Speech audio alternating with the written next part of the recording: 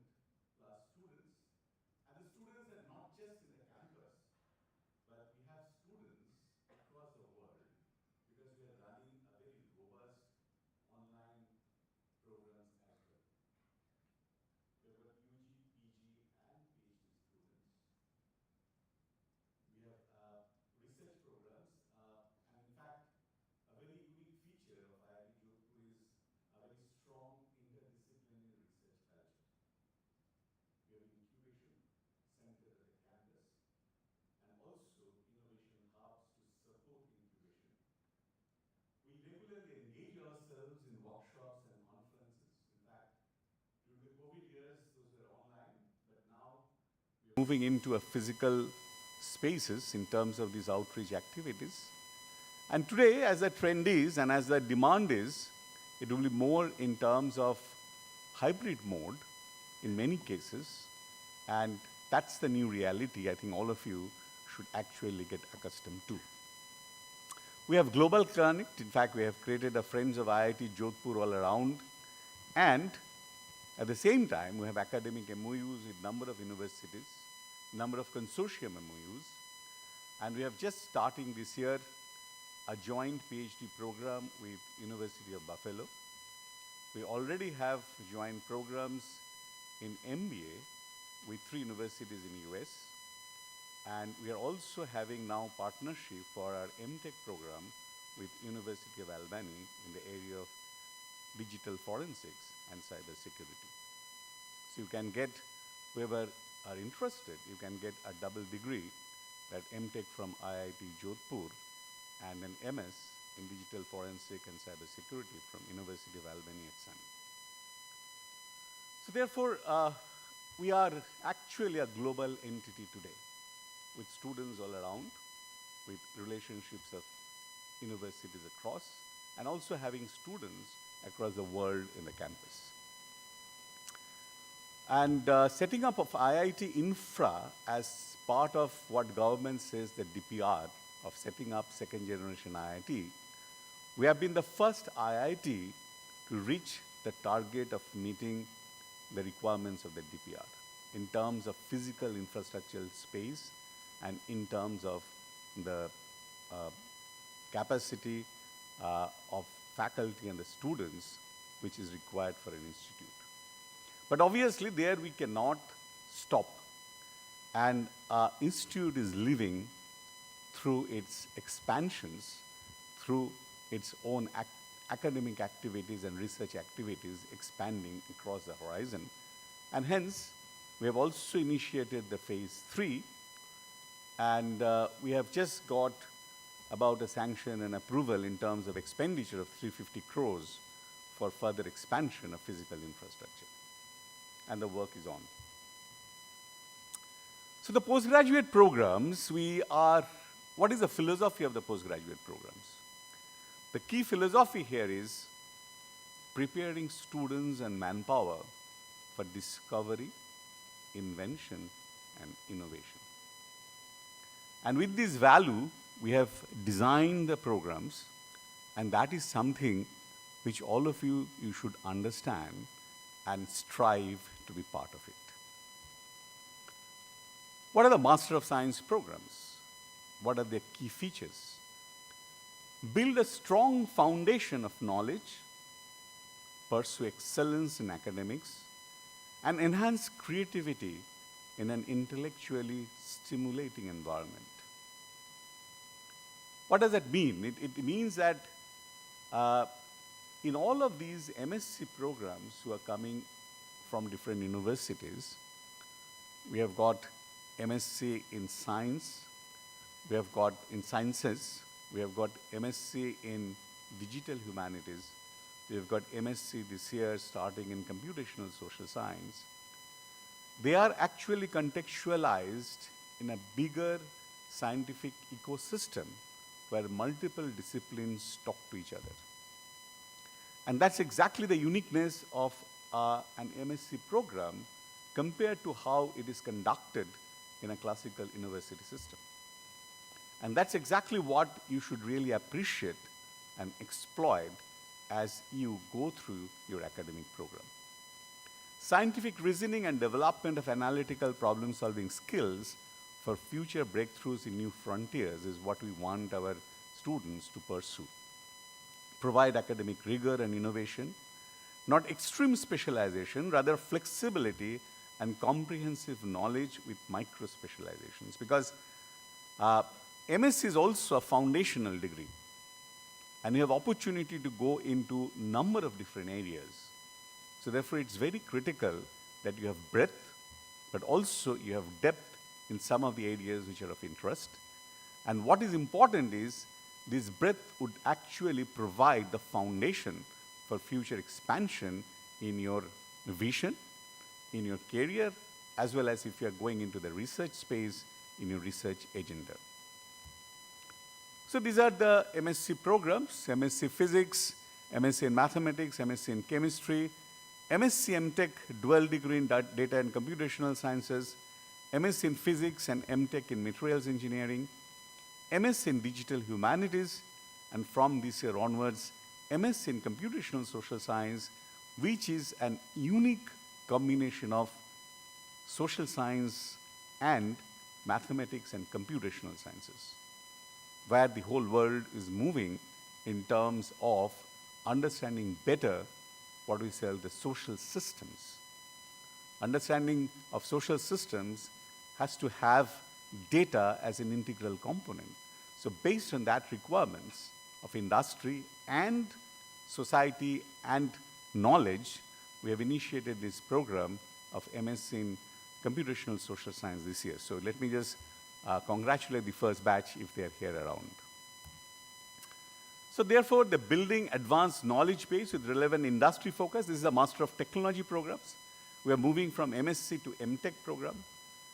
Building advanced knowledge base with relevant industry focus. Multidisciplinary perspective for integrated technology development, and training in systems engineering and IP management. In fact, last part is something what we want to emphasize, because this is a unique feature of our master's program, Masters of Technology program. Because today, understanding patent landscape is extremely important if you want to grow as a knowledge economy. Because patent are the instruments by which you can monetize your knowledge. So if you don't know the patents and the patent economy, then in the future world, whatever you develop, you may not know the pathway to exploit, and you may not know what you are developing, whether those things have value in the industry or industrial progress. In fact, industrial engineering is actually something which tells you, which many of the people may not know, may not used to know earlier, what is called technology readiness level to manufacturing readiness level. There are multiple technology readiness level. That is when you are generating a knowledge. Is it ready to go to the industry? It's no. In an academic institutions, typically we generate knowledge, what we say, at the TRL level 3, 4. And TRL level 8, 9 is where it moves to the industry. This is called technology readiness level, and it was framed by NASA, and it's now globally adopted as one of the means and mechanisms to really understand the level of maturity of technology. So those who are moving into an MTech, so need to understand whatever you are working on, whatever you are learning, and where it leads to, there has to be a level of maturity of that technology to move to practical application. Because academics is not, particularly engineering academics, is not isolated from the industrial demand and not isolated from country's economy. To contribute to that, understanding these perspectives is extremely important, and that's a part of our program. And today's any technology development has to be inherently multidisciplinary. And therefore, even in your MTech programs, you are into specific areas, but many of these areas you have opportunity to work with other areas, because today a particular area cannot progress and doesn't progress in terms of industrial context following a depth in one area only. Because you're looking at technology, and technology has a multi-dimensional context and a perspective. So you should try to make use of your MTech program to develop that perspective, vision, that approach to solve a problem.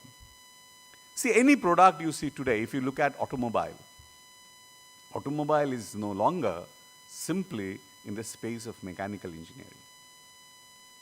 The number of processes which are there in an automobile is much more than what is in your laptop.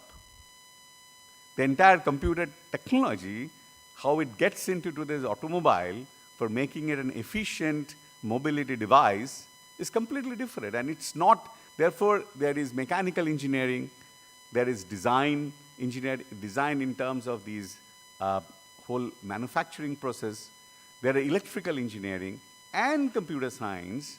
all of these, there are other disciplines also. In fact, in terms of actually fuels that is to be used, and you can understand today, there are a variety of fuels that are being talked about. Not just petrol. Petrol's combination with ethanol, okay? You're talking in terms of hydrogen to be used in mobility systems. You're talking about EV with battery in the mobility system. So see how the different engineering disciplines are coming together to create a product which you are using possibly every day. So therefore, this approach is very, very critical for any budding engineer. And that your Mtech program provides opportunity for, because this is a place where there are work is happening on real-time systems, where work is happening on VLSI design, work is happening in terms of mechanical engineering, designs of engines, the work is happening in terms of different fuel technologies across different departments. So that's the whole approach you should have when you're looking at engineering product. And that's perspective and readiness of your technology to get into a product. These are the two critical philosophical elements that you should orient your mind towards. A BTech program doesn't give you that kind of a flavor, but now you are graduating to become really technology developer. So we have regular program. We have also 3-year program, Mtech with technology development experience, where you take less number of credits, but you work on projects through which you can get the experience of research and technology development. We also run executive programs, which are primarily online programs, and which has now currently about 500 students registered from various industries. In fact, for one of the major industry, we're running more than one program for their engineers working with that industry. So therefore, executive program is another robust element, and you will be sitting in many of the classes along with the people who are working professionals and doing the same course. And that's also a unique environment, and that you should also exploit, because peers coming from different backgrounds, different levels of experience also enhances diversity of your understanding of a discipline and your expectations. And also in many of our courses, actually, there are lectures which are delivered from people from industry, and we have also the people from industry offering full courses. So this is something is very, very important, is that industry to academia and academia to industry, that exchange enhances the learning ecosystem. And you should be always open to explore and exploit that. This year we're starting 2 new regular Mtech programs, Intelligent Communication Systems and Robotics and Mobility Systems. Also, we have started a program which is completely for executives, is a program on augmented reality and virtual reality.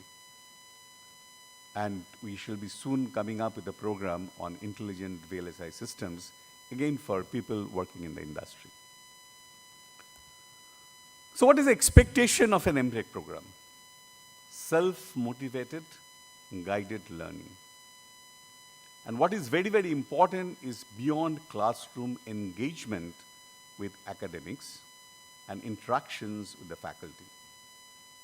In our definition of a credit, 1 credit lecture course for an Mtech or postgraduate programs requires at least 3 hours of self-study per 1 hour of class contact.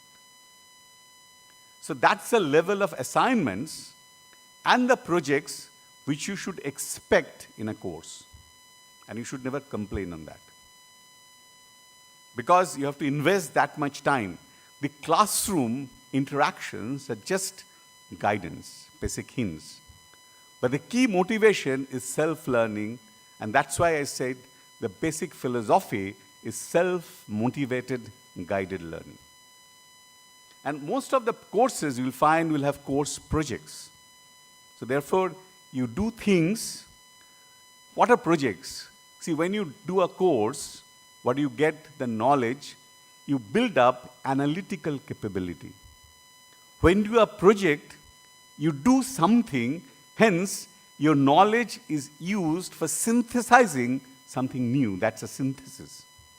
And the whole learning process is actually combination of analytical thinking, analytical knowledge, and the ability to make use of your knowledge, that is synthesis. So most of the courses will have course projects, and you are required to provide and to give enough attention and commitment to those projects. The major project is expected to have a research output, like a paper, technology development, like a patent, as well as translation. That means possibly taking that technology to an industry. The point I was telling about TRL, there may be a technology at TRL level 3-4, but a project may involve translation of a technology level at 3-4 to a technology level 8-9, technology readiness level 8-9. So that's a translation project. So at Mtech projects expected to have a research output, a technology development, or translation. So it cannot be a routine Mtech project. It cannot be simply you do a survey or write some programs, download some softwares and deliver. It is not expected to be an Mtech project of IIT Jodhpur. And what are the expected destination of graduates? Technology developer in industry, R&D role, as well as academic research. And today, our placement is above 80%, around 80% for an Mtech students, which is actually pretty high compared to many of the other IITs. And therefore, this is something very, very important. So you cannot take Mtech program like time pass. It's not expected. It will not be tolerated. And this is something very, very important. You are here, and you should be here committed to the core academic, research, and technology development goal. There are opportunities for entrepreneurial skill building. Curriculum provides opportunities to invent future, for developing breakthrough technologies, solve global problems that I've already stated. Give experience in product design. There are, because of the courses, product design and development, prototyping, technology trends, and market analysis. If you want to collaborate and work with our School of Management and Entrepreneurship, which is in the campus, there are MBA students with whom you can actually collaborate and work on many of these issues in terms of market analysis, business models related to the work that you are doing. So that ecosystem you should exploit and provide insights not available from traditional education, such as designing. I think you should get exposed to and understand designing for end users, which is empathy, managing interdisciplinary teams. Any industry, any team is today interdisciplinary. Critical thinking, understanding business basics, and solving open-ended problems. And you can actually, you have in your course, there are open electives by which you can explore also the courses from management as well. Because management, innovation, business, these are today integrated with technology. And that's exactly what you all should also look at. Because even our MBA program is MBA Tech. That means how do you manage and exploit technology for creating value, real value in terms of business. So therefore, the partnership on both the sides is today very, very essential. And it's very critical and important, and you should explore those avenues to build partnerships. Students, when join firms, are better prepared. This is what we want, better prepared to become effective team members and can better contribute as innovators. Because not a routine job, that's what we are looking at. So we would like to also encourage engineering innovation. Curriculum provide an opportunity to engage with industry before graduation. In fact, what I said, there are industry faculty involved in the curriculum teaching, and you can talk to them, you can get projects with them, you can have today many of the industries are offering projects to the students where you can work from the campus and get guidance from the industry. So the students should get real-world experience working for an industry or R&D organization. I shall tell you, even on campus, we have got some of the industries who are willing to work with Mtech and PhD students for technology development. So create products and processes which have usability value. Okay, and that's why I said that I'm not de-emphasizing basic research, but more than basic research, and whatever you will be doing in terms of project, that should have a value. It cannot be simply a document which is in the library and nobody looks at and has no value at all to you or to the community as such. If you have a paper, it actually gets to the scientific community. You have a patent, which is a potential for exploitation in the engineering, and if you're doing translation, you are actually leading to a product which will go to the industry. So this is the whole orientation. You should motivate yourself and orient yourself in an Mtech program. And there are options for projects with industry collaboration, guidance by IIT Jodhpur faculty member, and expected to have an industrial or user agency as a partner. And there are many such options which are available today. So let's now come to PhD programs. The target of the PhD program to produce top-class researchers and deep tech innovators. It's not just academic research. This is what I'm emphasizing number of times, is that today the whole world is talking about knowledge economy. Knowledge economy means you've got to have innovations. What is innovation? What is innovation is when you create a scientific thought, scientific idea, or technology idea. And innovation is a process to make money out of that idea. You actually input money when you do a research. We invest money to generate knowledge, generate technology. When you talk about innovation, that is from technology, we are generating money. And that cycle is very, very important. If you look at like an investment in a business, I invest into the business to get return. So look at this model. The government is also investing, institute is investing into creating scientific manpower. And for what? To generate technology, which is the first outcome, and also to have the manpower trained to take technology to value, to money. And that's the innovation.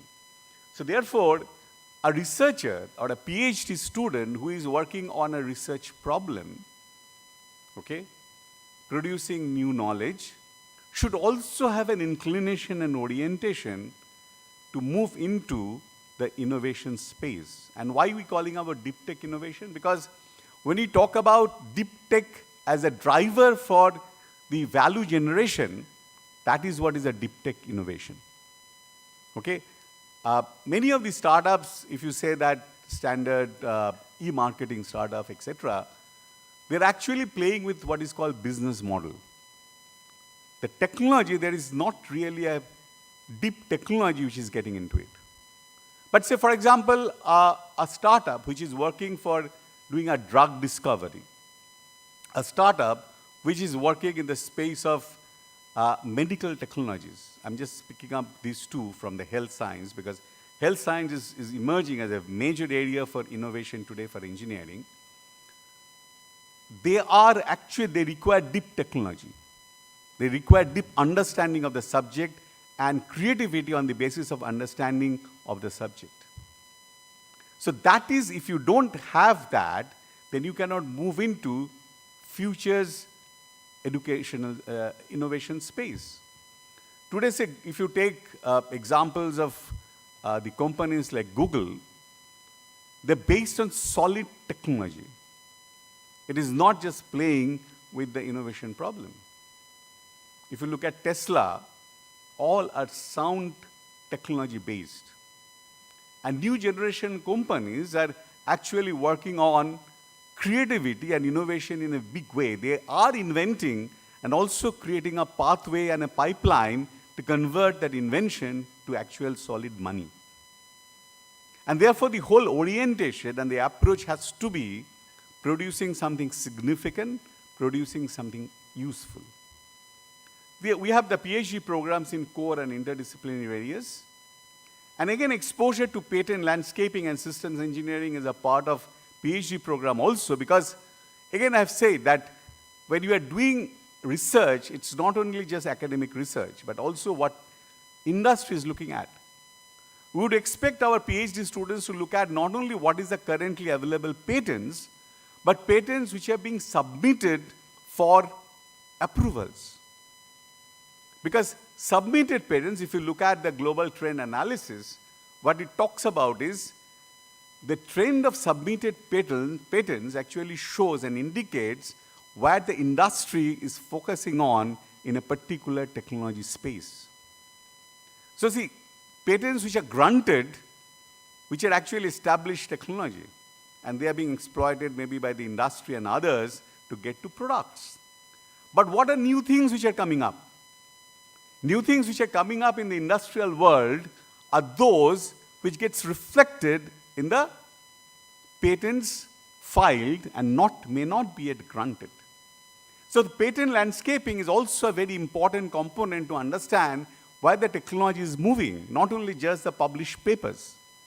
And your problems should have that significance that it is not just picked up from the conclusion of another paper and doing something, just manipulating here and there and come up with another paper. It has to be much more substantive and fundamental when you design your research problem.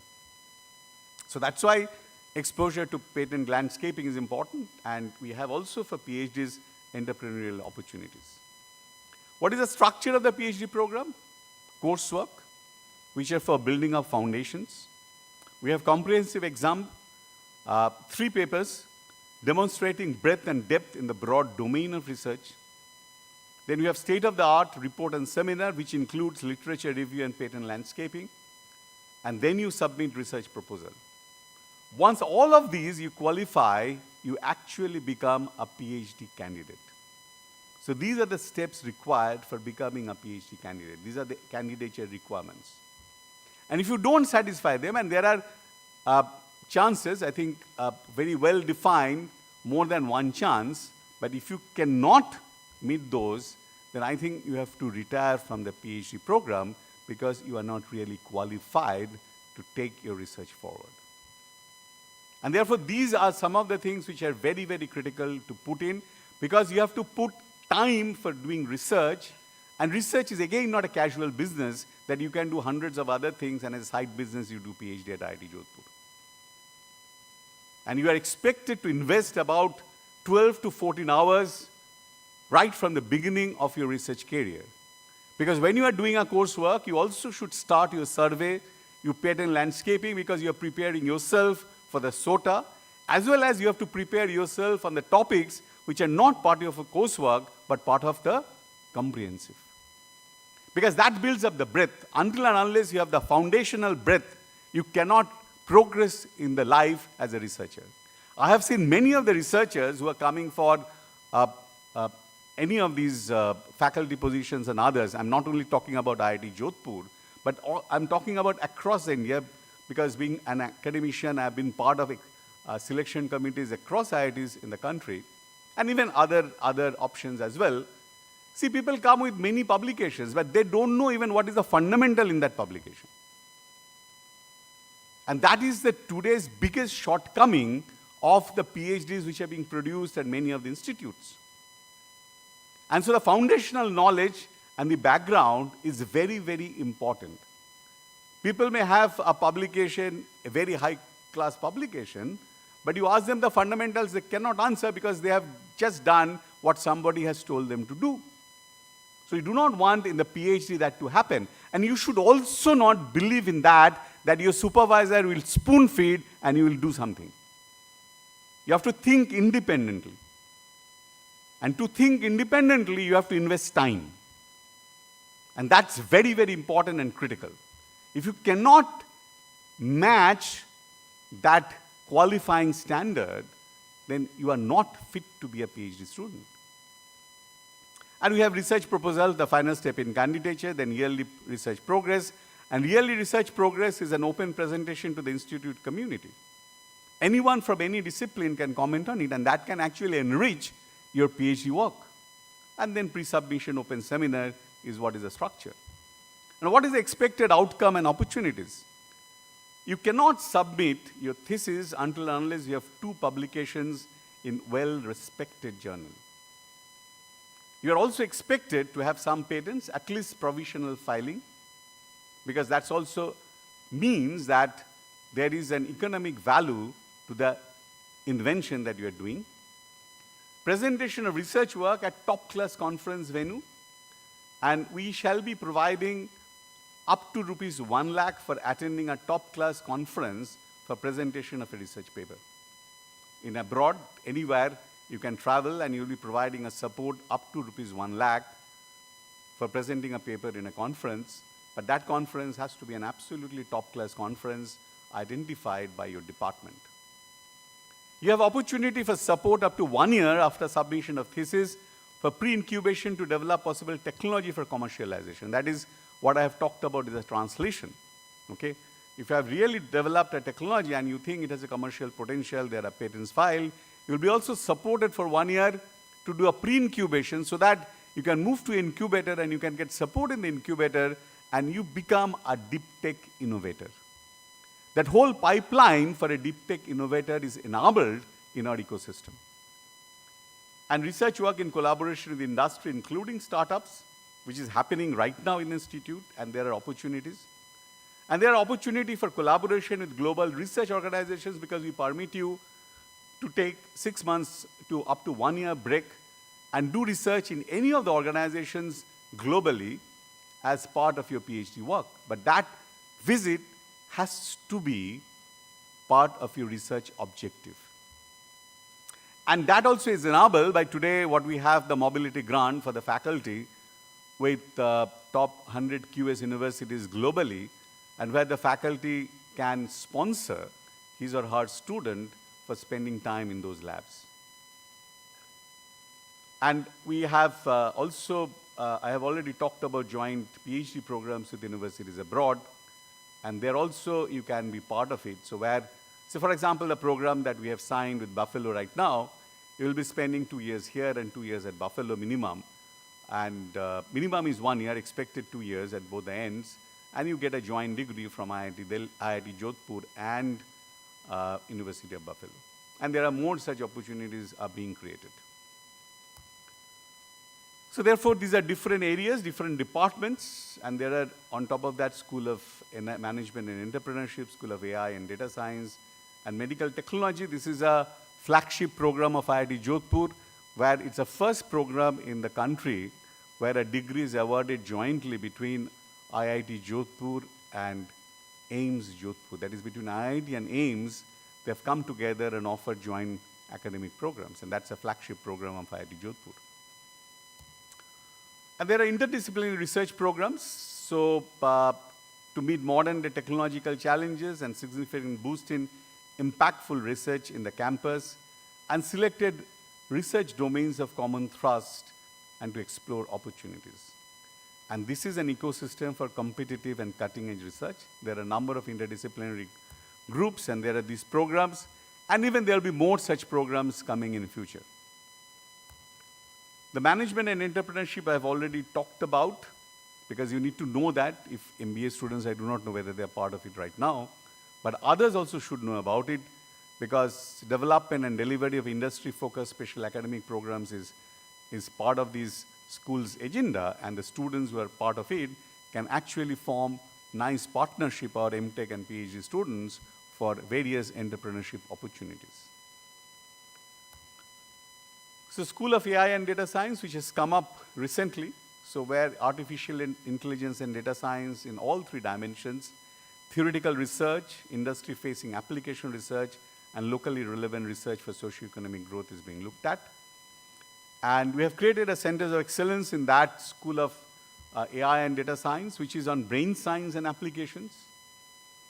Today, brain is something which is possibly the most unknown as a natural phenomenon. An exploration of that, and exploration of that for newer technology and innovations. Say, for example, I was talking about AR, VR. So even without understanding the perception, you cannot really break throughs in the space of AR, VR. And also mathematical and computational economics, which is coming up as a unique feature of IIT Jodhpur. So there are centers, Center for Technology, Foresight and Policy, where some of these Mtech students can get themselves involved which are looking at where the future of technology is moving and how we can create policy papers to influence the thought process in these spaces.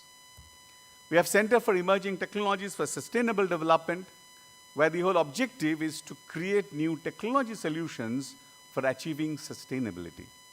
I think all of you know there is a Sustainable Development Goals which UN had specified, and India is also committed to reach that goal by 2030. And sustainability is extremely critical for our existence on Earth. And whatever resource we are using, we should not destroy the Earth. We should have mechanisms to put them back to sustain ourselves. And new technologies is what is absolutely essential in that space. If you see, I think you must be reading about green hydrogen. That is talking about electrolysis of water to generate hydrogen as a fuel, so that the carbon footprint in terms of usage of fossil fuel can be minimized. I'm not talking about solar, I'm not talking about renewables, all of you know about it, but there are various new energy spaces are being emerging, and new technologies are required in those spaces to look into so that we ensure sustainability. The other very important point is that all industries are expected to actually meet what is called environment, sustainability, and leadership goal, okay, and governance goal. Because the governance should also ensure sustainability in an industry, what we call ESG goal. And ESG audit is becoming now a compulsory part of industry. So it's very important for engineers to know what are really being done in that space, okay? And that is definitely a technology space and multidisciplinary technology space. Even just I would like to talk about one project which is being done here as a part of the CETSD, is that you have this carbon dioxide which is being produced, and you want to actually fix the carbon dioxides in the environment to reduce the carbon content in that atmosphere. Now you can develop technology which can exploit the exhaust of the engines. And from the exhaust of the engines, you actually go through a process which can feed into growth of algae. Algae can be used to generate biofuels. Algae can be also used for food.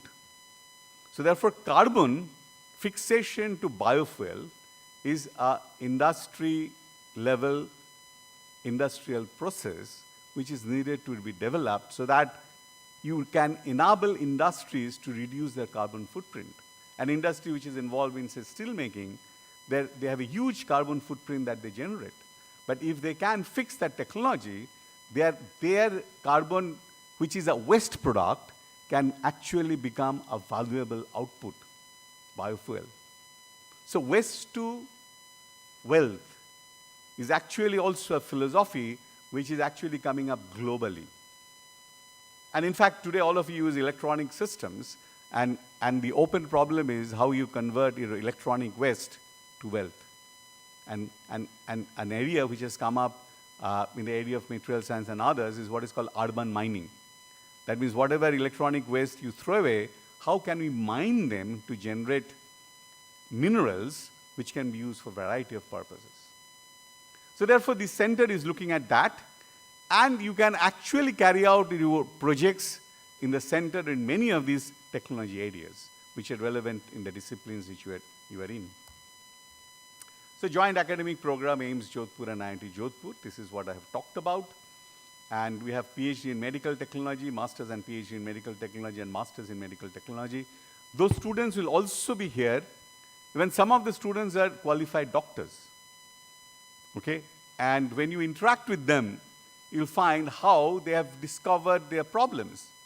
They actually go through an immersion process in the IPD and OPD of AIIMS to really figure out where there is a technology gap and where they can actually bring in a technology to plug in those gaps. This is an innovation-driven program, and I think there is also an open possibility of yours collaborating with some of the students as part of their projects.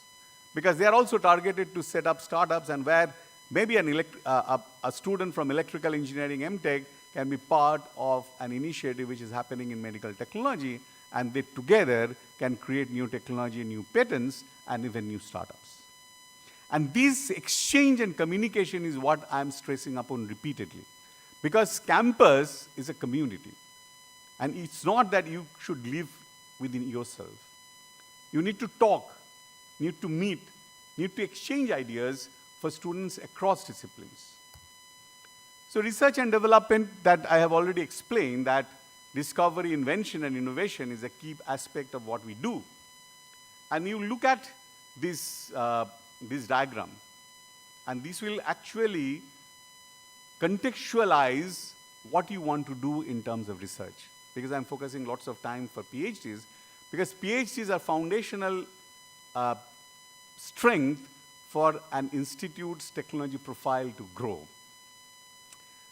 At one direction is a curiosity-defined, driven research, which are fundamental long-term research.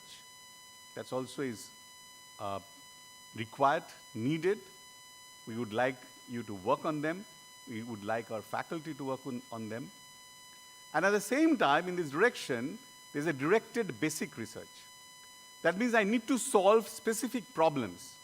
But for specific problems, I need basic research to solve them. So for the green hydrogen example that I gave, okay, that's a very basic research is needed to really get the output of hydrogen.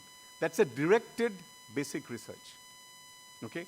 Fundamental long-term research is scientific research. In fact, if you look at discovery of electromagnetic wave principles, the Maxwell's equations, an example of fundamental research. But because of that research today, and when it has gone through the process of basic directed research, you got the various products which you are using. In fact, cell phone is an outcome of that basic research. Then you have application-oriented research and industrial problem solving.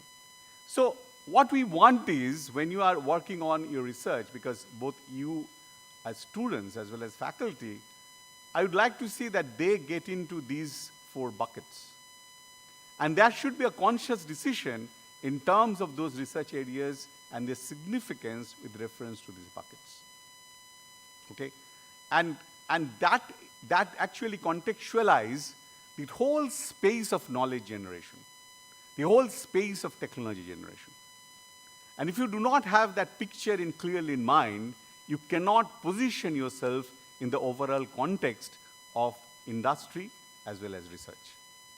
Some of the key areas where we are working on, I've just listed. You can explore and know as you spend your time in institute. But there are many, many more beyond what I have listed over here. And you'll find many of the areas are aligned to many of the Mtech programs that you have joined.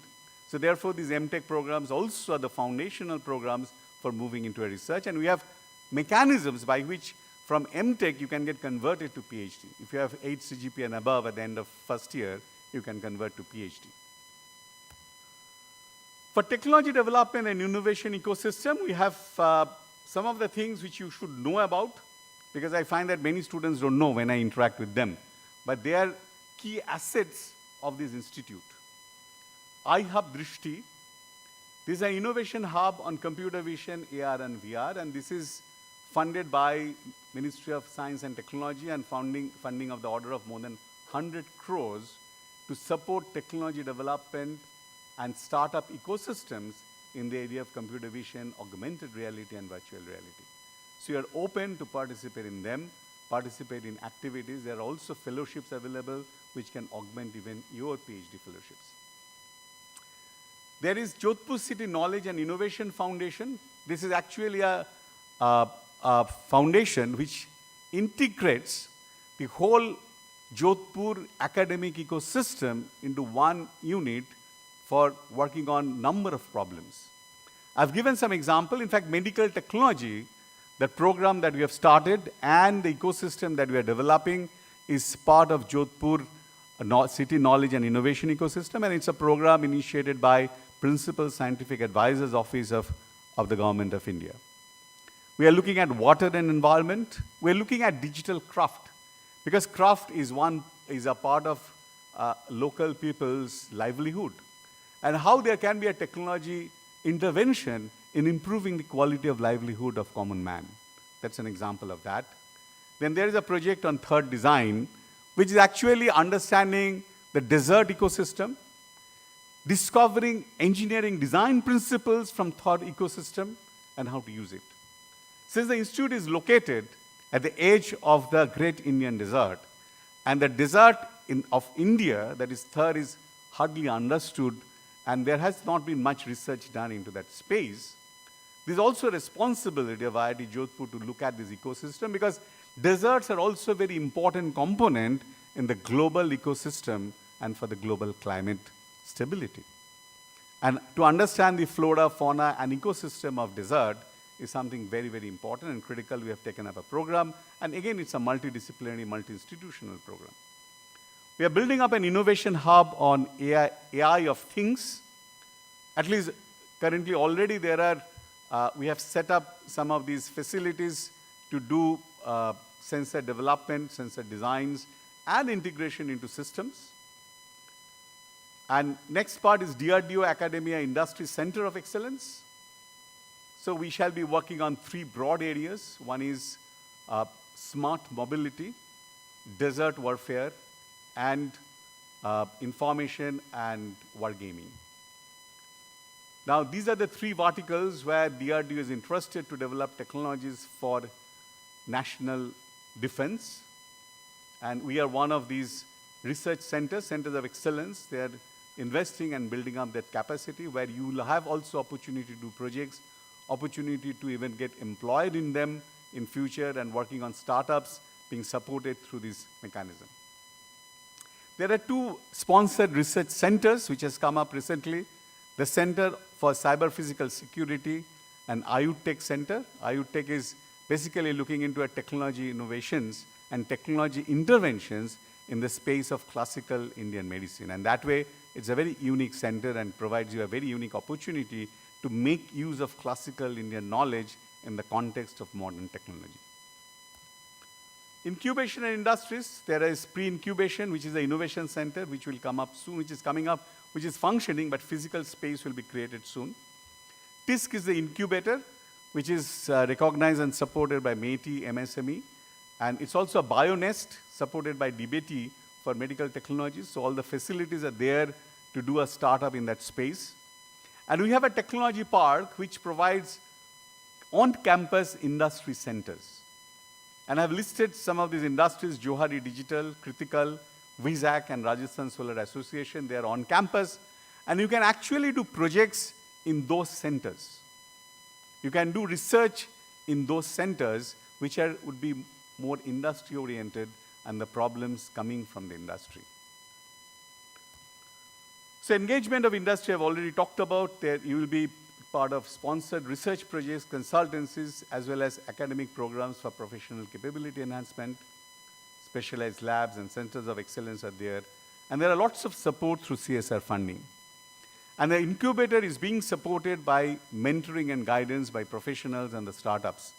And we've actually got for this medical program an international mentoring group who are mentoring not only the students, but also the faculty who are involved into it. So therefore, there is very strong mentoring support in this space. So therefore, conclusion is, there are huge opportunity for you, and it's a new IIT. The canvas of IIT is a space which can be painted in new colors. And who will contribute the new colors? The students who are joining this program. And you have that potential, and you should have aspirations to make that contributions. Since there are opportunities for innovative compositions and rendering, I'm talking in terms of graphics terminologies, that you can paint IIT in the new colors depending on what you can do, what can be your contributions, what is your talent.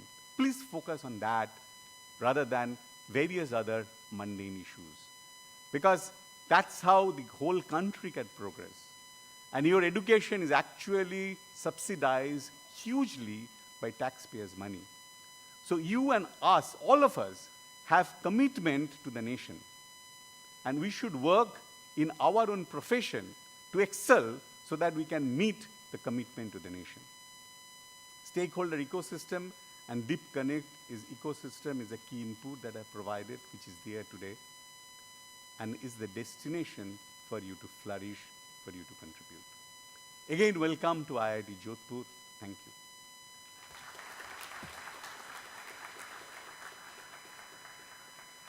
Okay, in case you have any question, I shall love to answer. Any questions?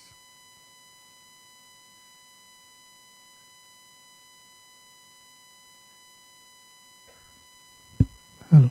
Check.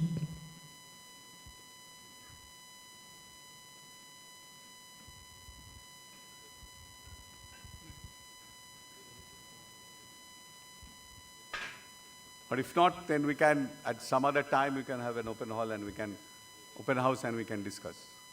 Fine? I think all the best. Have a great time at IIT Jodhpur. Thank you.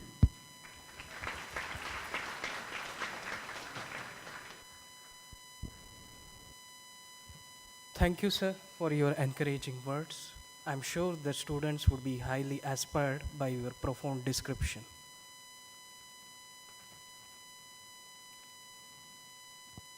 So let's loosen up some time and take a break to recalibrate ourselves. Before that, let me quickly brief you about the upcoming event. So after the break, we will be having introduction on academic programs and evaluation schemes, followed by a talk on placement cell, research and international opportunities. Now I shall request everyone to join us for the high tea session. And while joining for the high tea session, I request everybody to maintain the line discipline while you are leaving the room, joining at the counters and again coming back to the room. The session would resume at 11:45 a.m. So please be seated, everybody, by 11:40 a.m. Thank you. Also make sure that you are wearing the mask to follow the COVID norms and protocols. Thank you.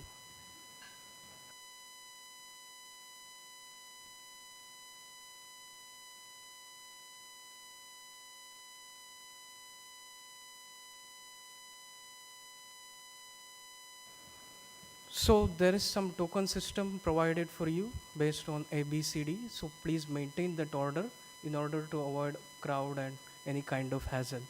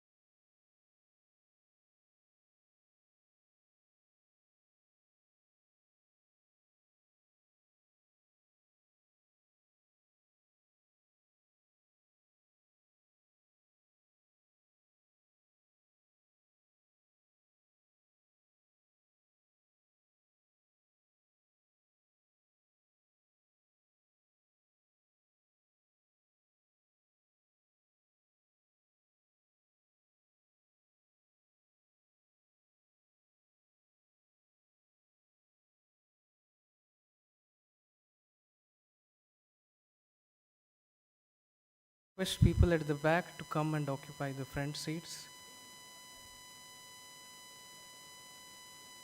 And please call all your friends. We shall be starting in few minutes.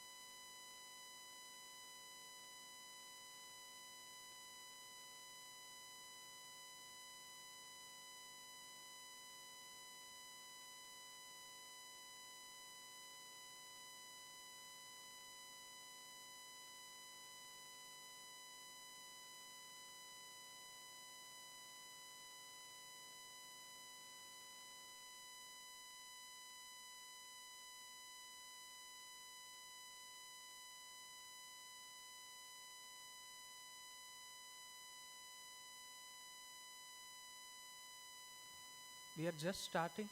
I hope everybody is here. If not there, please call your friends.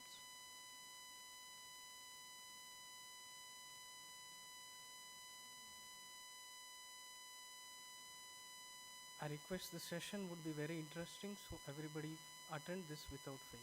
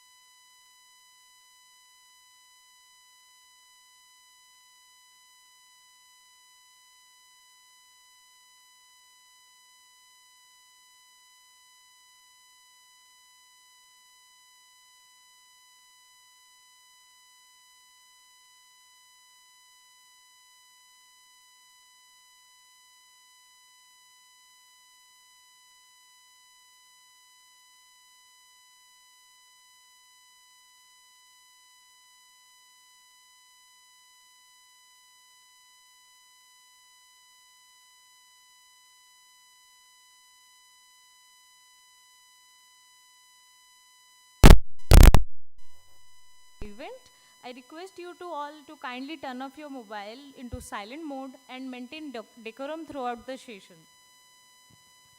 Now, following the words of Pablo Picasso, action is the fundamental key to success. We shall begin with the talk on Introduction to Academic Program, Regulation and Evaluation Scheme. So I'd like Dr. Atul Kumar, Associate Dean of Postgraduate Program, Dr. Somnath Ghosh, former Associate Director, Postgraduate Program, and Dr. Adit Kodadia, Faculty in Charge Timetable, and Dr. Ashish Mathur Sir, Faculty in Charge Graduation and Grading and Evaluation. Please come on stage and take forward the session, sir. Sir, please.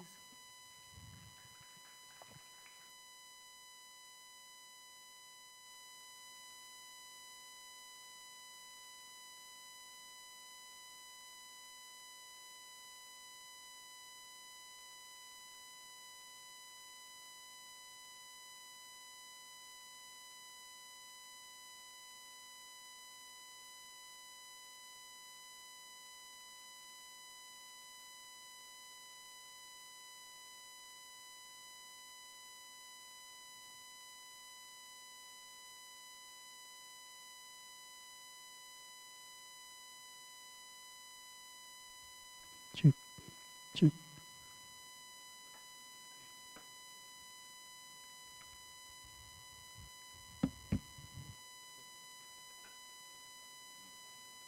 Okay, good morning, everyone. So, on behalf of Office of Academics, let me congratulate and welcome all of you to the IIT fraternity. Okay. So I hope in last couple of days you would have seen the campus and you would have had your own moments.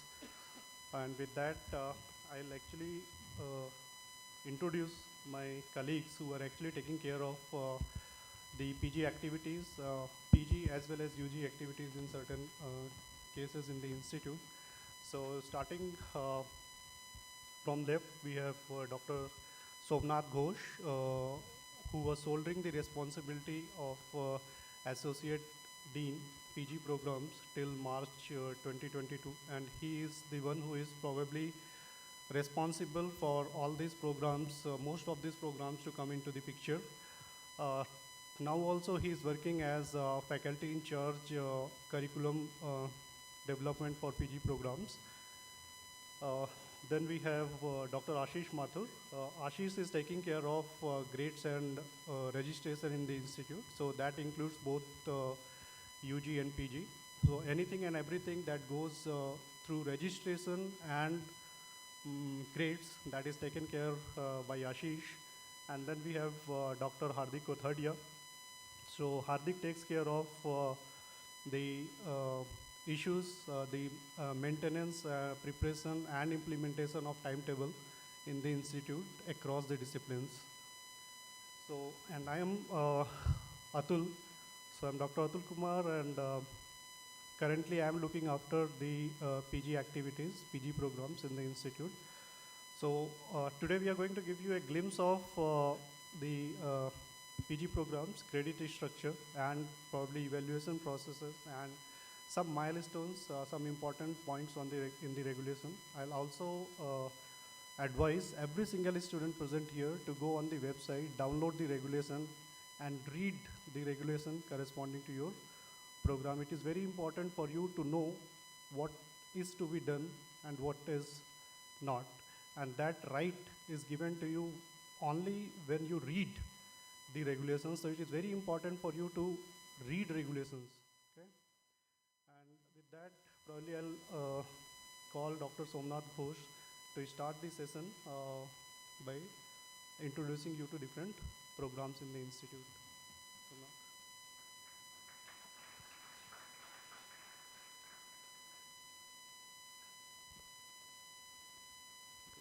Thank you, Dr. Atul. And let me again welcome all of you to this vibrant campus of IIT Jodhpur. I'm sure we'll make the fruitful interaction in terms of academics during your stay of 2 years, 4 years, or 5 years programs.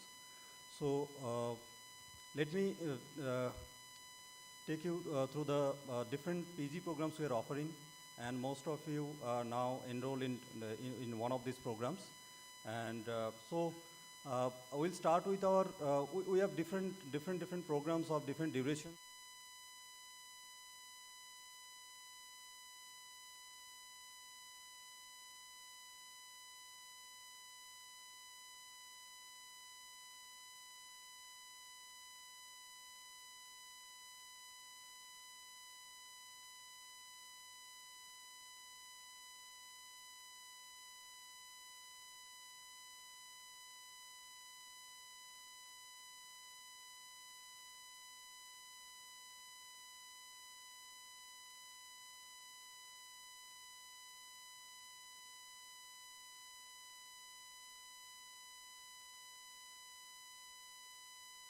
Chemistry, and also we have MSc program in Digital Humanities. So Digital Humanities is one of the interdisciplinary research platforms. We have this unique MSc program. Then we have MSc Mtech program in dual degree in Data and Computational Science, MSc in Physics, and Mtech in Material Science or Material Engineering department. And we have introduced a new program this year. This is MSc in Computational Social Science. So this is these are the range of 2 years master's program we are currently offering in the institute. For the requirement of the 2 years program, we have 4 semesters, and the maximum duration is specified that you can extend beyond these 4 years, depending on your performance and requirement if it is not met. And on an average, you have to actually earn 19 credits. But what is credit? What is the definition of credit? That will elaborate in next slides. So on an average for MSc programs, you have to accumulate this 19 credits for each semester, and you have 4 semesters to go for this entire program.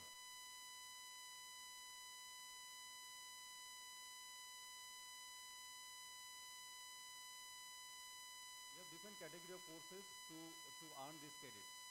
One category, the first one is compulsory course.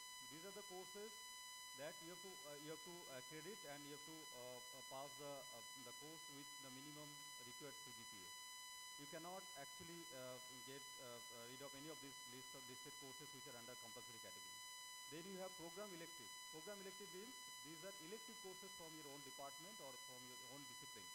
Then you have open elective. These are from other discipline where you can earn this credit from this based on your interest.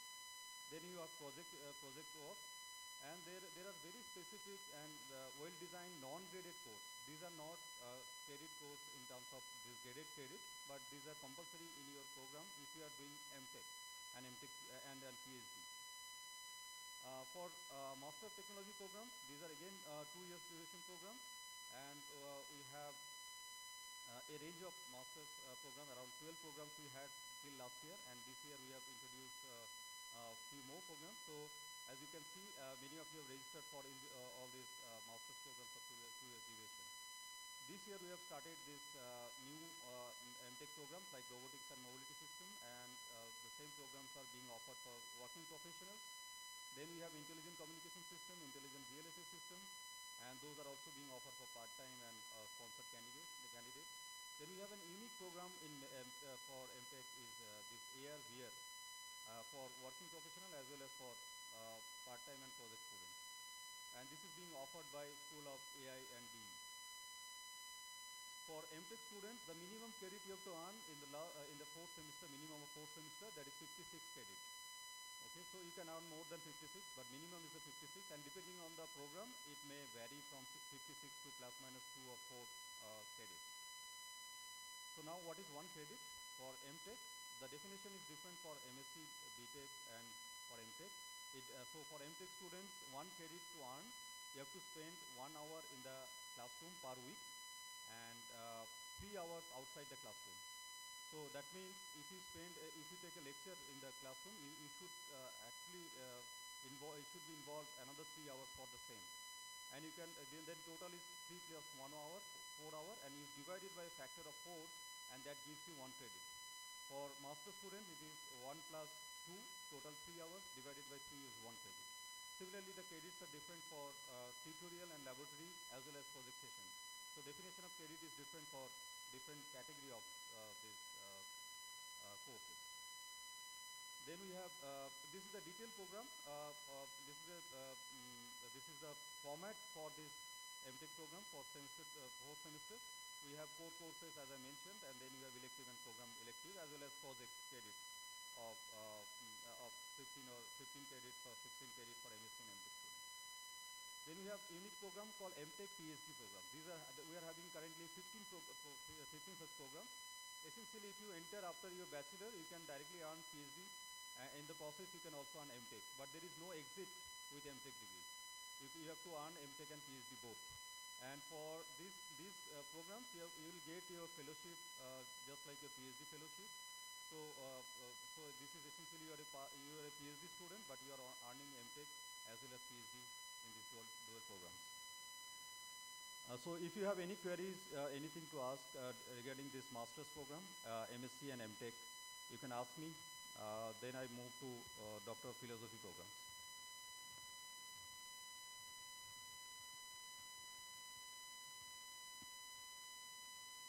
So if you have any query, you should ask. One of the things that he has mentioned with respect to the courses like master's compulsory, master's elective, program elective, open elective. So Ashish, while he will be presenting the registration process, it is very important for you to choose the right category of a course that you are registering in a program. Okay, so all those queries and questions, if there are any, you can ask. Don't be shy. If you have any query in your mind, you can ask. The whole idea about this presentation is not to keep presenting the slides but to have a interaction with the students in case they have any questions.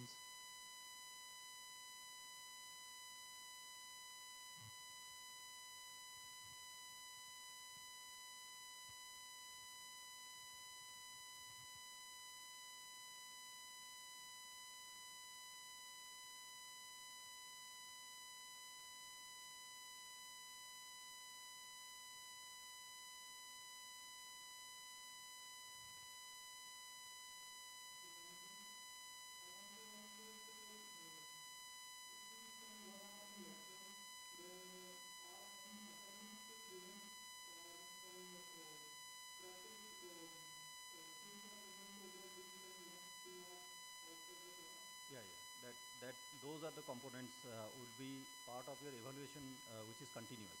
Means there will be two parts of your evaluation for each of the courses. One is continuous part, that is assignment, quizzes, and there can be project, group project, anything related to that subject. And there is a end semester examination. So that continuous evaluation part, and also day-to-day tutorials or any other components based on, it is up to the instructor. He will actually emphasize on each of the components on the day one of the classes. They will clearly mention that these are the components to be covered, will be part of your evaluation of that particular course. And that varies on, that varies for different courses. It is not uniform across the courses. And apart from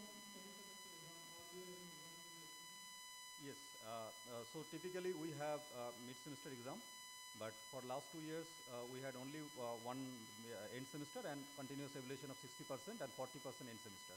But this time, as we are having all offline classes, if we continue with that, then we will be having midterm evaluation also. But it depends, you will be informed with that. Yeah, there is a academic calendar on the website. If you go on the institute website and to Office of Academics, if you look at the academic calendar, you will be able to identify all the important activities throughout this semester. Okay, so the mid-semester examination, as Dr. Somnath has said, you have probably 2 minors and 1 major examination. And in addition to that, you will have your own quizzes and other evaluation wherever it is necessary in different courses depending on the instructor.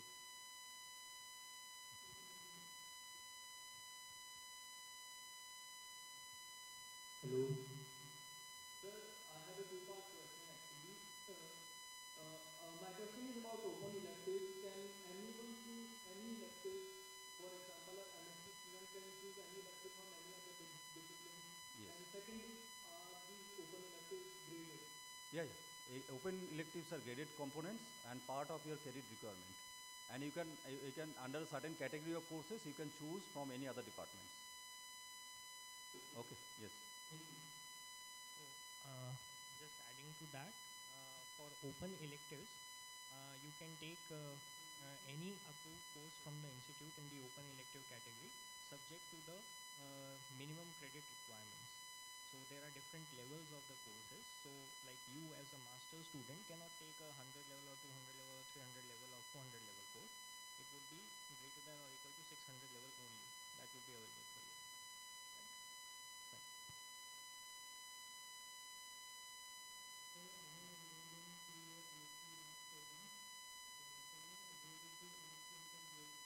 Not now.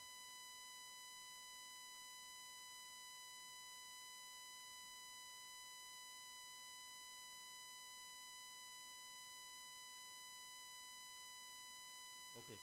Now, moving on to this Doctoral Philosophy programs. We are offering a range of PhD programs which are offered by different departments and schools. And presently we have 688 PhD students registered in this campus. So you can see we have a large number of PhD students now registered with us.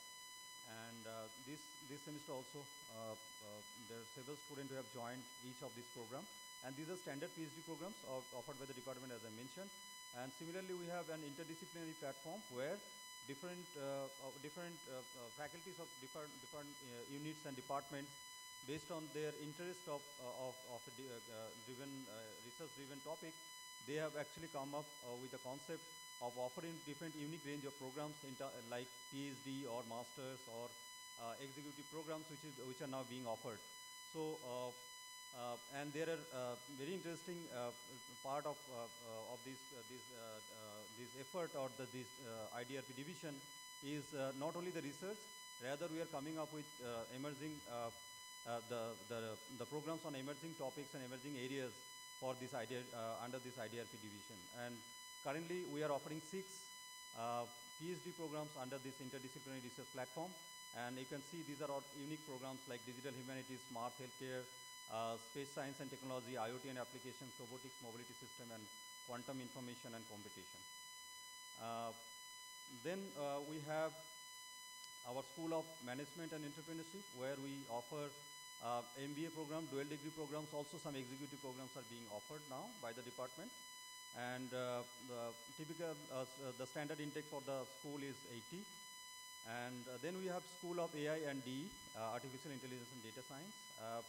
The vision of the school is in the field of AI and data science, there should be the hardcore research, also applied research, as well as industry-oriented research.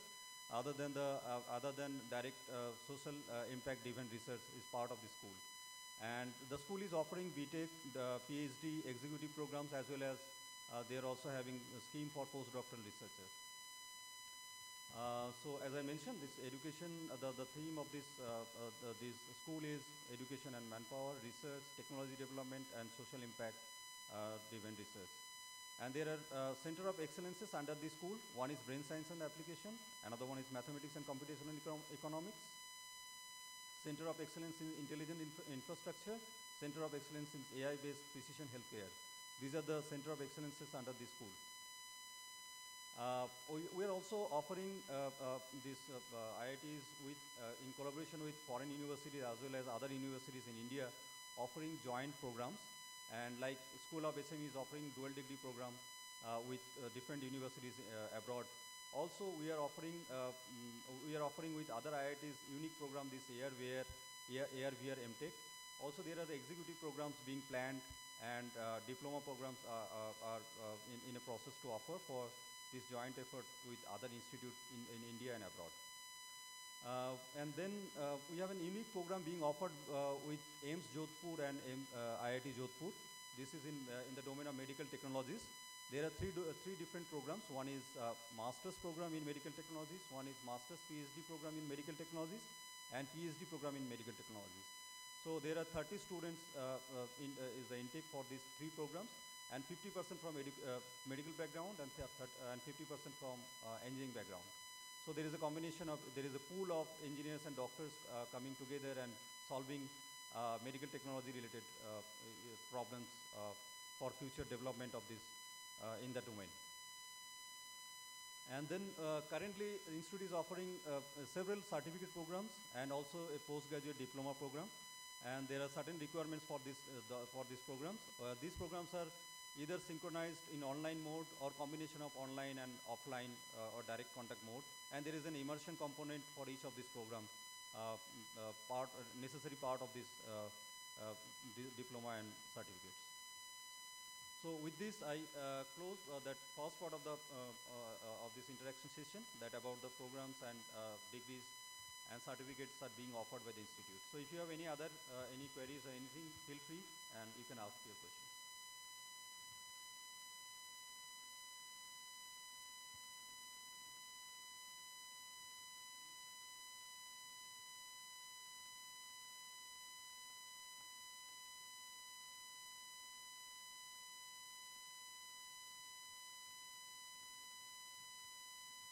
Do you have any question?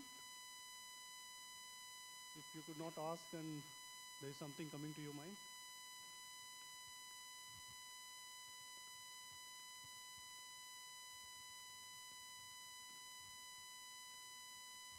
Hello, sir. So, like these certificate courses, like, can we enroll in them, or like for us, are these free, like for us, or we have to pay any fees?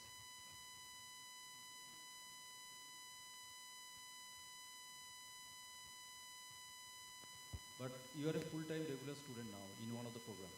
Yes, sir. Okay, so these certificates are designed in based on a specific domain and certain requirements. Okay, and these have certain fees. All these certificate programs and diploma programs. So I think if you are already registered for a regular program, it would be better you continue with this regular program. And those are essentially for those in a working professionals and also skill development. And obviously, these are open for everybody. But being a regular student in other programs, you are not encouraged for this certificate programs. Okay, sir.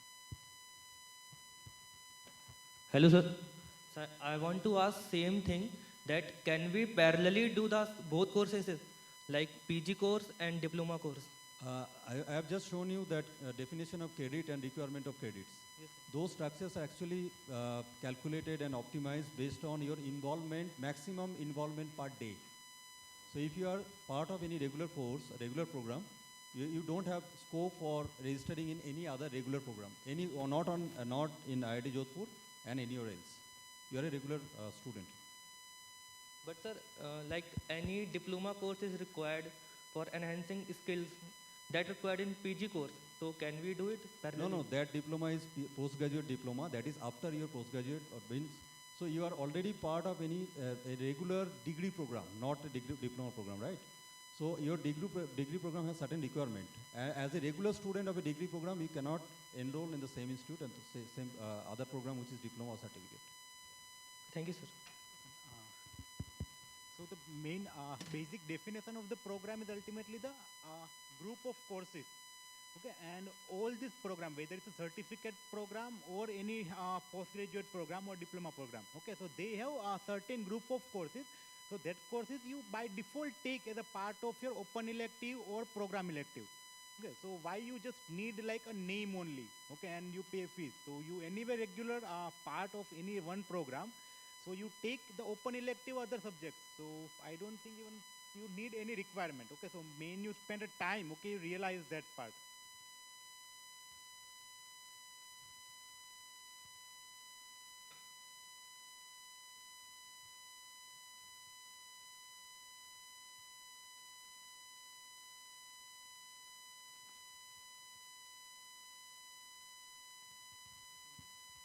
Okay, so let us continue with our discussion. So probably, Ashish, when are they registering? Tomorrow? So I think you would have also received email for the registration process from Office of Academics by now, right? You have received the emails? Okay, great. So when you are registering, during the registration processes, you will also see certain courses starting with ME, CS, E, and so on, right? So these are the course codes that are given to different courses. Say, for example, what you're seeing at the screen is something like MEL1 XX1.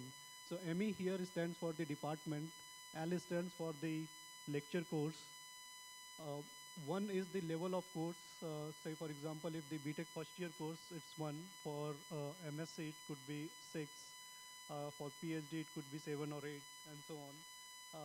XX is 01, 02, 03, 04, which is assigned by Office of Academics.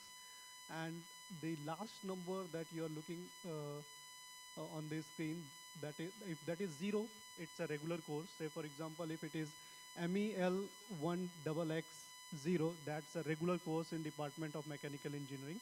And that course can have 3 different fractals. So first fractal can be shown with a number 1, and then second fractal can be with 2 and 3 and so on, right? So you also have the option to register for individual fractals if you are not registering for the complete course, obviously if it's an elective.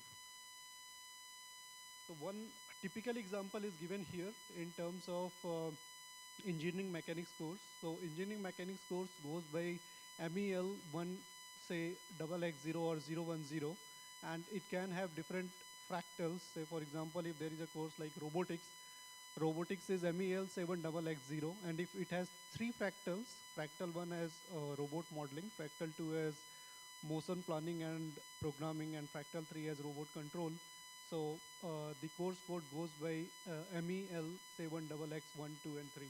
So whenever you are looking at the course code, and finally if you look at 1, 2, and 3, you should know that it's a fractal of a complete course, and accordingly you should register with the advice of the faculty advisor in your program.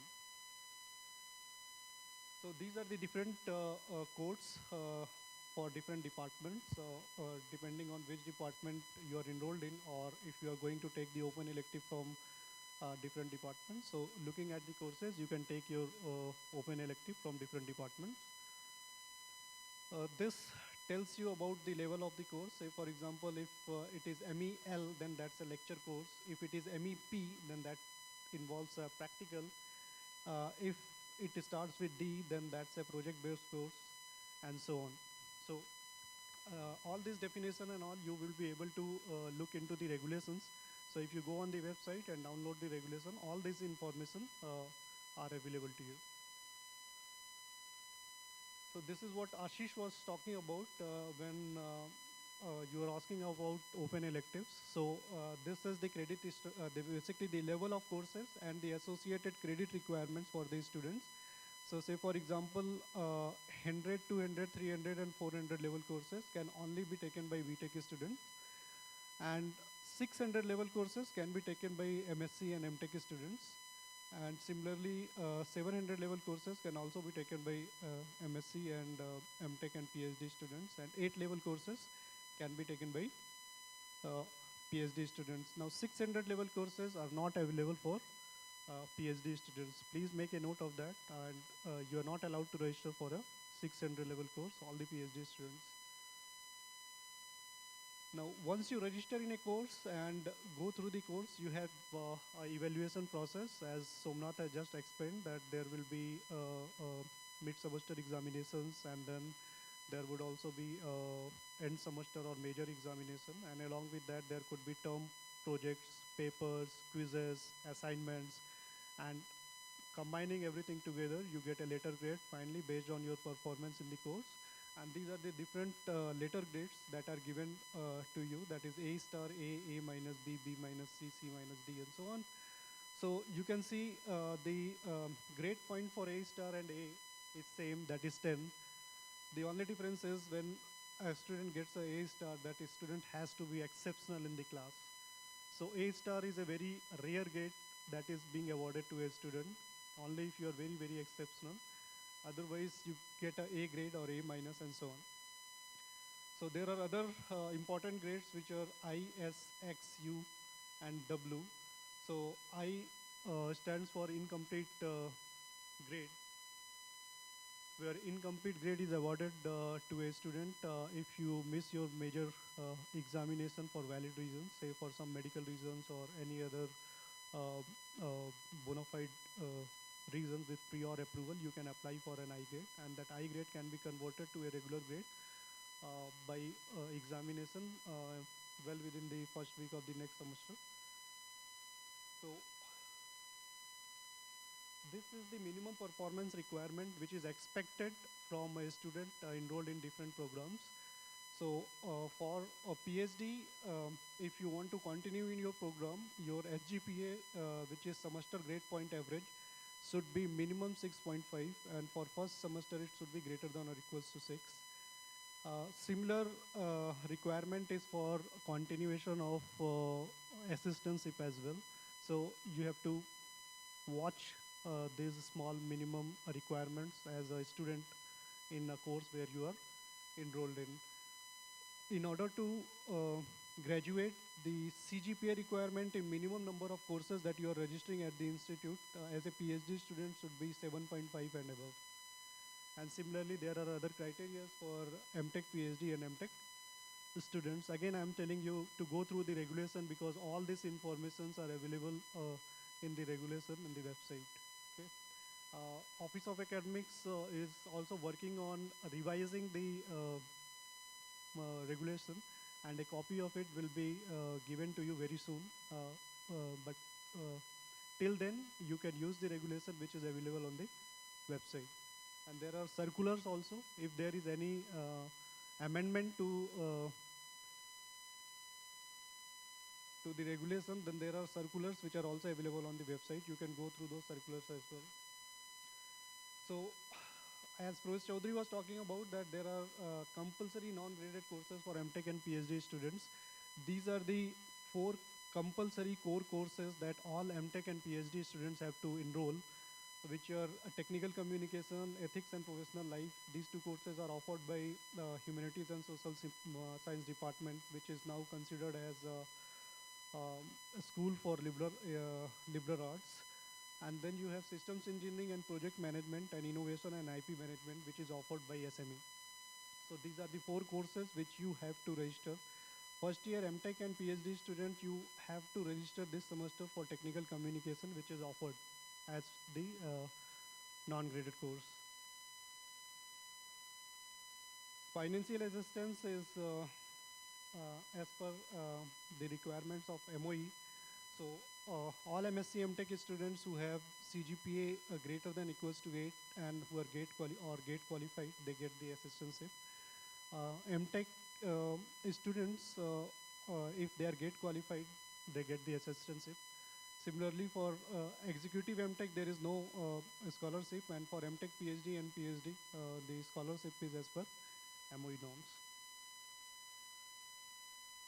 This is the maximum duration for a student in a program. Say, for example, for a MSc student, you are supposed to complete your program in 4 semesters, but for bona fide reasons, if there are issues, health issues and all, then the maximum time that you are getting to complete your program is 8 semesters. For Mtech student, it is 12 semesters, and for PhD and dual degree programs, it is 14 semesters, 14 registered semesters.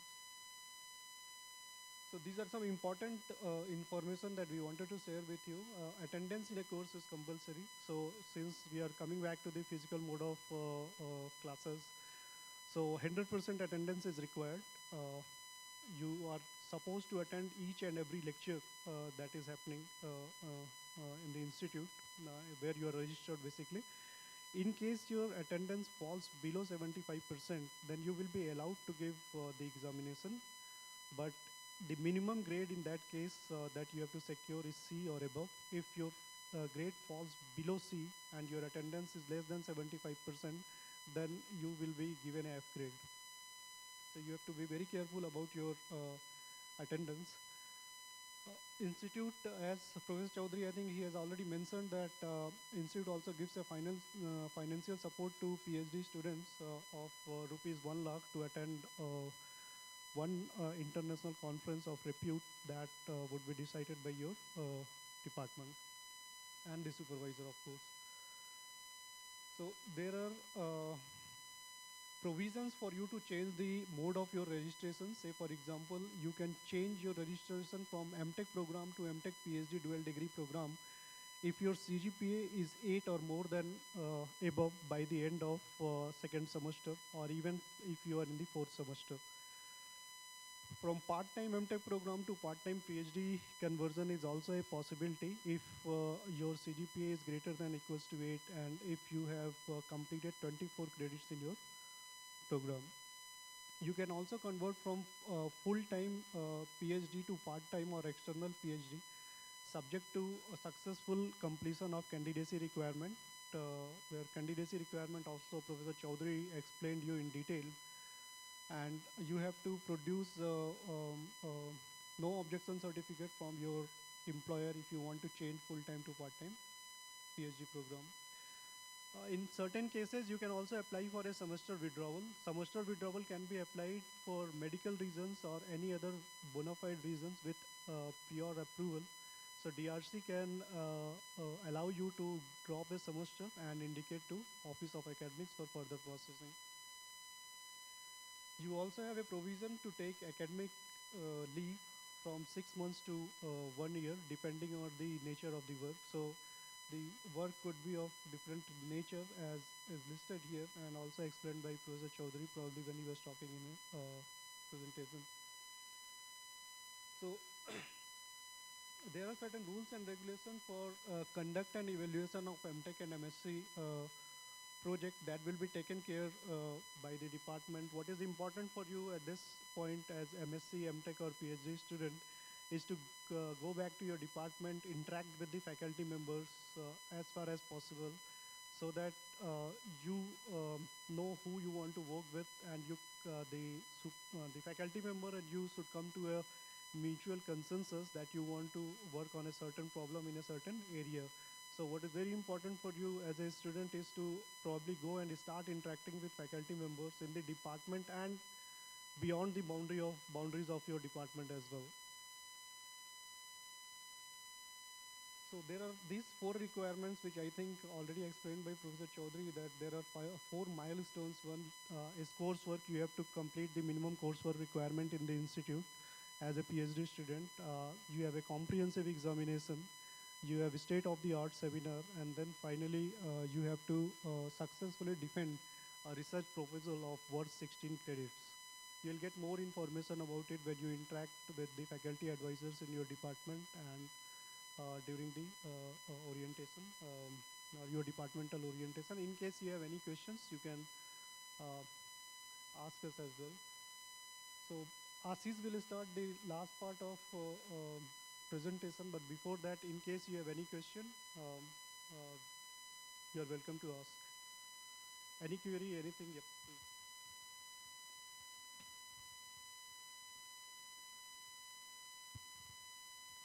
Sir, I have query regarding the conversion of regular Mtech into the Mtech PhD dual degree.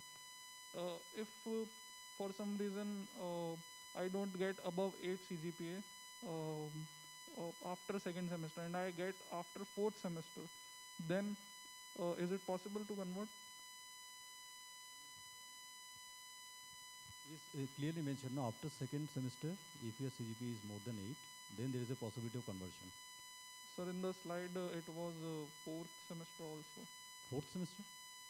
In certain cases, even if you are in the even if you are in the fourth semester and your CGPA is greater than 8, then also you can apply for it.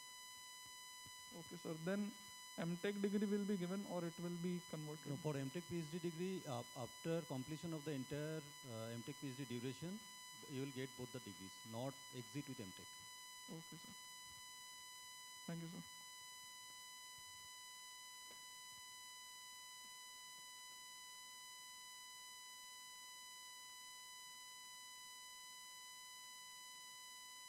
So if not, I'll request Ashish to please proceed.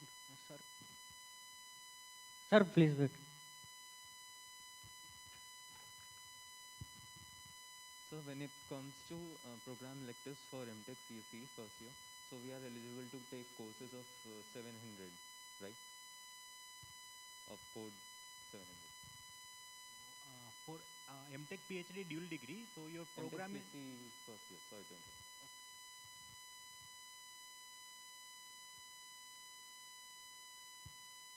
Can you repeat the question, please? Yes, sir. So for Mtech CSE first year, when it comes to program electives, we are eligible to take courses of code 700. Am I correct? I was. Yeah, so 700 level courses you can take as program electives if they are present in the list of approved program electives for your concept note. Okay.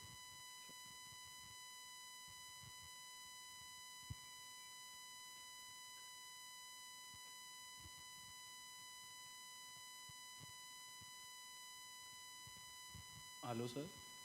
Sir, actually, I have applied under without assistantship scheme.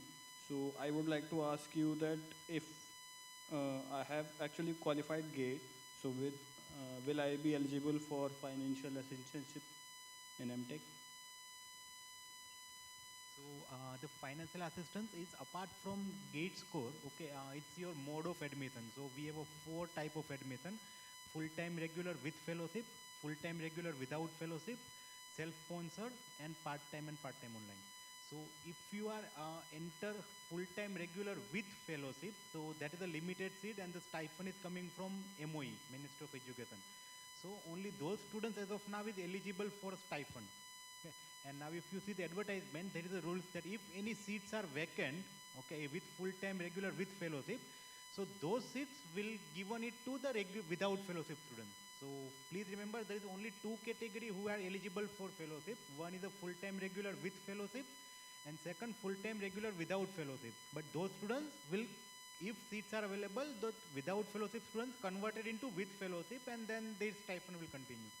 And this part is depending upon their DRC. So that's called Department Research Committee. So each program have their own DRC. So the DRC will give a preference. So for example, if there are 2 students, then who will get a priority? Okay, so that is based on their performance at IIT Jodhpur plus their performance in a gate. So based on that, the DRC will recommend it, and those students will convert it into with stipend. Okay, thank you, sir.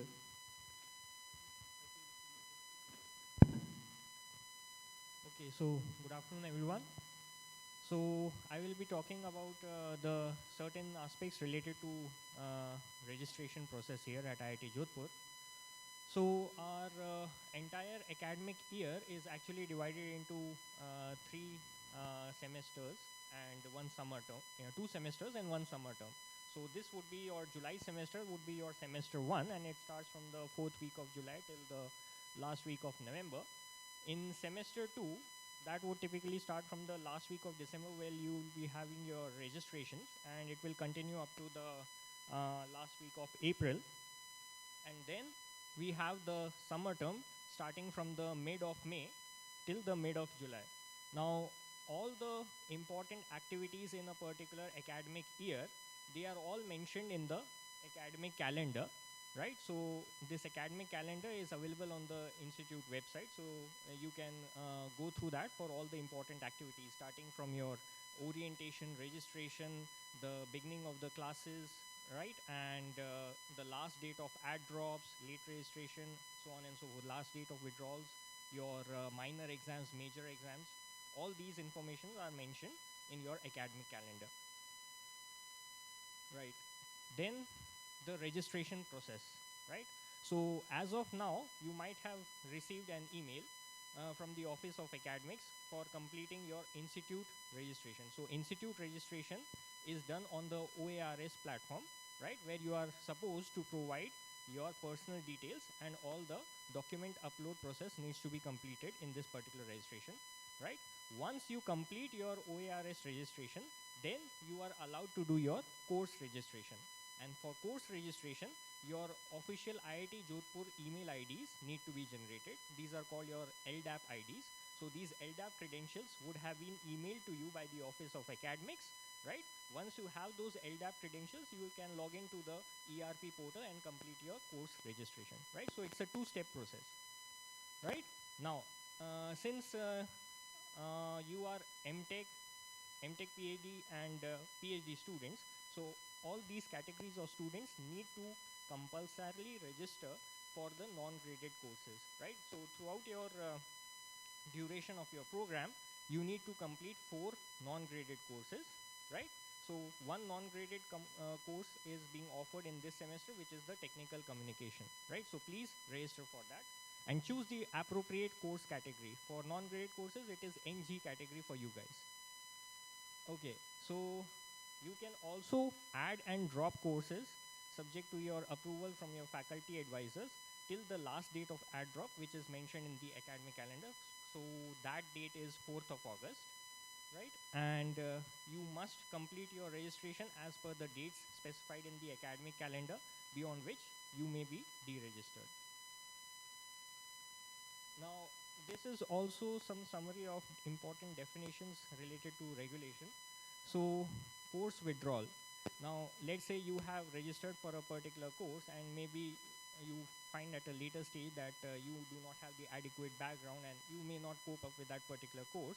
So, there is a last date of course withdrawal wherein you can withdraw from that particular course, and this date is actually typically between the last date of add drop and the last date of withdrawal. Beyond that last date of withdrawal, we won't allow you to withdraw the courses. And once you withdraw a particular course, W grade will appear in your transcript. Then cancellation of semester registration. So if you are absent for a period of 4 weeks or more without informing us and you are lost somewhere, so your registration may be cancelled. And summer course registration. Now the Mtech PhD students need to mandatorily register in the summer term. They need to register for the Mtech Project 1 course in the summer term, right? And for others, summer term is primarily for the courses in which you have got backlogs. So in order to clear your backlogs, you can register in the summer term. Now the courses that would be offered in the summer term would be based on the availability of the instructors and subject to further approvals from the competent authority. Okay, now let me brief you about the course registration process. So I hope you have all completed your OARS registration, and now you can proceed towards your course registration. The email has already been shared with you. Please consult with your faculty advisors, right, for the course registration if you are having any issues. For any portal related issues, in the registration email that has been shared with you, there is an email ID oa_automation@iitj.ac.in that has been mentioned, right? And any other registration related issues, you can always contact registration@iitj.ac.in, right? But please discuss the courses with your faculty advisors before emailing to these places, right? So the first step in this academic course registration is that you need to log into your ERP portal using your LDAP credentials. The ERP portal link is mentioned in the registration email. Then you need to, on the left side, you will there would be an option for request or action menu. Under that, you have to select this pre-registration or registration sub-menu, right? After that, you need to choose the course and the course type. Now, course, of course, there would be a list of courses available in your concept note, and accordingly, you need to choose your compulsory course, your program elective, and any open elective if there is provision for that in the first semester, and of course, the non-graded component, right? So, please choose the course type very carefully, right? So, there are 4 different categories which was mentioned by Dr. Atul and Dr. Somnath as well, right? You have program compulsory, right? That the course type would appear as MC. There is program elective, the course type would appear as ME. There are open electives, the course type will appear as MO, and definitely a non-graded component which will appear as NG category, right? So please choose these 4 categories very carefully, right? Because for your degree requirements, there are certain minimum number of credits which are required in each of these categories, right? Unless you fulfill all these minimum requirements, you may not be awarded the degree at the end of your 2 years or after your degree program, right? For PhD students, the course categories would be department electives, DE category would be there. Okay, now once you choose these course categories, once you have selected them, you can add, there would be an add button to add that particular course, and then you can finally submit your registration after you have chosen all the particular courses for this semester. So this is how the login page looks like. So you would be providing your LDAP credentials, login ID and password. Once you click on sign in, this kind of a page appears. It's your dashboard wherein your some details would appear, and on the left hand side there would be some options, right? In the left hand side you can see a request/action option wherein you will get the option for registration. So once you click on that registration option, this is the screen that appears in front of you. Here you can see that there is a list of registered courses. Then there is a list of choosing the courses and the course type, right? So you can choose from the checklist what all the courses are available. From there you can choose the courses and the course type can be selected, and then you can click on add course option, right? So here above you can see that one course has already been registered. So once you add a particular course, this is how the information will appear. It will give you a course code, the title of the course, the credits allotted to that particular course, the slot in which the course is appearing, and the course type which you have selected along with the instructor's name, right? You will also get the information related to the total maximum number of courses that are allowed to be credited in a particular semester. So typically for Mtech students, the limit is 17 credits. So if you want to credit beyond this limit, you need to inform your faculty advisor. You need to get permission from the faculty advisor, without which you may not be permitted. And this is the same screen.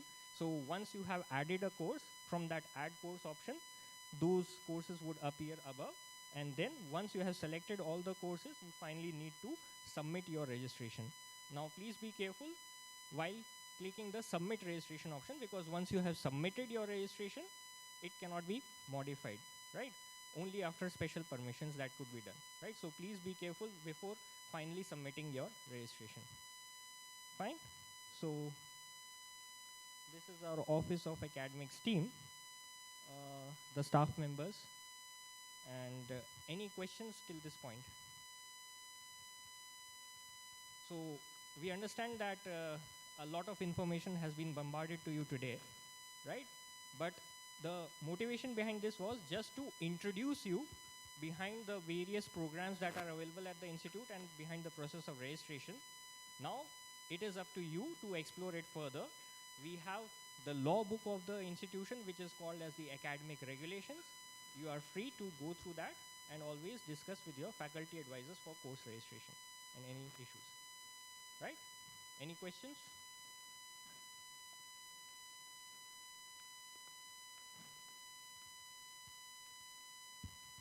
Thank you, sir. Good afternoon. So you mentioned one non-graded course is being offered this semester, but I saw on the list of the courses there were two. So like. Okay, so for semester 1, okay, for the first year students, one non-graded course, and for semester 3 students, the other non-graded course. Okay. So there is a sequence in which you have to credit those non-graded course. So each semester we are offering one non-graded course. Okay, so NG1 is for semester 1 and NG2 like. Oh, okay. So NG1 is the slot for the course. Okay, okay. Yeah. So in the registration email, one Excel sheet has been provided to you that contains the slot system of the institute. So slot system means at what particular time a particular slot is there, right? So there are A, B, C, D, E, H, I, J, NG1 and so on and so forth. You cannot take both the NG courses in the same semester. Okay, you have to take 4 MG courses in a 2 year. That is a 4 semester. So as of now, you forget that you have a simple part, technical communication this time. Okay. Okay. So Only one is there. Yeah, that's what my basic question was. Okay. So probably if there are more questions, we can take those questions after the next session, because the other panel is also eagerly waiting to interact with you.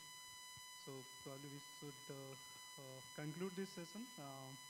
I'll just say work hard, have fun, just focus on your studies as of now. Go get in touch with your department and your faculty advisors. Okay, that's what you should do as of now. Have fun. And we'll leave the dais now for the next panel. Thank you.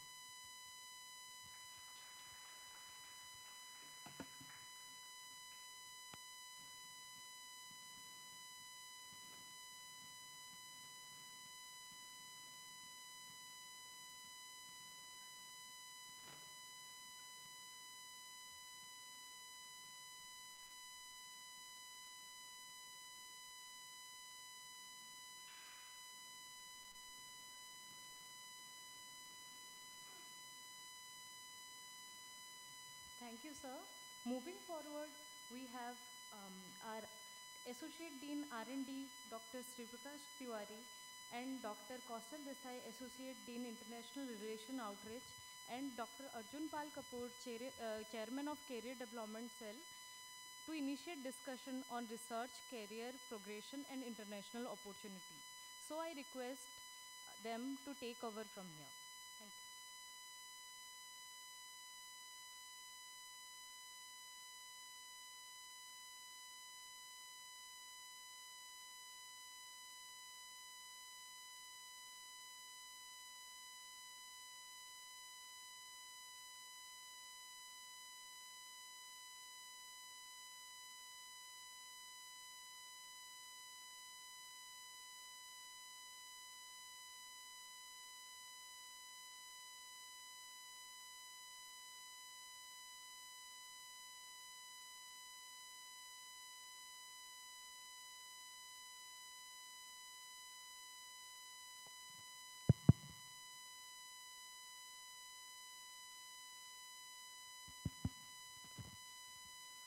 All right, a very good afternoon to everyone. Am I audible at the back?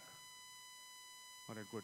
So first of all, a big congratulations to each and every one of you for making it to IIT Jodhpur, as well as to your family members. Ensure to make the most of it for the journey that you have, at IIT Jodhpur. All right? And also welcome to the panel discussion, which is on research, career, and international opportunities. My name is Anuj Kapoor. I'm a faculty at School of Management and Entrepreneurship, and I will be moderating today's discussion. With great pride, I'm very happy to welcome two very learned individuals on the stage with me.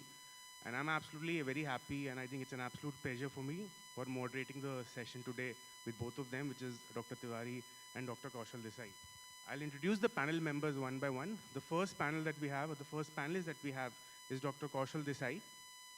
Dr. Desai is an associate professor at the Department of Mechanical Engineering and currently also serving as the Associate Dean, International Relations and Outreach at IIT Jodhpur. He's an alumnus of IIT Delhi and also worked as a guest researcher at the Manufacturing Metrology Division, National Institute of Standards of Technology, USA. He has been instrumental in setting up research facilities in the domain of automated manufacturing and metrology at IIT Jodhpur. His research interests are smart manufacturing, CNC machine tools, CAD/CAM, machine vision applications for manufacturing and inspection, and new product development. We welcome you, Dr. Desai, as one of the panel members. A round of applause, please. The second panelist that we have got is Dr. Sri Prakash Diwari. Dr. Tiwari is an associate professor in the Electrical Engineering Department and currently also serving as the Associate Dean R&D at IIT Jodhpur. Prior to joining IIT Jodhpur, he has worked as a postdoc fellow at the School of ECE, Georgia Tech, Atlanta, USA. He has received his PhD from the Department of Electrical Engineering at IIT Bombay and is also a senior member of IEEE and Vishveshwaraya Young Faculty Research Fellow of Ministry of Electronics and Information Technology, Government of India. At IIT Jodhpur, he leads the Flexible Large Area Microelectronics, also called as the FLAME Research Group, which focus towards demonstration of flexible devices and systems for eventual biodegradability and green electronics. His research includes development of high-performance organic transistors and resistive random access memory devices for flexible electronics. He has published over 100 research articles, including more than 50 in journals of high repute, including such as IEEE Transactions of Electron Devices, Organic Electrons, Applied Physics, to name a few. A round of applause for Dr. Tiwari as well.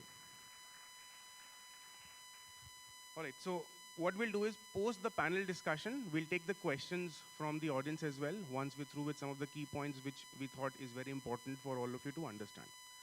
Now, my first question is to you, Dr. Desai. Now, when any student joins, be a BTech or let's say master's program or a PG program, the first thing which is going in his or her head, I'm assuming, is what are the career opportunities? How can I build a strong career trajectory for myself once I sort of graduate? And since the CDC function, which is the career development function, is a very important portfolio as part of your bigger portfolio, it would be great if you could just highlight how does the CDC function sort of works and how it can help the students for building a strong career ahead. So good afternoon, everyone, and congratulations for choosing IIT Jodhpur as one of the institutes through which you would be called as an alumnus. Because if you would have heard Dr. Anuj, he mentioned two notable things. I was just trying to go through what he mentioned, and he said I am an alumnus of IIT Delhi, and Dr. Tiwari is an alumnus of IIT Bombay. So you would all be called one day like us if you are sitting somewhere on the dais. If you are successful in your professional career, people would say you are an alumnus of IIT Jodhpur. So I always tell that because I am a manufacturing engineer, hardcore, and what a manufacturing process does is it shapes the component to make it a meaningful product so that it can be sold at a higher value in the market. So IIT Jodhpur is something which is going to create that transformation in you. If you look at any IIT per se, be it IIT Jodhpur or IIT Delhi or IIT Bombay, from where myself and Dr. Tiwari graduated, they did a big transformation in us. And how big a transformation will be is a function of how active you are during your stay at the parent institute. So if you want to build a strong career, remain active. Why I'm telling this prima facie because this is an orientation for master's students, primarily PhD and Mtech. This is not somebody who is an undergrad student who is just coming out of a school and he has just come to a degree program. You are matured adults. You already have one degree in your career now. You are an alumnus of some place. That means you have carried one tag. And now you are going to add another feather in your life by doing master's or PhD from IIT Delhi. Say somebody who is coming for PhD would have 2 degrees in his resume already, or he may be an alumnus of 2 place or 1 place already. So when you are into an IIT, IITs are like ocean. They offer you a varied set of opportunities. If you stay for 2 years in your master's program, be it Mtech or MSc, 2 years, in my opinion, would be very less. So you have to see how are you maximizing your time. If you want to build a strong career, the learnings that you derive from here will go with you in a lifelong fashion, because this is something that you are going to cherish, and IITs have lots of things. Now, when we talk about master's program, say somebody who is doing Mtech or MSc, why somebody chose to do master's program? There must be some motivation behind that. A lot of times people say, people do masters in India because they didn't do anything after bachelor's, but I believe in a slightly different philosophy. You have to accept it from today that you are a master's student.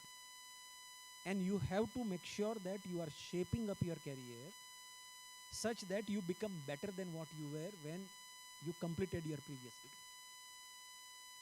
So as a career, so what we have done at IIT Jodhpur, in order to shape up your career, we have set up a cell which is running under my office at this moment, and Dr. Anuj is my colleague who is leading that initiative, which is called as a career development cell. Now, as you say, you have joined as a master's student. So you are not going to carry a general undergraduate degree in mechanical engineering or electrical engineering. You will have some specialization associated with it. So you will not be doing Mtech in mechanical engineering per se, or Mtech in electrical engineering or Mtech in computer science. You would be having some specialization, say artificial intelligence, cyber physical systems. In mechanical, if you talk advanced manufacturing, electrical, if you go sensors and IoT. These are some of the programs to which you all would have been enrolled. That means you have decided to specialize in that field. When you choose a specialization as a career, you have to see that you really become an expert. A jack of all trades is not something which you should be now. You should be someone who has an expertise in that domain, and that will come from research. So if you have looked at the curriculum, which our previous panel on academics mentioned, that you have a significant component of project into that. So what you should do is, you should do a meaningful project, and you should see that the project will result into significant outcomes which are worth mentioning to your potential recruiters if you want to get recruited in a company. Because when you go to an interview, people will say, what project are you doing? That is the first question which your recruiter will ask. Because you are not somebody who is a B.Tech, you are someone with a specialization. So that work which you do should show that there is a lot of value in it. And that is why you should be recruited. Say if you do not decide to pursue a professional career in terms of a job after your master's, because we have enough opportunities. So it is not everybody does not want to do a job. Somebody will say, oh, I want to go for higher studies further. Say I want to graduate from abroad in a top 20 universities of the world. Then also that project will help you, because you have to show that you have a rigor to jump from IIT Jodhpur to that place. So a lot of master students, when they join an IIT system, for 1 year they remain in dilemma, whether I have come here to do masters or what. It's not going to help, because by the time 1 year completes, you would have lost a significant amount of time. So please make sure that you are using your time in developing or grooming your career so that you become better if you have an interest in employment, if you become better if you have an interest in doing research. So our career development cell offers you an opportunity to do the to get recruited. So career development cell will provide sessions from first year itself on various career grooming activities. Maybe Dr. Pal, when he presents the about career development cell, he is going to talk about it in more detail. Okay. If you have an interest in pursuing higher studies from abroad, be clear. Approach your thesis supervisor, tell him your plan very clearly, because he would be your first person of contact to groom your career in that case. And we also provide opportunities in terms of international relations as an office, which I shall be covering subsequently. But make sure that career, making of a career is in your hand. Institute is an enabler. There are enough opportunities to build your career. Please see you are using those opportunities which are created. If you don't use those opportunities, you are not a loser. We are not a loser. We have built a successful system. But you, at the end of day, when you complete your masters, you will end up losing a lot of things. There are bigger things at stake. Why I'm making this big statement? Because this is to sensitize you. This is your first day. You should be clear that I have come here to do masters and I want to be something. So be clear on career goals. Why have you come here? Don't be in a dilemma. So in a nutshell, I would say for someone who has entered as a master's or a PhD student, research is going to be a key. You have to shape up your career to show that you have an aptitude and ability to do the research. How do you do that? Maybe from a job perspective or from further education perspective, that is an individual call. But you have to make sure that you are going to produce a significant research output. Our director has mentioned today morning, saying that you have to bring out publications, you have to bring out patents, you have to bring out entrepreneurship skills. These are all the quantifiable outcomes with which you can say, I have done the research. Otherwise, you can make a lot of statements, but you should have some quantifiable outcome. So please use your time. We have enough opportunities which Dr. Pal is going to highlight in his talk. But please make sure that you are involving yourself into that. Okay? So I would say that I would end up my response to Dr. Pal's question by saying, from today on, you have to write in first page of your notebook that you are the stone, you are the chisel, and you are the sculptor. You have come here as a stone, choose a proper chisel so that you can create a beautiful sculpture of yourself when you go out of IIT Jodhpur. Okay? Thank you. Thank you so much, Dr. Desai. I think very well put together. And just to pick up from what Dr. Desai mentioned is, I mean, one of the precursors to have a very strong career path is about research, something which is also talked about. And that is the next question that I have for Dr. Tiwari, which is, with regards to the research environment at IIT Jodhpur, could you just help us understand how is the environment set up, how it can help the students to work on themselves, get back to the society, and of course, work on themselves as an individual? Dr. Tiwari. Thanks, Anuj. And I would say it's a very generic question, not only for IIT Jodhpur, but the whole research community, if you say. Research is something, the word itself says that you have to search something, right? And see, for any researcher, what I would say, many times we go for high-end facilities and a lot of complex problems. But what I see in countries like India, wherever you go, you just go out in nature, you just see surroundings, and you will always find some problems which are research problems, right? So for research problems, you don't need to go and search something where you go to USA and Japan and find specific problems. Anything like the one which I right now pursue is, say, organic green electronics or biodegradable electronics. And if you connect it to how we are doing things now, there is a plastic ban and so on. It means we have realized that this plastic is not only hazardous to environment, but also hazardous to animals, and anywhere it goes, water flow paths and rivers and anything which has life, these kind of, you can say, electronic waste contaminates everything, right? So you already have a research problem. Many times we just try to search for these things in detail, but then you have many research problems, and that aptitude of research should be there. So as Professor Kausal also said, in BTech you have a hard-bound structure where you know what you will be studying, and obviously you get a degree. And the main aim is to get a job. Probably you can give jobs, have jobs, whatever. The whole ecosystem is more like getting these numbers, like how many lakhs and so on.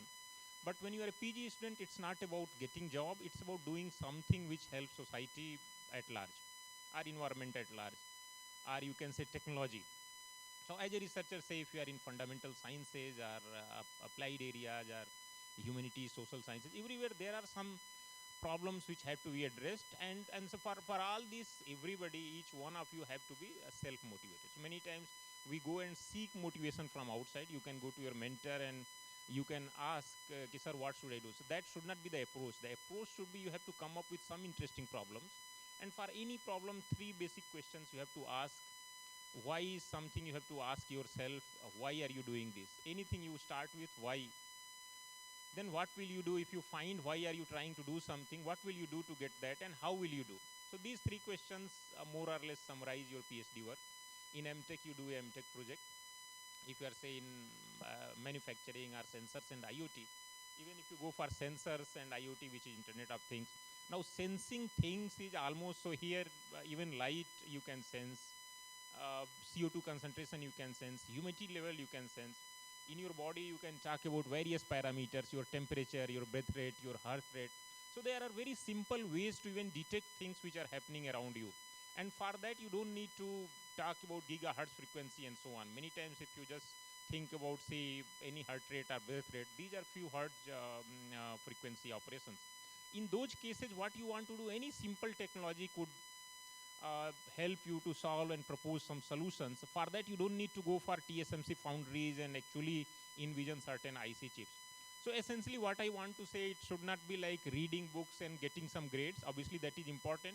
Say for example you are trying to go for PMRF or maybe change your the way you are doing degree. All those things, grades are very essential. But then you have to be thinking more beyond these grades, which are looking around in nature, society, journals, whatever kind of resources you have. So it should be more like holistic exploration of any technological area. So first thing, this self-motivation has to be necessary. You have to have that zeal to do something.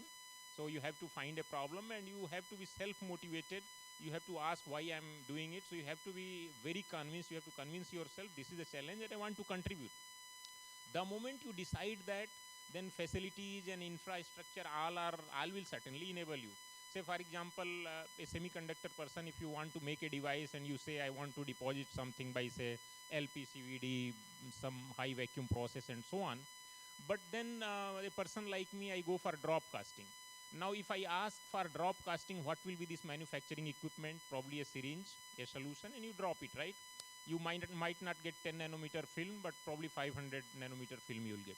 So certainly if you want to do something, there are ways, low-cost solutions, you can still demonstrate some proof of concept and then go back, take these ideas to real foundries and real places where you can work on. So there are things which can be done. At IIT Jodhpur, if you see, many areas have very high quality research infrastructure.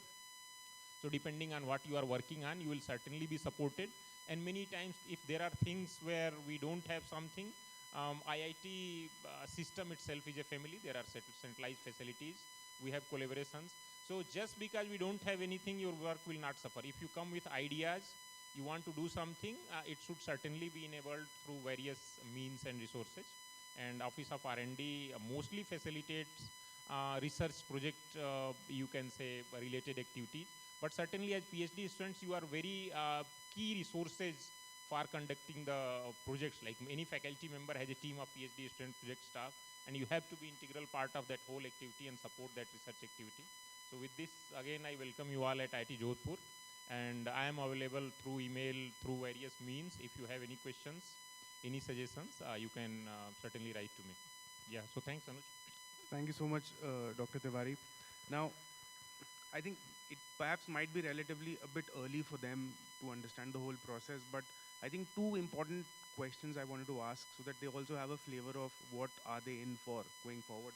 One is publication for masters, specifically for the research students. Because I think, as Dr. Desai also mentioned, in terms of building a strong career path, research is important. And one of the ways wherein research gets quantified or gets acknowledged is the publication that you do. So what I really wanted you to touch upon is how should the students go about publication and the whole entire process? Any tips from your side? And the second part of that question is, can you also give some tips to the students in terms of identifying or selecting a particular research topic? Thanks. So I think very nice question. Certainly you have to first see where your interests are lying. Say, for example, I can tell maybe devices or sensors. So certainly there will be some set of journals, resources, IEEE, ACS, where you go and find a recent research paper related to what you want to do. And if you read any research paper in detail, obviously you have to download something which is high quality. When I say high quality, there are ways to, you go to SciMago, search a journal, there will be Q1, Q2, Q3, Q4. Certainly you want to search some journal which is Q1, Q2. You have to see impact factor. Certainly you want to go for 2 and onward. So you want to have a good quality publication. You read, and each publication you see there is some newness. To publish something, whatever you are doing, you just try to have some newness. It should not be entirely novel, but some novelty should be there in your approach, in your thought process, in your process, or the way you project it. So to publish anything, one of these should be there so that editors and reviewers know that you have done something. If you are directly repeating somebody's work and you are doing it very comprehensively, you will not get a publication. But the good news is the same thing you can do with slightly different way, and you can certainly have the publication. Communication skills are very important. So whatever you do, if you are able to present it, tell it very well, you will get a paper. So you do something related to your research area, you say search, start with a new paper. They will certainly say they could solve something, and there are certain challenges still where people are addressing. Take one of those challenges if you are interested. Search 10, 20 papers. Each one will give you that they did something, but there was something where they were lacking. Take some of those. Try doing that. Do a systematic process of whatever you are doing. Record everything. So again, data of sequence of everything is important, because many times you submit something and reviewers will ask some questions and you say कि यार data तो मैंने फेंक दिया है, या वो notebook गायब हो गई है, device फेंक दिया है. So you have to have a good record keeping of everything. Once you write a good systematic paper, certainly publishing is not that difficult what we think. And PhD student, if you say target something within 2 years, you should have a journal paper. Mtech students also, there are, say, within 6 months, you should just try to have a very good reputed conference. You submit. Conferences are 2 to 3 pages paper, which for Mtech students, it's a good start. For PhDs also, if you are able to do something in 6 months, 1 year, very good systematic study, and you submit. So the tips is you try to find a relevant research problem, systematically work on that. If there are some loopholes, try to work on that and write it very well. So writing is something you have to do. Whatever work you do, unless you communicate it well, you will not be able to publish. So there are not specific tips, but certainly there is a way of doing things which can help you to get papers. So these are my inputs. All right, and I'll have to ask you this last question, and then I'll move to Dr. Desai with regards to the career prospects. So we have seen prior that some of our PG students have gone into internationally known organizations and government setups, primarily because of the rigor that they have and the relevant, or how relevant their research is. So would you also like to share some views in terms of the possible career options for our PG students in internationally known organizations and government setups? So I can be very specific. I joined maybe in 2011 this institute, and I had one of my students, first PhD student, Sibani. She joined, and her aim was to go in industry, right? I said start working, and that time we didn't have that excellent facilities, you can say. Creating it took time. So we facilitated her to visit one of these Max Planck Institute. There is a scientist, Hagen Clark, and he agreed to host her for 6 months. She went there, worked on research topic. Then he was happy, and she spent almost 1.5 years, and she did wonderful work. She published a very good research paper. And then she said, ki, sir, ek paper ho gaya, I want to go. I said, at least you have one more paper, because she wanted to go to industry and not in academia.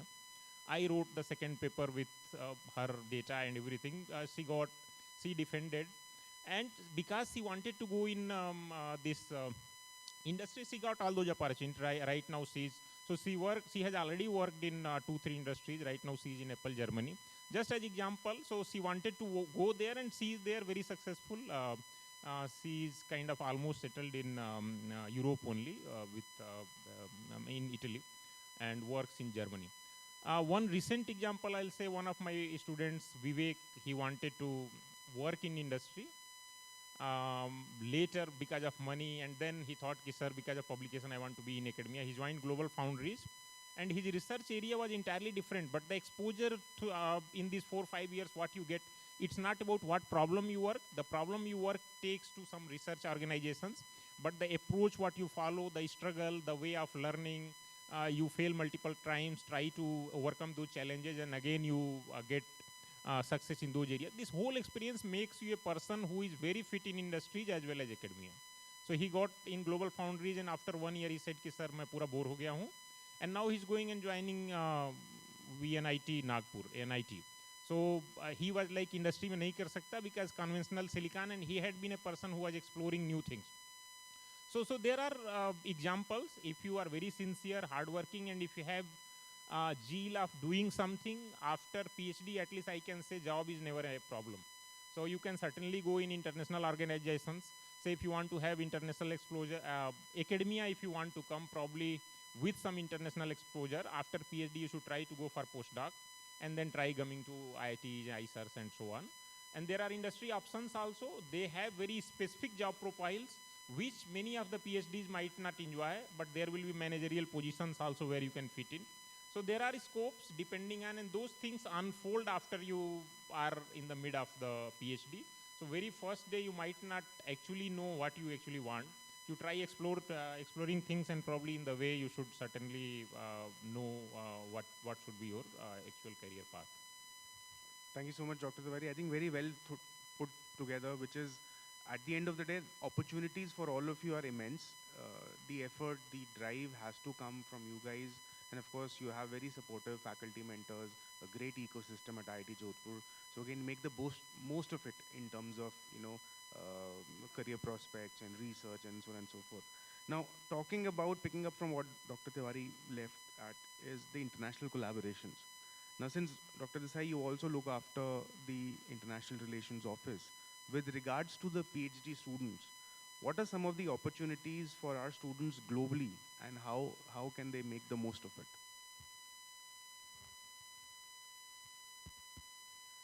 So, as Dr. Anuj has mentioned, the other function under my office is international relations. So as an international relations office, we look at a lot of things, but what is more important for the audience sitting over here is how do we help in getting you opportunities.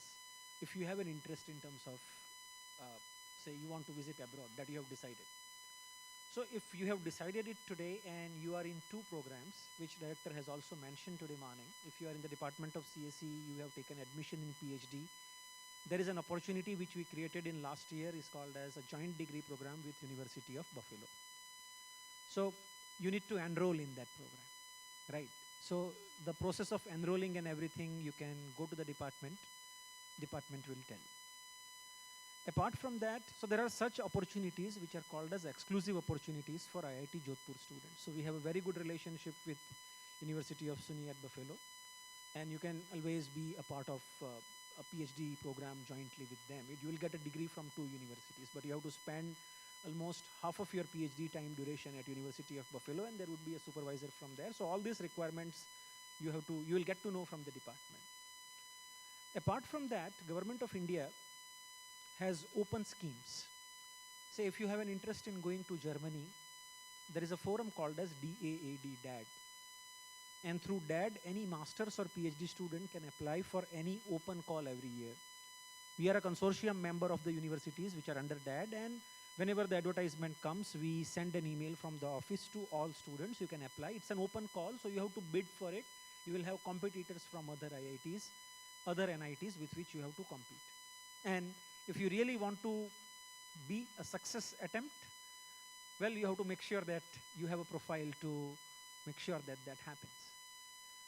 There are a couple of exclusive university MOUs. We don't have a specific program, but couple of university-specific MOUs with French universities, with universities in Japan, universities in Canada, US, and Australia. So you can visit to the office of IRO or visit the website. You will get to know what are the universities with which we have a tie-up. So what that requires is you need to, your supervisor, who is at IIT Jodhpur, needs to identify a potential collaborator from that university. And under the agreement, he can be involved in your PhD process. Funding and everything you have to work out. We don't have a funding support, but in a Buffalo MOU, we have a funding support too. So there are a couple of MOUs which are not supporting any funds. Apart from that, for master student, as our director has mentioned, we have a double degree arrangement with University of SUNY, University of Albany, and couple of universities, so that you get a double masters. So say for an example, if you have taken Mtech CAC admission over here, you can get Mtech Cybersecurity from University of Albany. Or you have taken an Mtech CPS admission here. Along with that, you can get a second Mtech degree. So it will be degrees of 2 universities. How does it work out? How to go ahead with that? You will be able to know more about it when you do your department orientation from your program coordinators. Because when you go to department, they will tell you these are the other opportunities which you can do as a part of international exposure. And the third possible route is through your supervisor. So as Professor Tiwari has mentioned, many of the faculty members, I would say not many, most of the faculty members at IIT Jodhpur would have some international exposure. So through those international connections, you can go for spending a few months or a year as a master student during your project or as a PhD student during your project. So this is about if you are involved in research. Apart from that, because we are an IIT, every IIT there are certain international recruiters. So there are certain companies that recruit for international profiles, which Dr. Anuj will mention in his talk when he talks about CDC.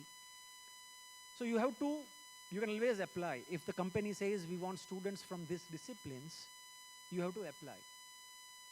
Unfortunately, the bottleneck over here today is, which Dr. Anuj will also agree with me, majority of students who are admitted to the master's program, they are not able to clear round 1, which is the general aptitude and language proficiency exam for those companies, because you are not chosen for an India specific profile, you are chosen for a global profile.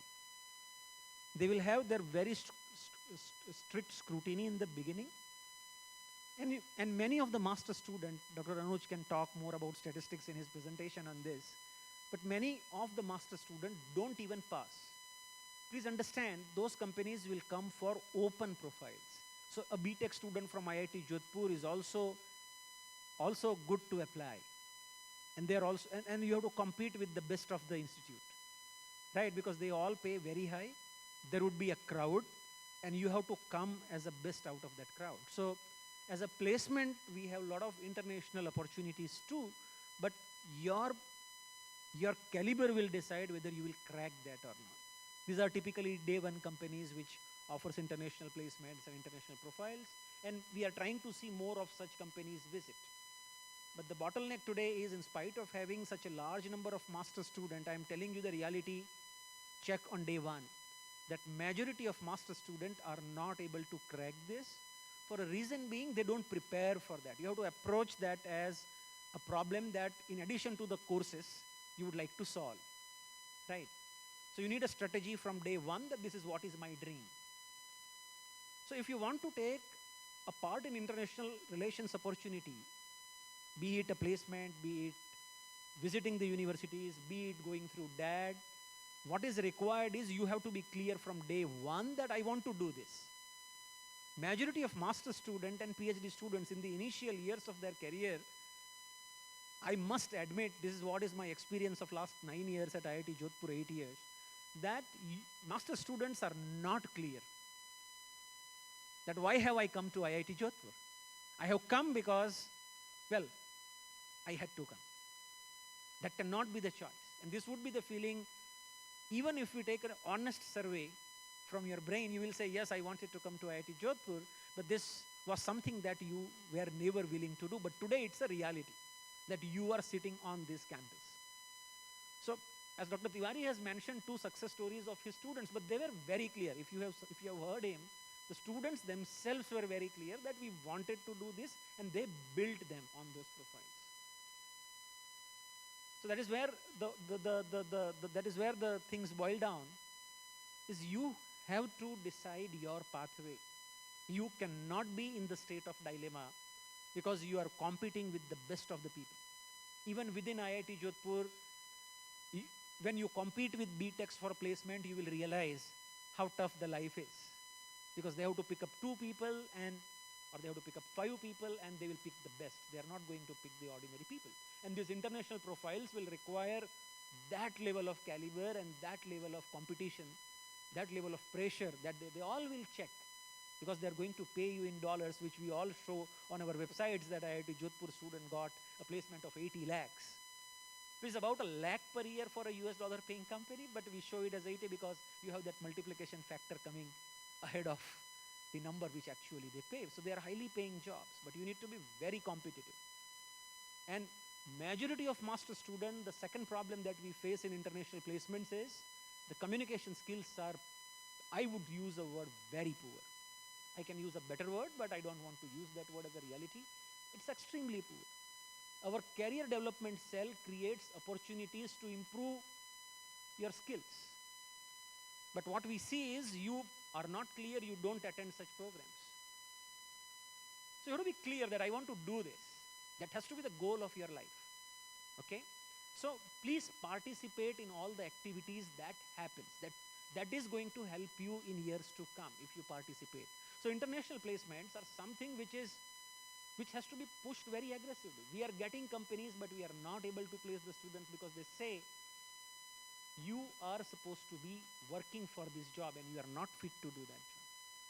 And that's the international pressure that you have to face. So I'm not putting you in a pressure cooker on day one, but I'm telling you a reality check so that you are sensitized enough to make sure that you end up getting something at the end of 2 years or at the end of 5 years in PhD. Otherwise, you will live a routine life. Make use of the opportunities. We have created ample of opportunities. Only thing is there have to be takers. I will just give you an example of a couple of students from MBA who opted for a joint degree opportunity. The students were very clear from day one. They are from Dr. Paul's department, and he will say they were very clear in first semester, I want to be a part of this program. They spent a lot of money because it was a self-sponsored program. And today they are placed in top places in US from the School of Management. 3 students went. This year I think the number has gone to more than 10 because there are success stories to tell. Okay, so IIT Jodhpur has a lot of success stories. Every IIT has. You have to consider that as your benchmark, that I want to reach there. This is what my seniors have done and I am one of that who can do that.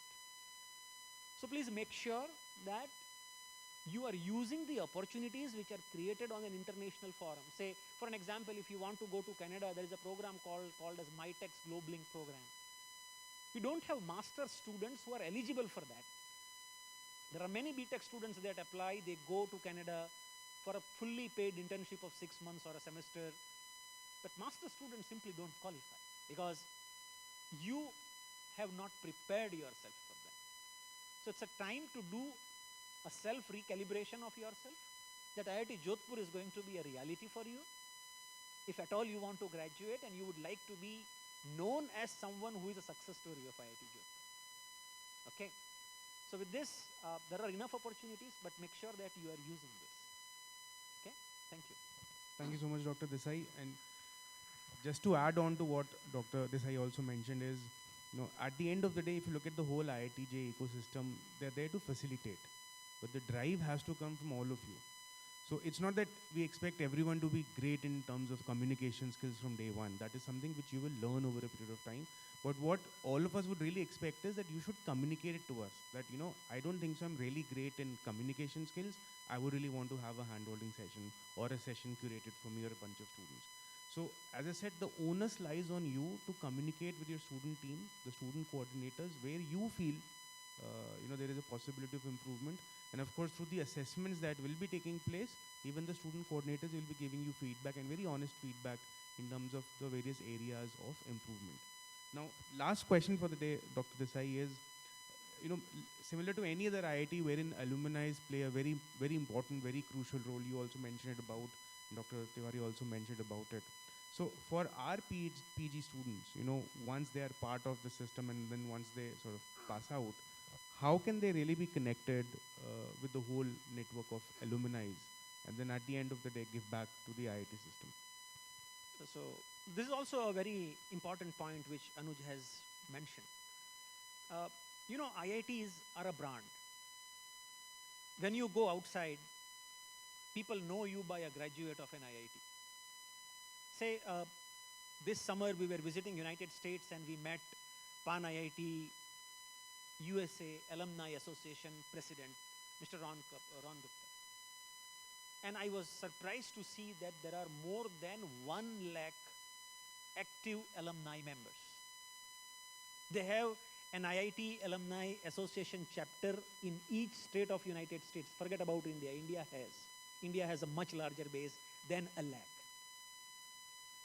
So as an alumni, we are a great brand value. I cherish my association with an IIT system because it is a system of academic autonomy. So when you become an alumni of an IIT, you get that tag, right? And you have to benefit from that tag. Now, how do you benefit from that tag? The first way to benefit is, well, what have we done as an institute? Because why I'm talking about this is one more function in my office which I look at, which Dr. Shankar Manoharan, another faculty in charge with me, is going to talk about in the evening, that what all IIT alumni has to offer you.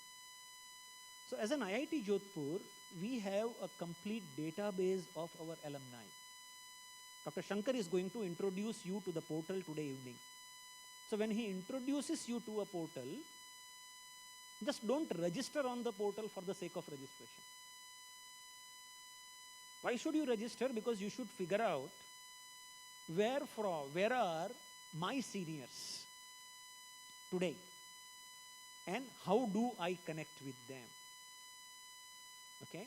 And there are you will get all the connection details about your seniors from the portal when you register, if you are a registered user. So there is a motivation in registration. You will get the details of, you say all Mtech, Advanced Manufacturing, IIT Jodhpur, filter the details. You will have 2020 who graduated, 2019 who graduated, all the years who graduated, their names, their contact details with photo is available to you. So we have created that system today. Each of our alumni is available on that portal. You can write to them.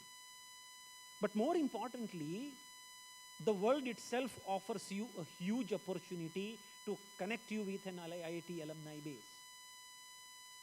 You all should have a very active LinkedIn profile. We talk about it a lot when we do a career development sessions, that we don't build a very sound LinkedIn profile.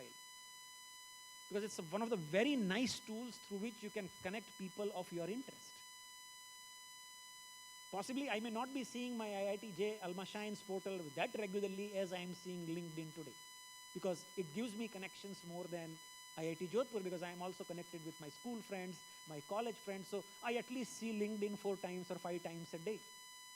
So when you connect through IIT, you develop your LinkedIn profile, connect yourself with IIT Jodhpur. So the moment you connect with IIT Jodhpur, you will be able to see who all are IIT Jodhpur, and then you also connect yourself with Pan IIT. You will get to know where the people are. If you know alumni, today when we have to approach a company for the placements, I'll call my product who is in that company. That is my alumni, right? In fact, in the tough times of COVID, we did a wonderful job in terms of placement. The reason being, we wrote to our alumni that please help in setting the placement process right, because COVID has locked down and we could do much better job because that was a route available. So please make sure that you have a very good LinkedIn profile, set up connections with the alumni of IIT Jodhpur, Pan IIT in your domain. Through that, sometimes they will give you much better job opportunities, much better career prospects than what we can offer.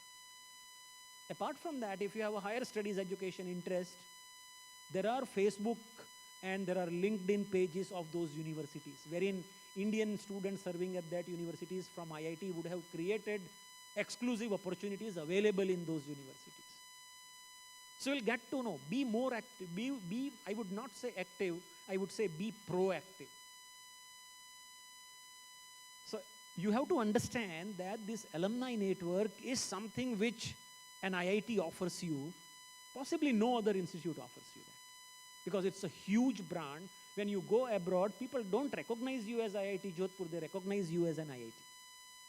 And please leverage from that by participating in activities done by alumni, alumni association, and alumni committee of the institute. We do a lot of alumni session each year.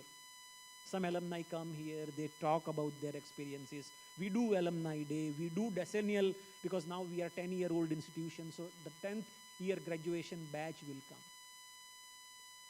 And the moment you get something from an alumni route, well, that comes when we give a farewell speech, is you have to give back.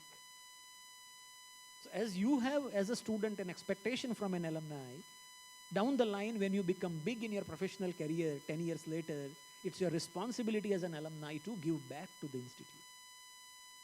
So that's a bigger philosophy, and that is how the IIT system has evolved over a period of time. So alumni is a big network.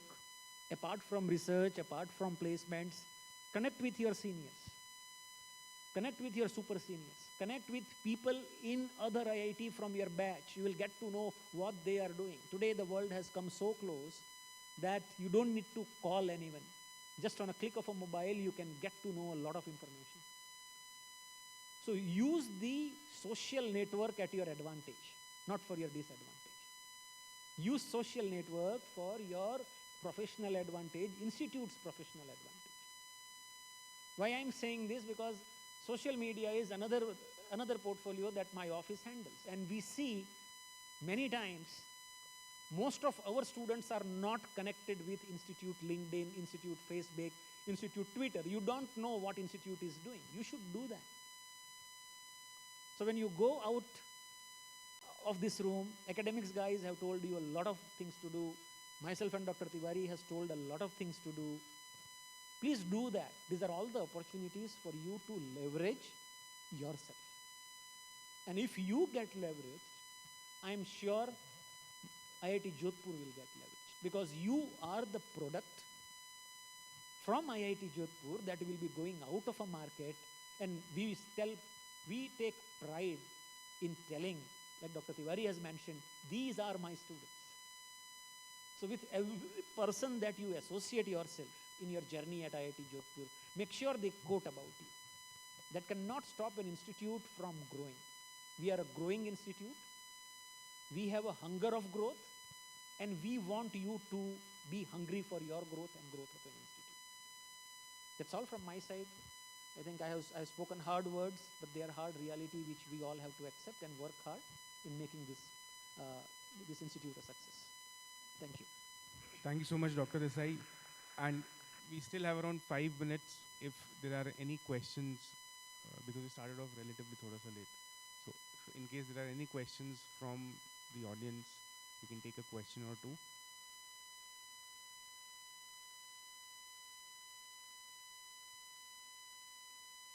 All right, great. So thank you so much, Dr. Tiwari and Dr. Desai, for taking out time and agreeing to have this panel discussion. Thank you so much. Really appreciate it. And thank you so much, everyone. I think now the next session would become lunch, perhaps. Thank you so much, everyone. Thank you. Thank you.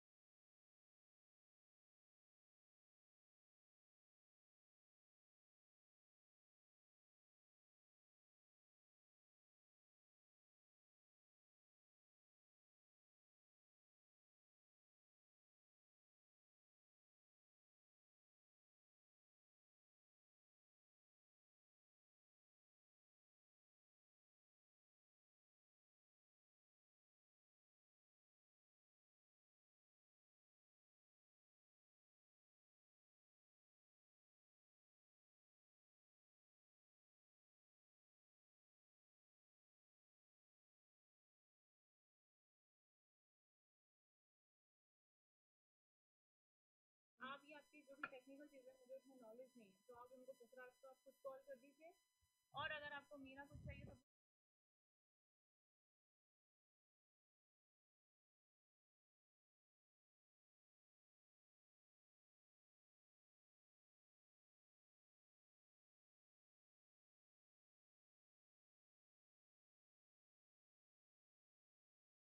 करें, नहीं कर सकते हैं तो change करें। Hello hello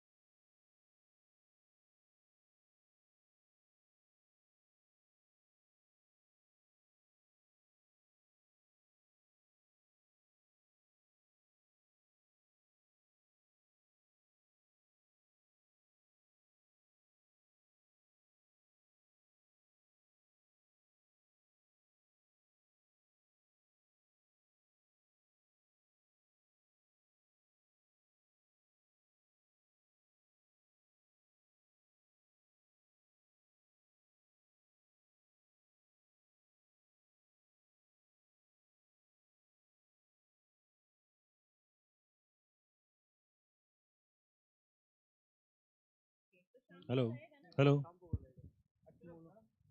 hello hello mic testing hello hello stream में check करो hello mic testing hello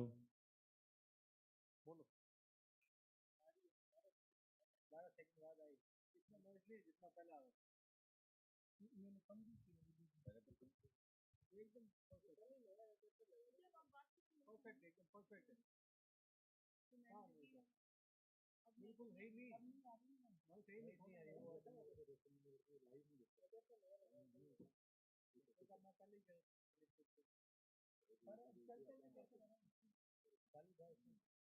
चल रहा था उसमें कैसे कनेक्ट सर स्टूडेंट आए तो चले गए उनको आपकी मानते मैं अभी से कई बार कह रहे कनेक्ट कनेक्ट फिर भी नहीं नहीं नहीं नहीं hello mic testing hello can you hear me hello noise सही नहीं रिमूव हो गया नॉइस रिमूव हो गया पूरा कनेक्ट करने के बाद लाइव में आ रहा है यहाँ पे कुछ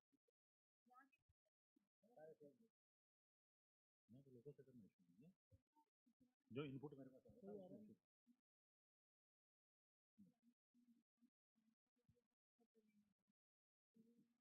पोखराज के बंदे आएंगे दो चार जो तो लड़कियों ने नाम वगैरह ठीक से देगी नहीं उनके बाद में खर्चे हो गए तो उसने हैंडओवर किया कि अभी ना ये कम्युनिकेशन खत्म होती है तो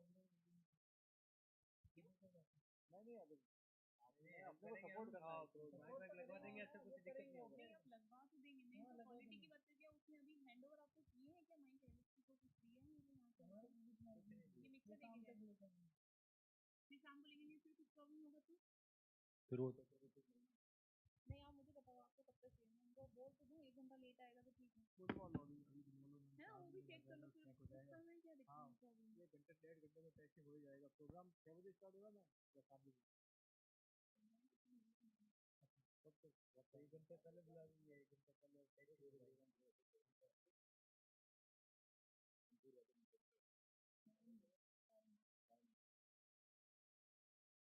ठीक है लेकिन कनेक्ट चेंज कर दिया ठीक है कोई नॉइस रिमूव हो गया बिल्कुल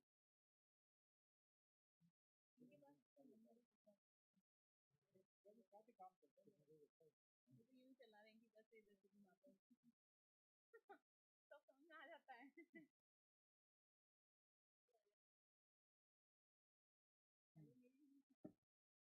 ये माइक सारे बंद कर दिए कहाँ से आवाज आ रही है ये शाम के प्रोग्राम के लिए आपके बंदे यहाँ पे आके कब टेस्टिंग करेंगे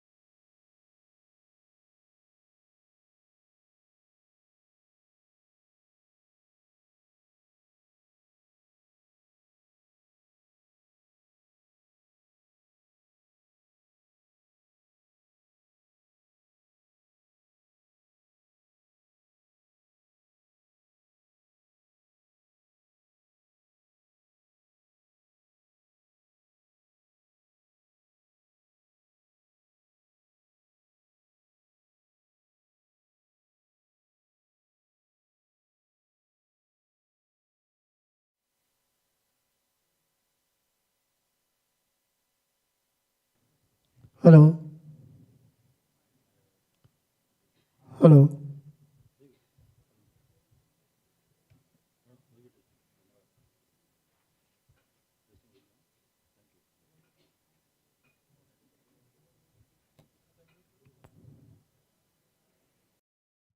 Hello.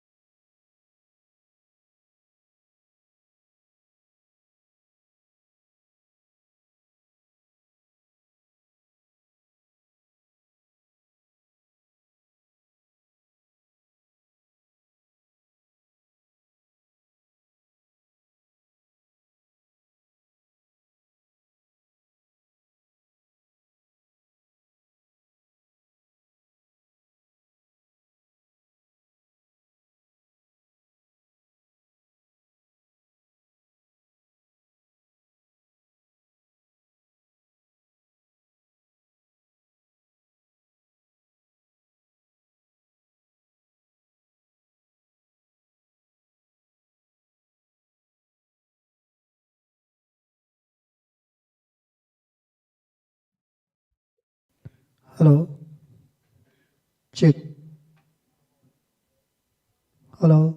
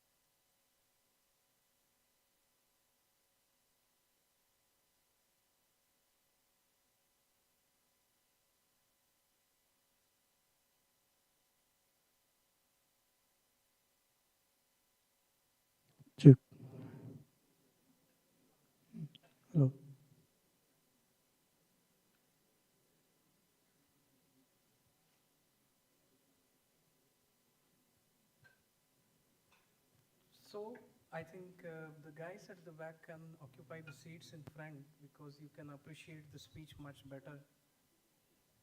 So please, I request, there are seats in the front and the same seats are provided everywhere. So feel free to occupy in the front.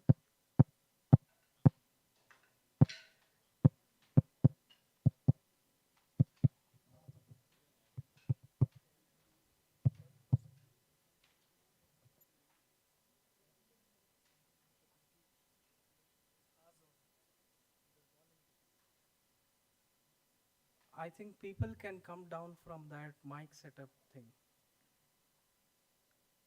Yes. Yes, it would be very fine if you guys occupy in this front rows.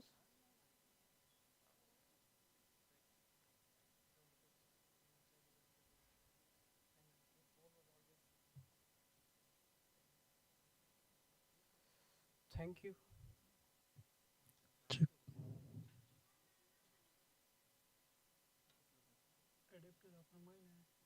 Anil Anil मारो adapter charger हो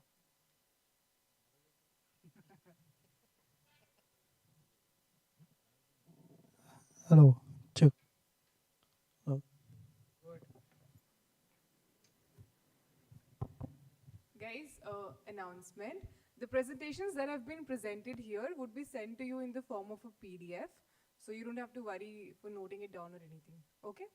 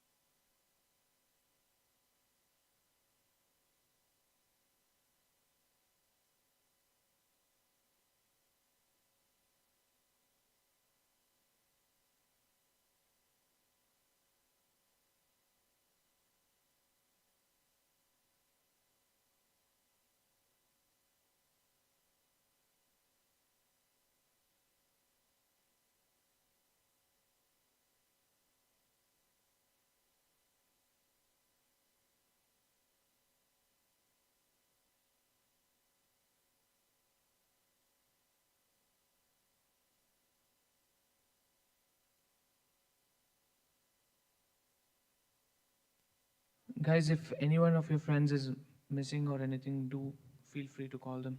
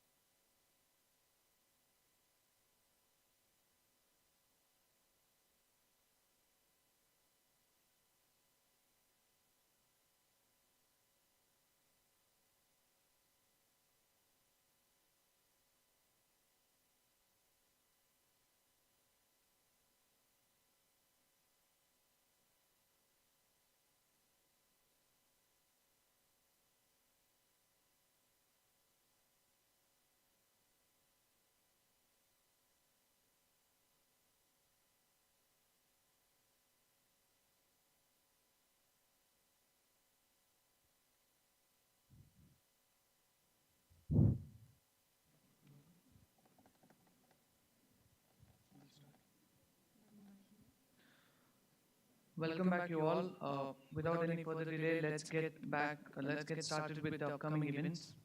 So, student life is one of the most important, critical phases of any person's life.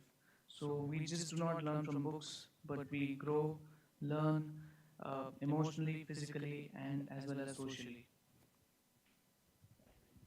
Good evening, one and all. This is Anjali Punya. I welcome you back once again. I hope everybody's had lunch and is not feeling lethargic. So we shall get started. So we assume students should be disciplined and also learn to make life enjoyable. We shall have an introduction to the student life by Dr. Samanvita Pal, Associate Dean Students. I request ma'am to please come on the stage and take the dais.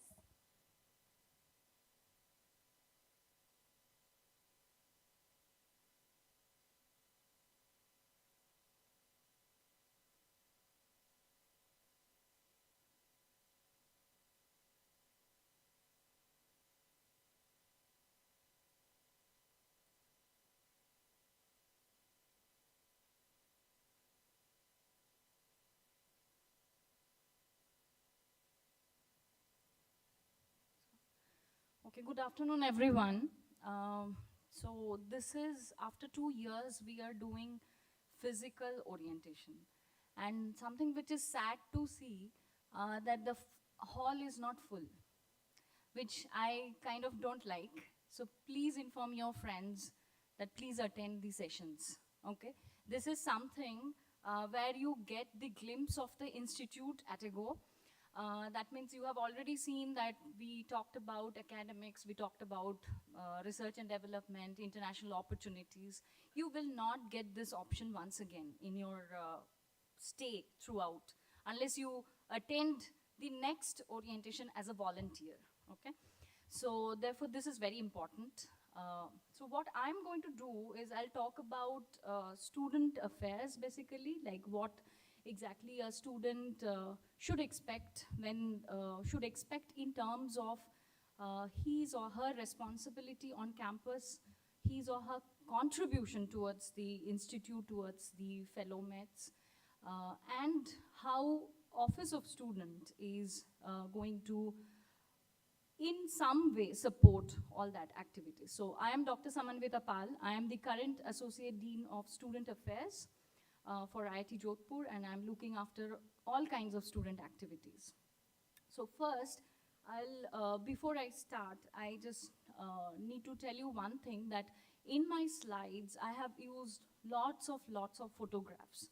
And all these photographs are, by the way, taken by students of IIT Jodhpur. So IIT Jodhpur, in terms of student activities, has number of societies where actually you can continue with your inclination towards extracurricular activities. So one of this society, which has a very unique name of Shutterbugs, I have taken photographs from them, and thank you to those students who has generously allowed me to use their photographs. So the first one is also is a photograph from one of the students. So before getting into the activities and all, I'll just give you a brief introduction of what is Office of Students, because from yesterday or maybe a day before, you must have started receiving number of emails from Office of Academics and Office of Students. So Office of Students is a one which is kind of a contact point for all students for different works, which is not just related to academics, but a lot of non-academic things that we do. Obviously, when we talk about academics, all your fellowships, so this is especially for PhD and Mtech students who are receiving fellowships, so all your fellowship disbursement happens through Office of Students. For the other students, like master students, MSc students, students who are going to attend workshops, conferences, or they're applying for visa for international visits, or they're applying for passport. So in all these cases, you need to process certain documents through the institute. So you need to have some no objection certificate or some certificate which says that you are a bona fide student of the institute. So all these kind of activities are handled by Office of Students. So therefore, for your day-to-day life, sometimes you have to visit Office of Students number of times. So you need to know who all are there to help you. Okay, so what else Office of Student does? So these are like some of the routine works that Office of Student handles. Apart from this, under Office of Student, we also have Office of Hostel Management. So all your hostel related matters, which we will have informal discussion tomorrow evening, is also handled by Office of Student. So your dining facility, your mess, your fees for different facilities that institute has created, all that is also handled by Office of Students. So it's not just your academic related queries, lots and lots of non-academic queries is resolved by Office of Students. What else it does? It actually also conducts a few courses in the undergraduate. So in our undergraduate curriculum, we have introduced some non-graded courses. One of this is Social Connect, and the other two courses are Performing Arts and Sports. So these courses, obviously it is more meaningful for the undergraduate students, but why I'm bringing this here for the postgraduate students, especially for Mtech PhD dual degree and PhD students who are supposed to do TA-ships, okay, so teaching assistantship, they will be given certain responsibility to conduct these courses. You do not have to teach anything, but you have to manage. You have to manage student attendance, you have to manage student-faculty interactions, and number of things. So when we distribute TA-ships to students, some of you will get allotted to these kind of courses. And this is a responsibility for you. So don't take it as that this is just given from for something and I'm not attending it. This is not the case. These are your responsibilities that is given from the institute side, so we expect that you will also behave absolutely responsibly towards these kind of duties.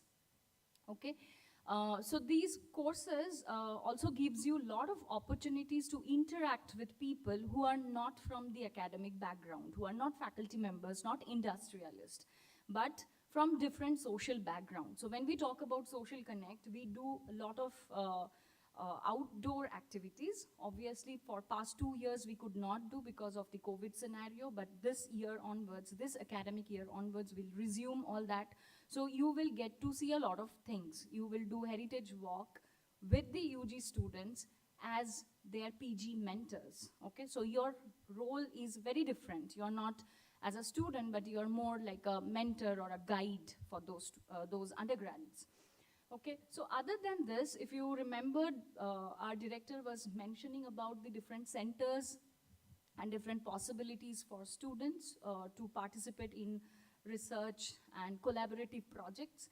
So one of these kind of collaborative projects that Office of Student actually handle is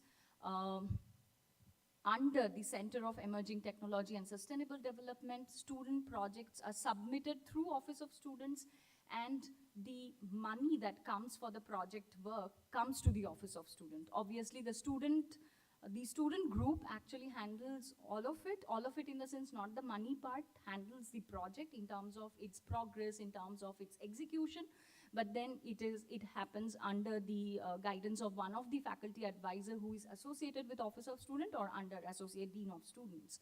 So therefore, you get opportunity to submit project or your ideas on emerging technologies or sustainable developments through Office of Students. So these are some of the official works and the routine works of Office of Student that happens. So just to give you the names, I know that you will not be able to remember these names right now, but at least you should know who all are there in Office of Student, and maybe tomorrow or day after tomorrow or from Monday onwards, you will be visiting Office of Students number of times. Maybe you have already visited for many other things. So all kinds of complaints, all kinds of issues which are non-academic is something that Office of Students handles. So therefore, it is one of your major contact point or bridging point for the students and the institute. So we have at present 2 assistant registrars working with us, Mr. Shaktiranjan Patra and Mr. Himmat Singh.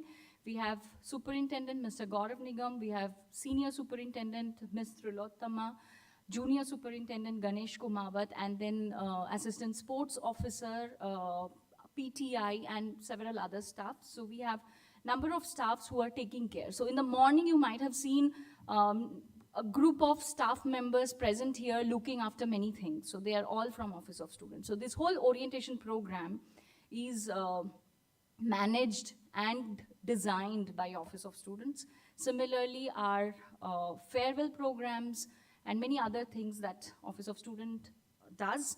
And for each of these programs, what we need is support from the student group. So therefore, Office of Students cannot survive without the support from student group. So in orientation also I think you have already met the volunteers, you have seen people in green t-shirts. So all these people are students like you, either Mtech, PhD or MSc, and they are constantly supporting us in terms of continuing these programs. So similar support, similar involvement, we will expect from you as well.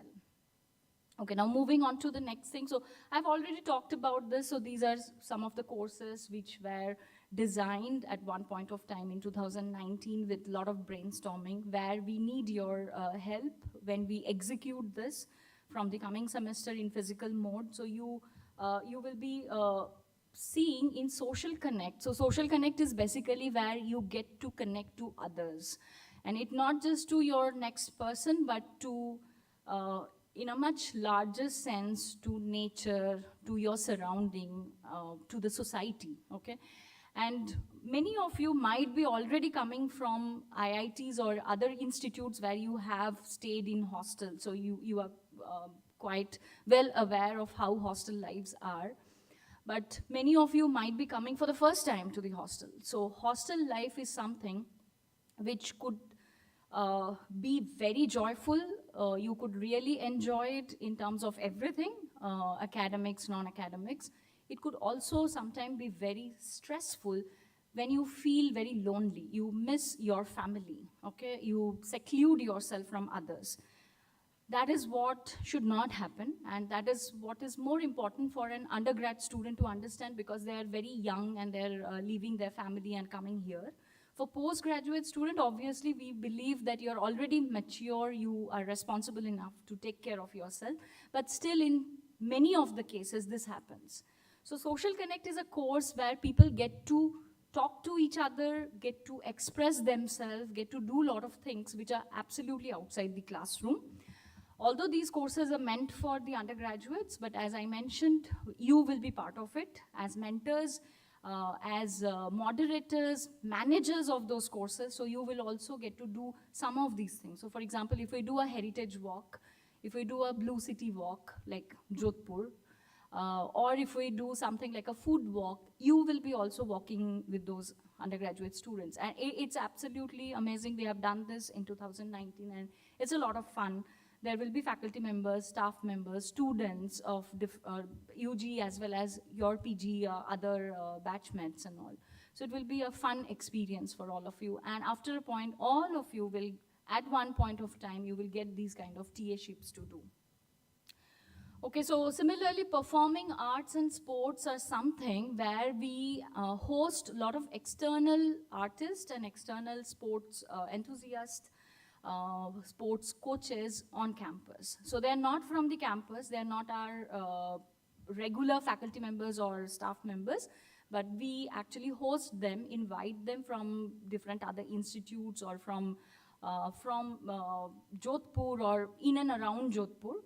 And this hosting part of it, so when they are coming to the campus and when they are going to take classes and all, this coordination needs to be done by the PG student. So once again, as a TA, you get this responsibilities that you have to handle this particular person who is coming to take the class from so and so dates or from this date to this date. So their accommodation, everything will be obviously set by Office of Student, but the hosting part of it, like you will be kind of guiding them throughout their stay. So these are something that is important for you also to know, because when the TA-ship is come to you, you should not be completely surprised that what is it, I don't know, I have nothing to do, I am from bioscience, why do I do, why I have to take care of a person who is going to teach tabla. Okay, this kind of questions actually arises in students' mind. Please understand, this is your responsibility given from the institute because you are receiving fellowship against these TA duties, so therefore you have to do it. So obviously this is especially for PhD and Mtech PhD students that I am talking about. Okay, now moving on, what are the other activities from the Office of Student? And obviously student activities. So there is no activities by faculty members or staff members. These are purely student activities. So we have a lot of outreach activities that Office of Student supports, but these outreach activities are basically by students. So we have something called EBSB Club. This is under the mandate of Ministry of Education. It's called Ek Bharat Shreshth Bharat. You might have heard of this already. So under this Ek Bharat Shreshth Bharat, IIT Jodhpur has been paired with IIT Guwahati. So we have hosted a set of Guwahati students, IIT Guwahati students on our campus. Our students have visited their campus.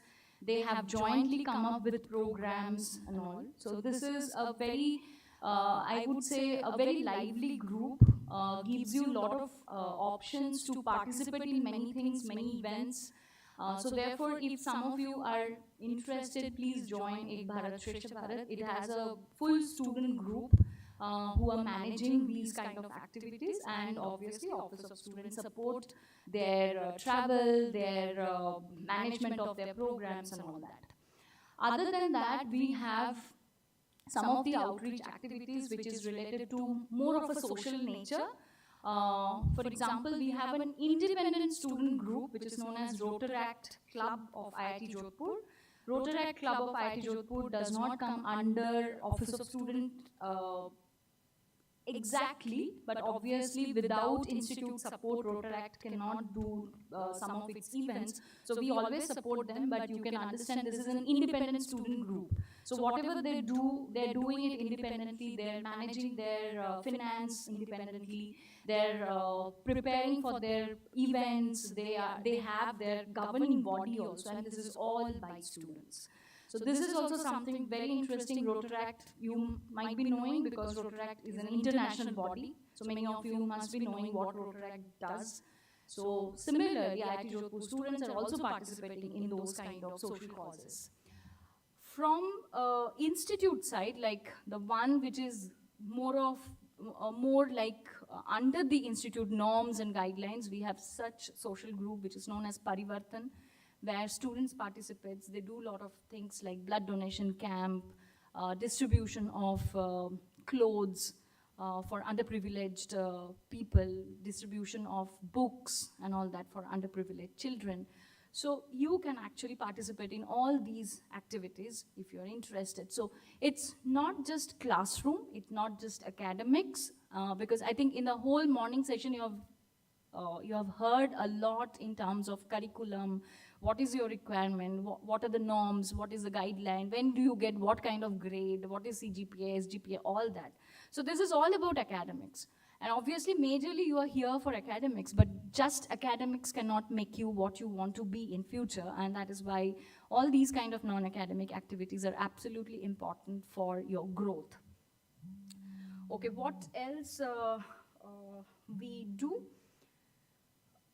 As I mentioned, you have this projects that you can submit. So I'm just showing you one of the projects that is currently running, not just one, there are 2 projects that are running. So I'm just showing one of them, which is in terms of waste management. So one of our students, so the person standing here in check shirts, he's one of our PhD student, Miraj, from mechanical department. They're doing sustainable waste management using Khamba composter. And these Khamba composters are basically made up of soil materials, clay materials, and these are from Jodhpur, like Rajasthani clay. So they have come up with some specific properties of this clay which can compost, which can actually intensify or enhances the rate of composting. And the khambas are prepared by local potters. So it is kind of not just sustainable in terms of what material it is using, but also in terms of giving opportunity for the local people to get involved into such work. So this is completely a student design project which was submitted through Office of Student to the Center of Emerging Technologies and Sustainable Developments, and it's running right now. We have got our funding, things are happening. You will see in number of places. For example, if you visit, I think even in this ATM that we have just outside LHP, there will be one dustbin which is nicely painted. You will see such dustbins in number of places in the institute. These are dustbins which are made of those special clay materials, which not only collects the waste, but also make a compost out of it. Okay. So now moving on to the student activities. So this is all what I mentioned earlier is student activities, but where you see a lot of involvement of Office of Students. But now I'll talk about student activities, which is not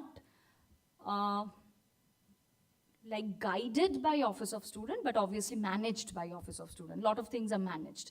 So what I'm going to talk about, and you should pay attention to that, is what is student constitution that we follow on campus.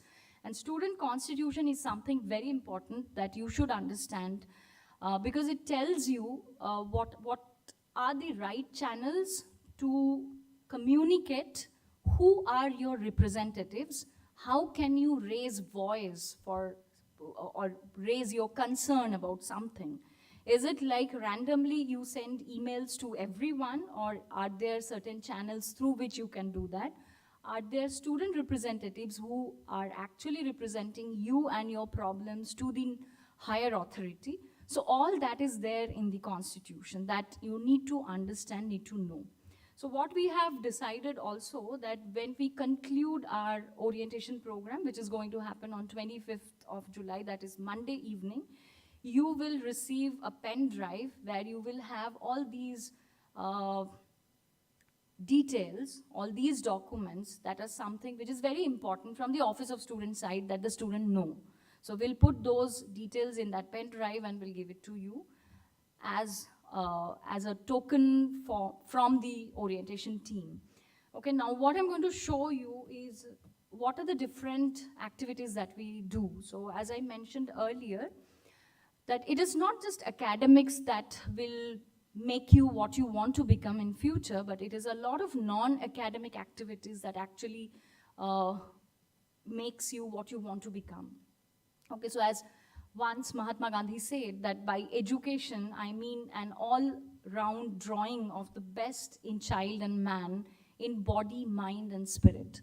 So when we talk about body, mind, and spirit, it cannot be just classroom lectures and writing exams and submitting assignments. It needs to be something more than that, okay?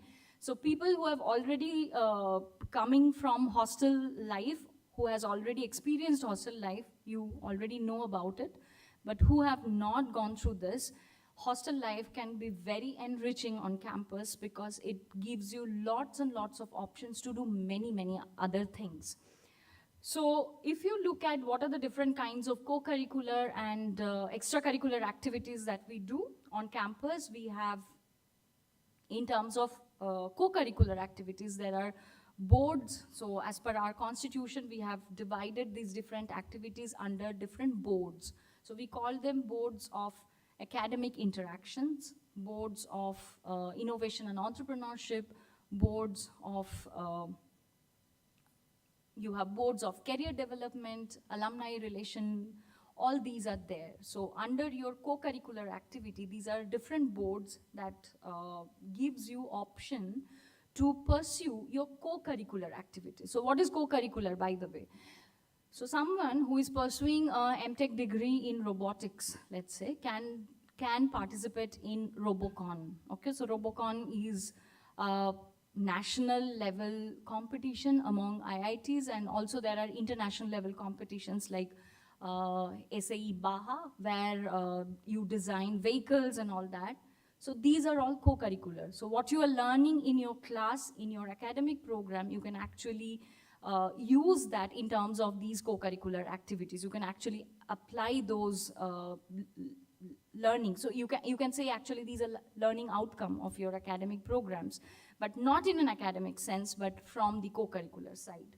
Similarly, in terms of extracurricular, we have number of boards which are taking care of extracurricular activities like Board of Art and Culture, Board of Literary Affairs. We have Board of Hostel Affairs, which takes care of all your hostel-related affairs.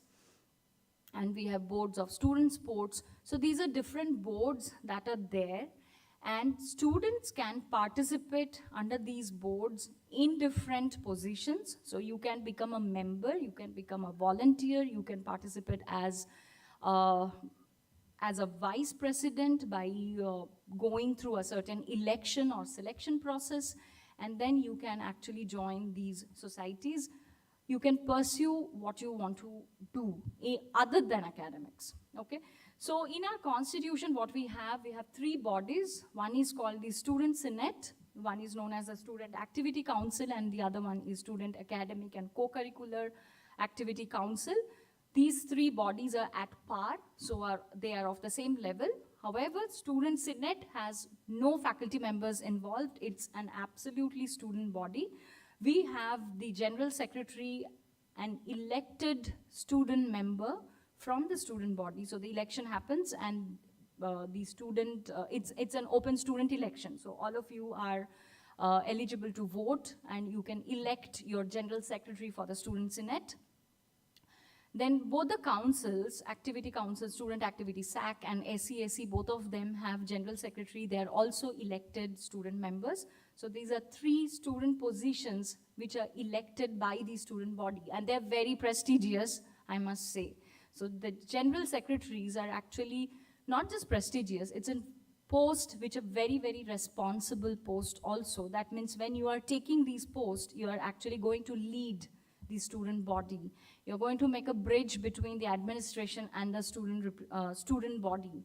So therefore, these positions also comes with a lot of responsibility, and therefore, if someone is inclined to serve the student community and the institute, should come for these positions, should go for such election procedures.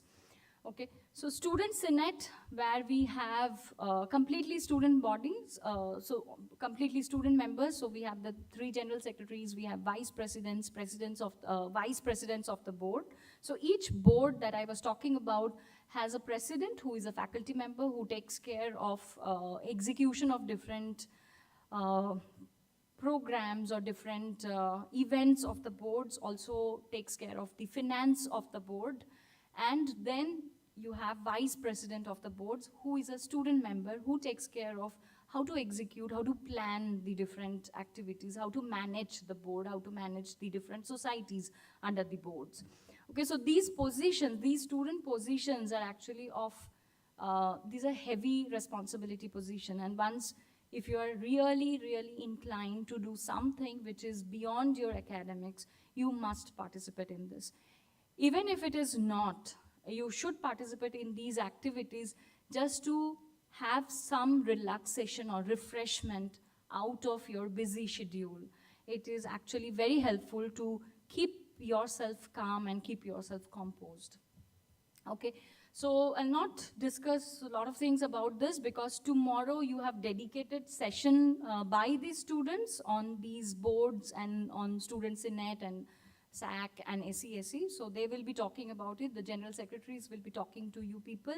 Please attend. Please don't think that since I am a PhD student, how does it matter to me? I will not participate in this. Or I'm an Mtech student, I don't care about this. Please don't have that kind of a feeling. Please understand, when you participate, you get a lot of chance to talk to others. You make new friends. And sometimes that is what you want when you are under stress. And it's going to happen, you know, being a PG student, number of times you will face situations where you feel like you are very stressed out. You feel that you need to talk to others. And sometimes it may not be just, may not be professional help, but maybe talking to just your friend makes things much easier. So therefore it's very important to make good friends. And that can only happen when you participate in different activities, not just in your classroom, but activities of these sort. I have just listed up some of these boards, which I have already told you people. These are glimpses of different programs, events that we have on campus. So this coming semester, you will see some of these events. This semester and the next semester is going to be very active in terms of student activities. You will have the tech festival, you will have the cultural festival, this semester you will have the sports festival. So there are a lot of festivals that happens where different students from outside campus also participate. You get to see a lot of people and you can also participate in those. So please participate. So these are some of glimpses of these different festivals. So for example, we have our cultural festival where we invite or host some famous stars. Could be these are like events where you get to see performers which you may not see otherwise. Like when you are not inside the campus, you are in somewhere else, you have to buy a ticket and go and see programs, correct? So for example, I can think of KK, who is no more. So we have seen KK performing on stage here twice. So these programs are something that you get a chance to enjoy when you are on campus and you are participating also. So therefore, these are some events that are very specific for every institute. So every institute has their cultural fest where all these things happens. We also have one event which is a cultural extravaganza of where we celebrate Indian heritage, which is known as Virasat. This is under Speak Make. So tonight we also have a Speak Make event. You should attend, so you will understand what kind of performance I'm talking about. These are mostly classical performances by renowned artists. This also is something, it's an opportunity. You will not get this when you are not on campus. So whenever you get such opportunity, whenever people are coming here performing something, please make sure that you attend. Because later when you will go out of this campus, you will pay tickets, you will pay certain price for the tickets and then you will attend. So please understand this is a great opportunity, like free of cost. Okay. Okay.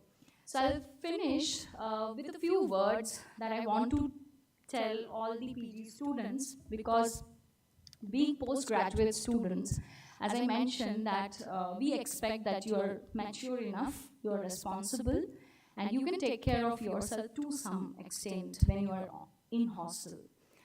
Compared to the undergraduates, we believe that postgraduate students are much more developed in terms of their actions, words, and behavior. There are certain norms and guidelines for each student. When you have completed your registration process, you must have gone through certain forms, you have filled certain forms, you have signed them. One of them was Institute Code of Conduct. Okay? So Institute Code of Conduct, if you have not gone through it really and just signed it thinking that it's just a document and I need to sign, please read that carefully. Okay? It tells you about what you can do and what you cannot do. And if you do something which you are not supposed to do, what will be the consequences? And sometimes the consequences can go harsh. Okay? So obviously we do not want to get into those kind of a troubled situation. When I talk about your behavior towards others, when you are staying in hostel, you are staying with number of people whom you met just now. You have not seen them earlier, okay? So therefore you cannot remain stranger forever. You have to make friends. You have to stay with others. So therefore there need to be something which is called a cordial relation to be maintained, okay? You may not become friend to everyone, which is obviously not possible, but at least this cordial behavior needs to be maintained. So you cannot use something like abusive language for others. These are few things that are mentioned in hostel guidelines, hostel norms, in Institute Code of Conduct. Please read them carefully because you have already signed those documents. So if there is any deviation from that, consequences will be there. Okay. When I talk about words, you need to be careful when you talk to others. I'm not saying that you become very choosy about your words, that I'll not say this thing and that thing and all that.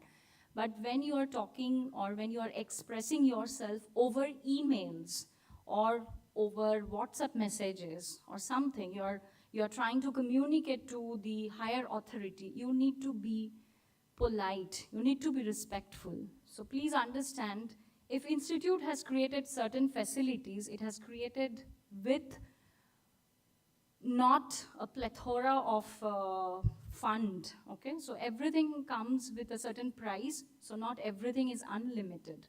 So things are limited. So sometimes you will feel that I did not get this. I was entitled for it, but I still did not get this. But to express that, you have certain channels. So you need to respect those channels. So that's why you also need to know what is the constitution, who are your student representative at this point, who are the PG representatives who can take your words to the next level. So therefore, it's not that randomly, directly you write to everyone that you feel and you express yourself in whatever way you want. It's not like that. Please try to understand, once you have entered the campus, once you have enrolled as students, we are all together on this campus, okay? So we all are a single family. We are the IITJ fraternity. So we have to help each other and be there for each other in different scenarios, different problems. So it cannot be just a blame game. It needs to be something which needs to be resolved together. So it cannot happen through random students, it needs to happen through the representatives. So please understand, you have to figure out who all are your PG representatives, your student guides. So from counseling services, just right after me, you will get to see our student counselor. You will meet the chairperson counseling services. They will talk about what are the counseling facilities we provide to our students. So you will learn that there are people, there are student members, there are faculty members to help you at different points. So therefore, don't get excited, don't get overwhelmed, or don't get saddened by different things that happens time to time on campus. Everything has certain reasons for happening, so therefore we have to slowly understand and imbibe in that process. So I finish with these few lines. Before also I used some of the quotes from Mahatma Gandhi and from Debbie Stabenow, which are like of people from different generations. Okay, so you will feel Mahatma Gandhi, he was long back, he was there, okay, and he said something. Why do I bother about now? The person whose poem I'm going to read right now was born in 1996. So she's exactly of your age. At least few of you will be of the same age. So it's your generation who is telling this. So I'll just read it for you. There are stars you haven't seen and loves you haven't loved. There's light you haven't felt and sunrises yet to dawn. There are dreams you haven't dreamt and days you haven't lived and nights you won't forget and flowers yet to grow. There is more to you that you have yet to know. So you have lots and lots of potential and possibilities. You have capabilities to do a lot more things that you're doing right now. Please understand, you have not seen everything. Okay, so therefore, instead of looking into mundane issues of regular day-to-day work, routine work, there's so much to explore on this campus in terms of student activities, in terms of student life on campus. Please do that. Please make yourself involved into these different activities so that you're occupied with all kinds of positive vibes. And that is what you will then give it to your juniors who will be coming in the next year. Okay, so with that, I'll say your journey has begun and welcome on board. And thank you everyone for listening to me.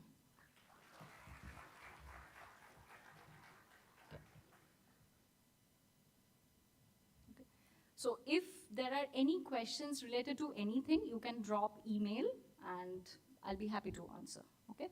Thank you so much.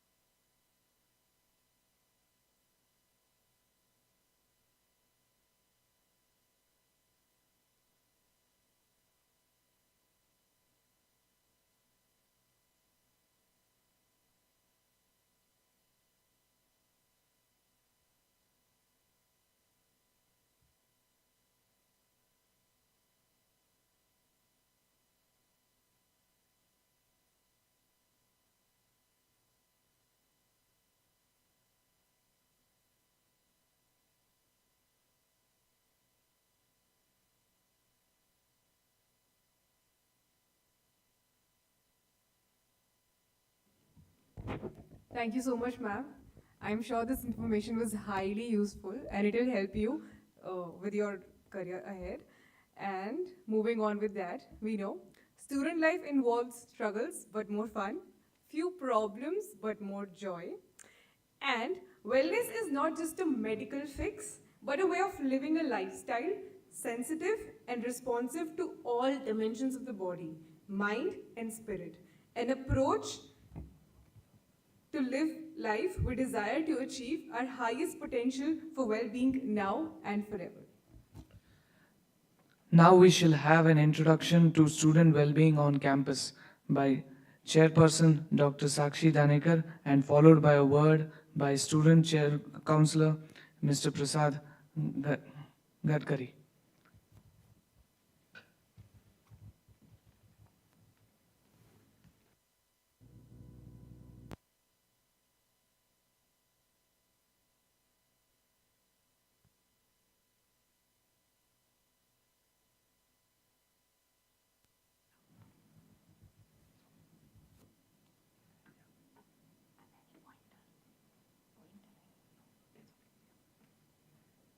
Hello, everyone.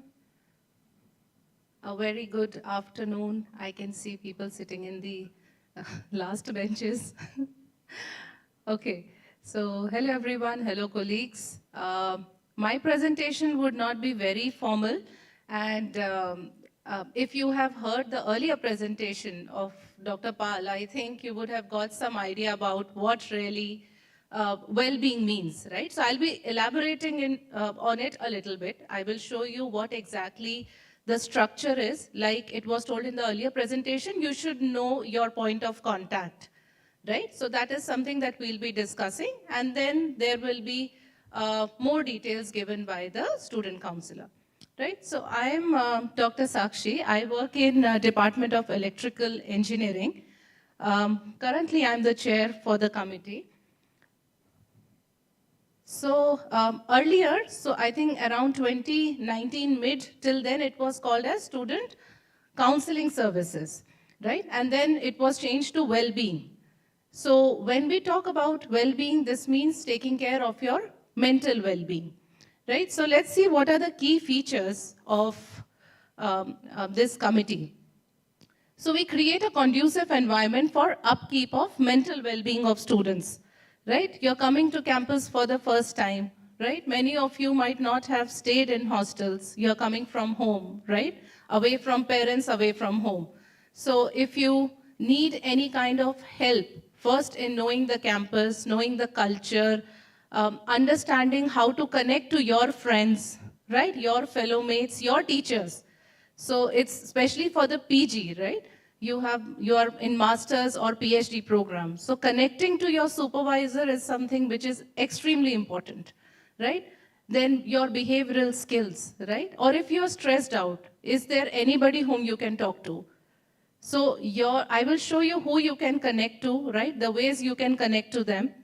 And all these people are available 24/7.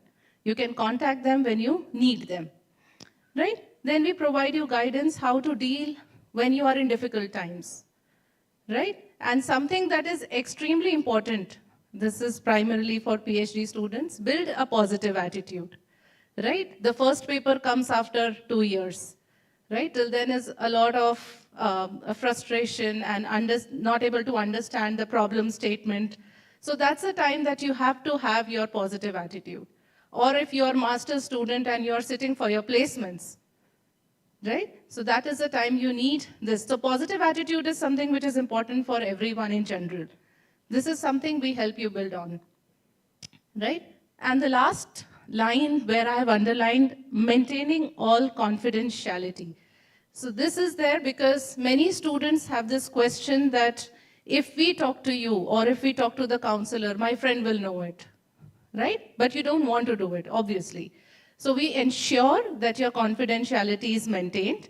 Nobody finds out who is speaking with the counselor, right? So it's absolutely confidential. So then coming on to the structure. So first is the chair and then comes the faculty advisors.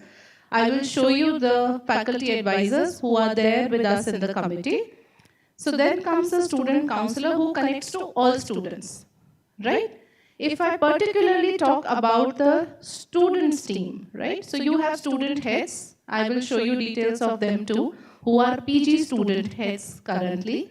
Then you have assistant heads, right? And then you have student guides. So student guides are the ones which are most closely connected to the new students, which means you all, right? So after this or maybe during this time, you will be assigned student guides. Each student guide will have on an average of 12 students, right? So in case you want to understand anything or you want to quickly find out, you can connect to the student guide. If you don't get an answer from him or her, is then when you connect to assistant head, right? You will have phone numbers and details of all of them on the website, right? And soon I think you will start connecting to them through WhatsApp. Anyways, you all are connected to each other through WhatsApp, right? And then comes well-being moderator. She's Ananya. She's also here with us today. You'll be meeting her very often. She is on campus, right? So again, she comes as your first point of contact, right? So why I have put it as all students or parents, right? So there are certain cases where parents are concerned for their children because they are not with them and they are far away from the campus, right? So in case you are in a difficult situation, the parents can also connect to us, right? Okay, so this is our counselors team. So we have Mr. Prasad Gadkari. He's clinical psychologist. He'll be talking after my presentation.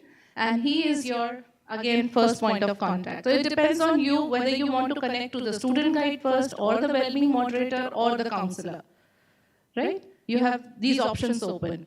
And then you have well-being moderator, who is Ms. Ananya Sharma. She's also a psychologist and she lives on campus. Okay, so coming on to our faculty advisors team. So you know me now. Then we have Dr. Ankita Sharma. She's from Humanities and Social Sciences. So she's the one who actually formed the counseling team, how it was named earlier, right? So she has actually contributed a lot for this committee. Then we have Dr. Prasanjit Tribhuvan, also from HSS. And Dr. Pankaj Yadav, who is working in bioscience and bioengineering, right? So the teachers or the faculty members who are there in the committee can help you connect to the students or to the counselor, right? That's our role. If you want to connect directly to the counselor, you have the freedom to do that too. Okay, so coming on to our student heads, you might have met them. Sarmishta was to come today. Is she here? Okay. So she's here, and then Shubham is there. They have worked very hard. Our SWC team has worked very hard for your orientation program, right? So they are the current PG heads. Then comes student assistant heads and student guides, right? So the second flowchart shows that different PG students get connected to each team member. So how your distribution will be, you will be connected to student guides or assistant heads or heads, right? As the team expands, you will have one phone number and one identity saying that if you are in trouble, you can contact this person. That person will also maybe call you for some meetings, say once in a month or once in 2 months, to understand if there is any problem that you want to share or you want to connect for something. You can always have informal chit chats with them too. Okay, so the kind of activities that are done. So in the pandemic time, we were doing it more like in the online mode, and pre-pandemic was offline mode.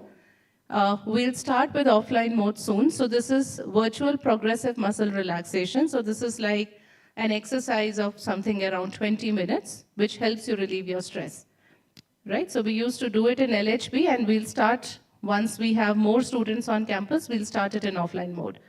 And then we help in answering queries, right? Individual counseling, especially interaction with fresh students to deal with anxiety. That is very much possible to be there because you're away from home, right? Okay, so then we have Your Dost app. You'll find out the details of this very soon in the coming time. So next weekend, we will have a representative from Your Dost, and they will talk about how you can use this service. So basically, this is a website-based service. So you can create an account, log in, and not really see a person. So if you want to anonymously talk to somebody and just feel better, right? You can connect the counselor through the website, through Your Dost website. And then there are some informal events during orientation. I'll be talking about this particularly PG orientation in some time.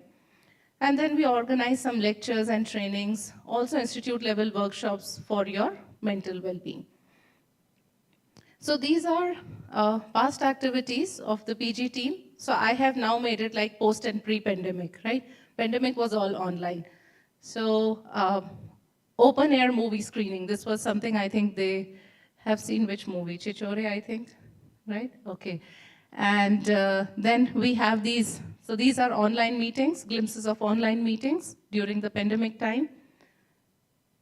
And so what we used to do is that we would connect to students who are in isolation, because 14 days of isolation, after 2 days itself, the student would get depressed, right? So we would connect to them and ask if they want to talk to somebody. You know, I have heard from people who have actually been in isolation that we want to see a 3D person which can actually move, right? Because you only see your screen. How many movies you will watch, how much songs you will listen to, how much WhatsApp you will do, right? So that was the time that we tried connecting to students.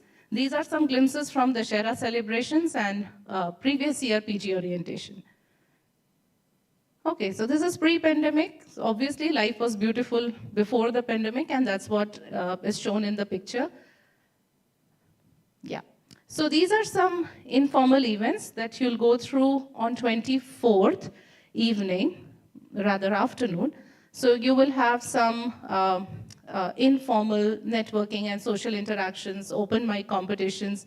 I would advise you to not miss out on that, right? These are like golden opportunities you have to connect to your seniors and your friends as you enter a new campus. And then we have a talk by our well-being moderator, Ms. Ananya, right? And she'll be talking about importance of mental well-being. So why I have shown the structure, not just to give you an information, but also because in the coming time, we would want you people to be part of the team, right? Every year we have opening. We announced it that now we are looking for new student guides.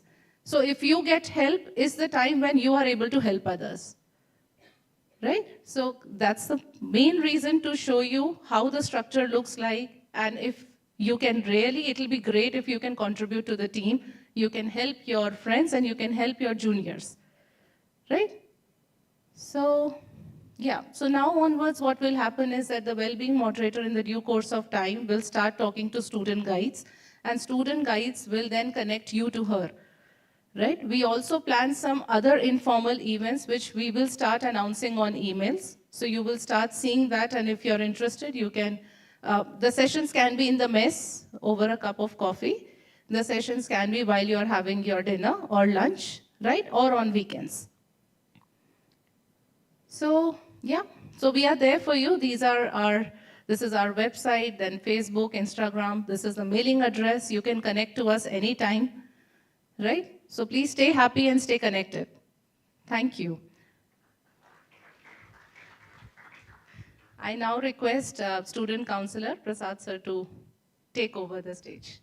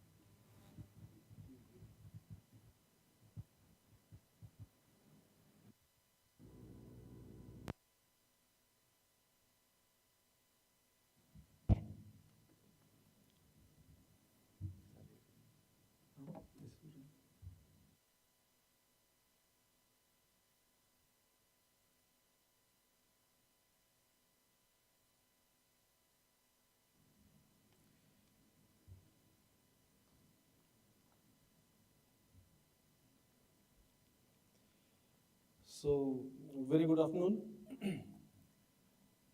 My name is Prasad Gadkari. You could slide.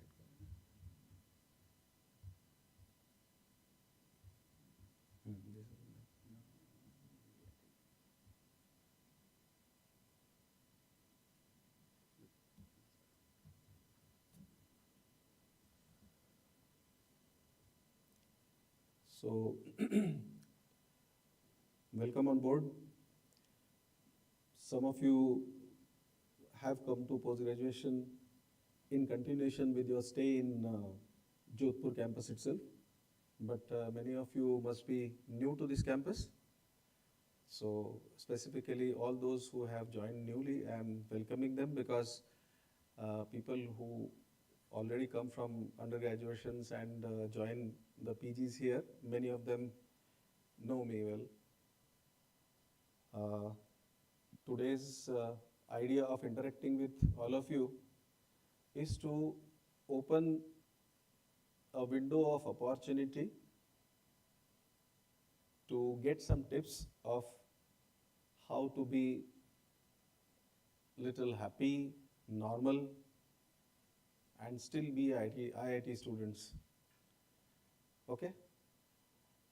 One of the experiences since last 3-4 years which I have been having here is that as the time passes in your post-graduation, as the burden increases, this group of students is one of those groups which is more likely to be little isolated and their routines become so busy.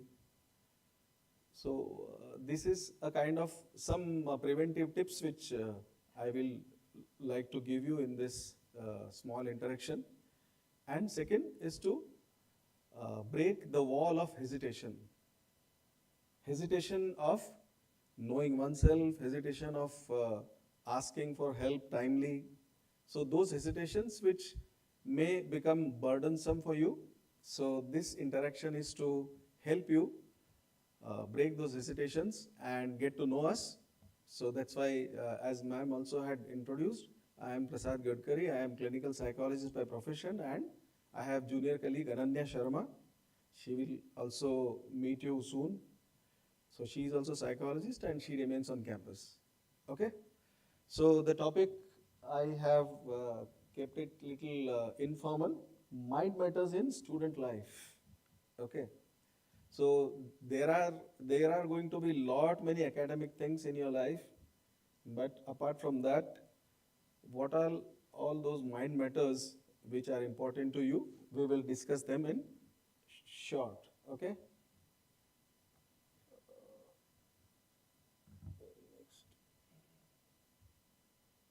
Right. When you talk about mind, just have a look at these couple of words. Do they make sense to you?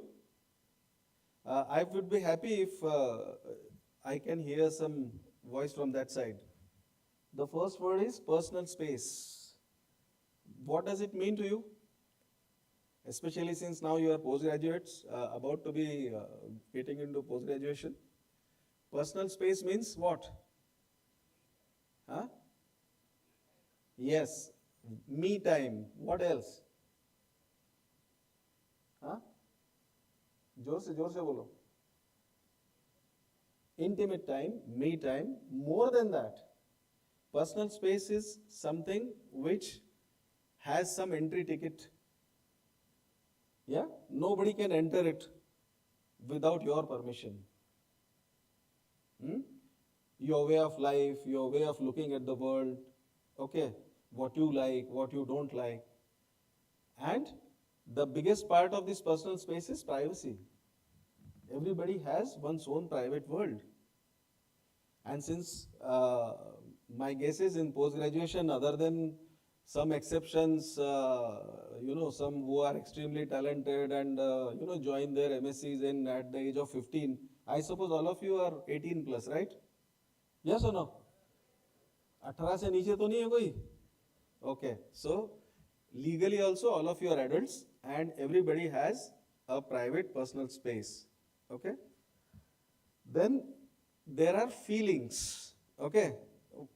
When we talk about feelings, what kind of impressions you get in your mind? Mostly they are filmy, right? Feelings means पीछे से music बजा, गाना बजने लग गया, dance शुरू हो गया. Okay? But in fact, feelings can be both kinds. Some feelings which are very happy, shareable, okay? You smile around, you jump around, you make friends, okay? You like people, okay? You fall in love, blah, blah, blah. वो तो सब आपको मालूम ही है, okay? But there can be feelings which are undesirable, negative. You don't want to feel, okay? Who wants to be depressed? Who wants to be angry, okay? So there can be feelings. Then your thoughts. Everybody has one's own thought structure, okay, which makes you decide what to do, what not to do, whom to meet, whom not to meet, okay. Then habits. Since last couple of years, this is a very noticeable change in students' behavior, that most of the students are either single or single child, or maybe at the most 2 siblings, 3 siblings, right? यहाँ पे कोई hall में है जिसके 5 भाई बहन हैं? Is there anybody who has 5, 6 siblings? No. Yes? So on an average, सबके ज़्यादा से ज़्यादा 2 भाई बहन, right?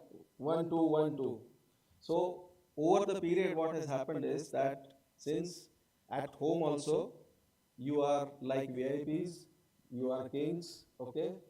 आप अपनी मम्मी पापा की आंखों के तारे हो सब लोग, okay? And then you have come to this hostel, you have come to this atmosphere. So your habits which you have inculcated in your home, they follow you here. Okay, and sometimes there may be match, there may be mismatch. Okay? Then self-image. Every one of us comes with one's own self-image. Okay? So that may be negative also, that may be positive also. I may feel that, well, I look very fat. I may feel that my specs don't look very good. I feel that, my height is not very good. Or I feel that, well, I am very good looking. I feel that, so many girls look at me. They should look at me. I'm giving a simple example. Everybody has one's own self-image. Some people feel inferior. Some people feel very superior. Okay? Then, relationships. Less said the better. Or you want to say something?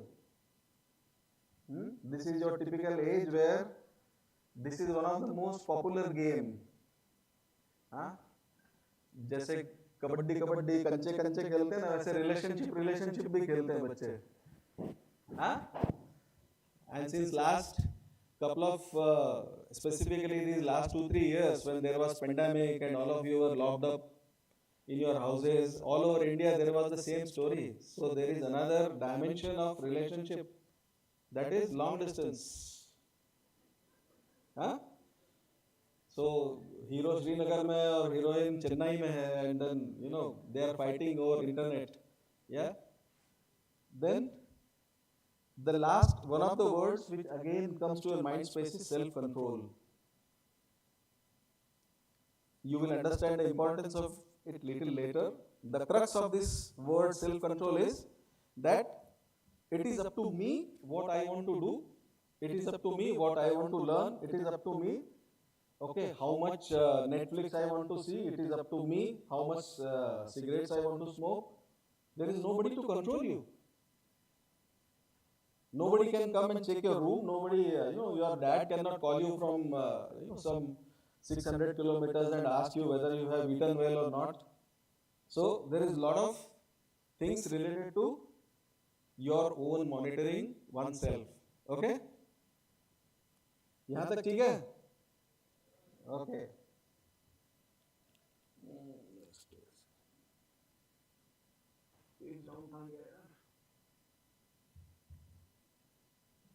Help. शायद hang हो गया बेटा. Next. Just 1 minute.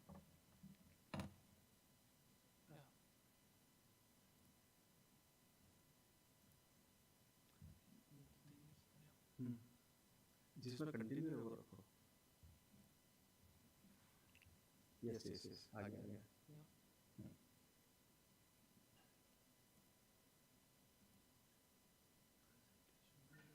ये नीचे रहता है ये वाला.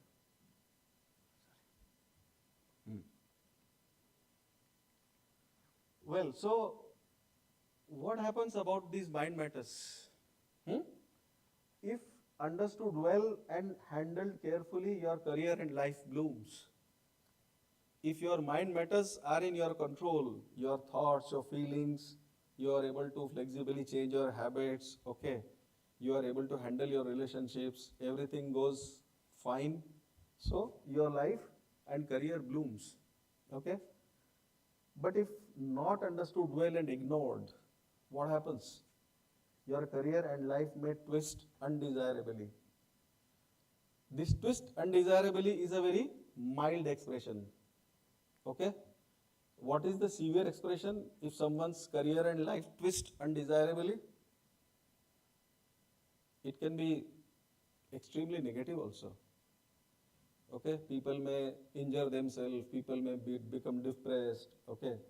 They start feeling that, well, life is not worth living, my guide said this to me, okay, or my boyfriend said this to me, okay. So there can be a very bad twist in lives also if you are not aware and taking care of your mind matters, okay. Okay. Now, what are the tasks at hand as a student? These are 3 major areas which I would like you to emphasize. First is academics, of course. Okay, because you have, by taking admission in post-graduations and that too in such prestigious institutes, okay, you have raised hopes of your family members, your parents, okay. You have raised your own hopes also. You will be Mtech, you will be PhD from, IITs. Okay, you will publish papers, you will go here, you will go there, you will go for postdoc. There's so many immense possibility as far as academics are concerned. Okay, so academics is something which is the main crux and 24/7, activity which will occupy your mind space. Rather it should. Okay, I don't think any one of you have come here to learn your guitar, which you could not learn in 10th or 12th. पापा ने मना कर दिया था, so अभी यहाँ पे PG में आके और गिटार सीखने वाला हूँ. ऐसा तो कोई हो नहीं सकता, right? So academics is one of the major area. Then personal growth. Okay? आप लोगों ने ये नीचे IIT का एम्बलम पढ़ा है संस्कृत में? ये क्या लिखा है? Can anybody read? त्वं ज्ञानमयो विज्ञानमयोसि. इसका क्या मतलब होता है? Have you heard it somewhere before reading it here? Anybody? एक कप चाय मिलेगी? Yes? Huh? Upanishad? No. Which is the source? Okay. Good guess. Anybody else? This sentence or this phrase has come from something called Ganapati Atharva Shirsha, where you are praying the Almighty and you are saying you are not only knowledge, you are the innovation also. आप ज्ञान भी हैं और विज्ञान भी हैं. So you are not only in the pursuit of science, but you are at the end of your academic career, you want to become the source of knowledge also. Okay, because many of you will be teaching others, many of you will be, innovating things. So that is called personal growth. So your growth as a human being, a successful professional, a successful man, successful woman would entail professional growth. Okay, personal growth, and then social growth. Now the moment social growth, you say there are so many branches nowadays. The social media is one of those major branch which either help you to grow or march your growth. So many of you, since you are now getting into PGs, before coming here itself, many of you must have met with those accidents, where so many people gave you what do you call, like, dislike on your Facebooks, and it affected your mental health. Do you remember? Many of you must be remembering such things. Okay, that you did something on your Facebook and you got a lot of dislikes, or you know the softwares where people produce false or kind of artificial likes for oneself. Yeah. So social growth is one of the very important issue, and in the campus also, you are not going to be isolated kind of person. You will meet friends, you will make friends. Okay, you will make enemies also. Okay, so some of you who are sitting together, maybe after 3 months you will decide not to see each other's face. That is highly possible. So these are 3 areas where you have to work on when you are in the campus. And these are 3 major influencers on your mind space. Have you heard this word influencers? कहाँ पे पढ़ा है? YouTube influencers वगैरह रहते हैं ना? Okay. So आपके mind space के ये 3 influencers हैं. So teachers, your faculty members, the family which you have left behind, and friends. And you are stuck somewhere in between.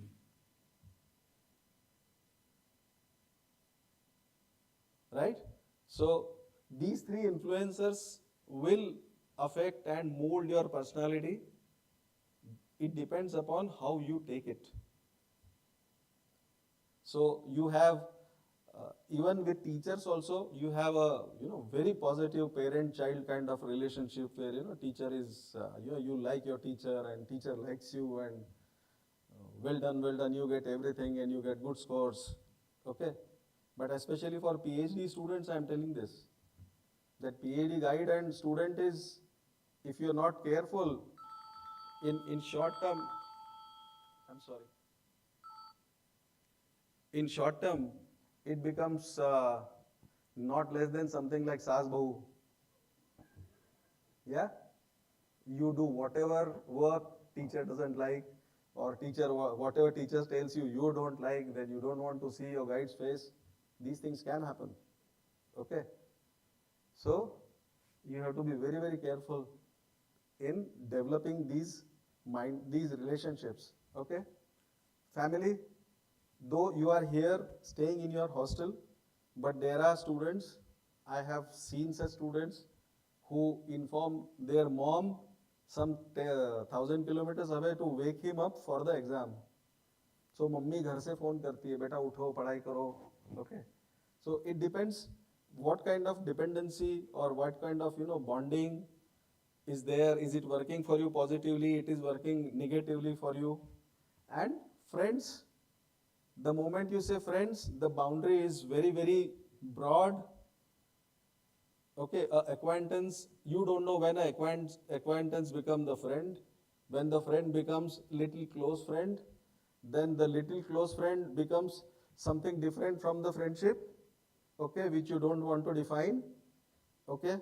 Then the next step, okay, and your mind and body, both the things are involved there.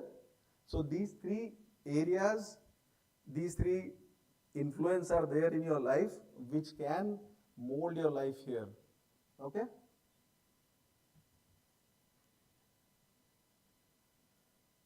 Now what can happen? As I told you, positive outcome leads to good grades and success. If the influence are influencing you positively, you get good marks, okay, you are a successful student in personal growth and maybe very happy social life also.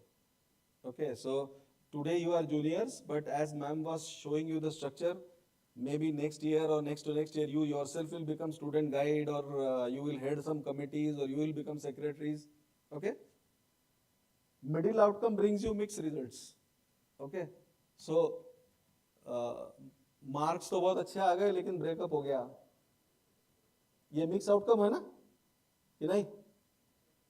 या फिर relationship तो बहुत अच्छी चल रही लेकिन guide नाराज हैं, ओके, सबमिशन बराबर नहीं हो रहे, ओके, तो उसको मिक्स रिजल्ट्स बोलते हैं. एंड देन नेगेटिव आउटकम्स में hit you hard and make a very poor show. Mind you, in any institutional setup, ultimately this is a crude reality that ultimately you are alone, because no batchmate will wait for you, no classmate will wait for you. वो अपना exam देंगे, पास हो जाएंगे, अगले year में चले जाएंगे, nobody will wait for you. And the institutions are very transitory, so batches after batches pass out. So if you are left behind, you lose all your friends quickly. In fact, many times it happens that somebody takes admission in Mtech and all his BTech friends leave. So this person again becomes very lonely. Sir, मेरे तो सारे दोस्त चले गए. I have to make all the friends afresh. So what I mean to say is that if you are not able to handle the influence properly, then your life may become little difficult. Now, what does well-being team do to you? Okay, specifically my role, Ananya madam's role. Okay, we are psychologists by profession. So, first is preventive role.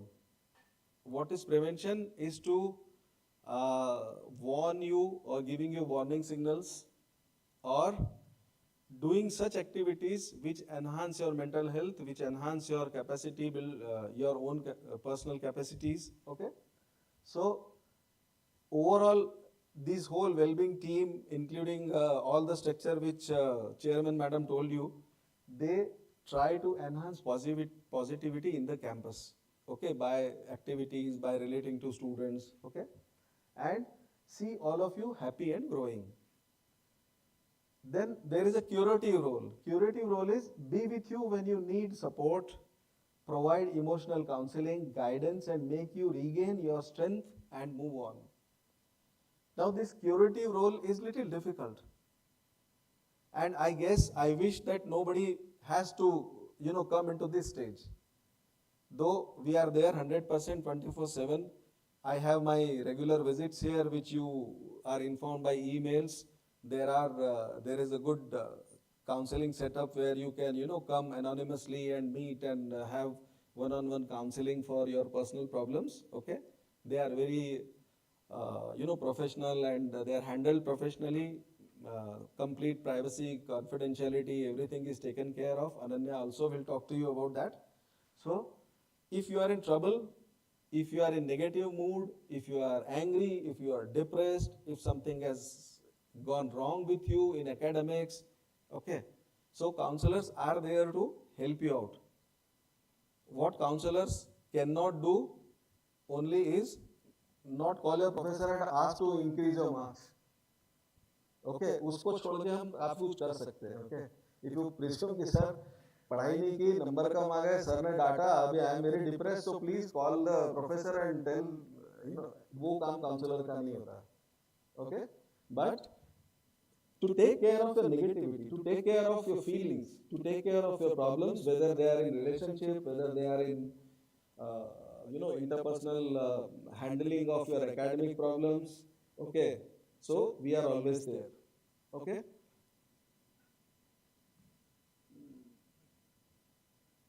Now there are I think we are reaching the last leg of the presentation.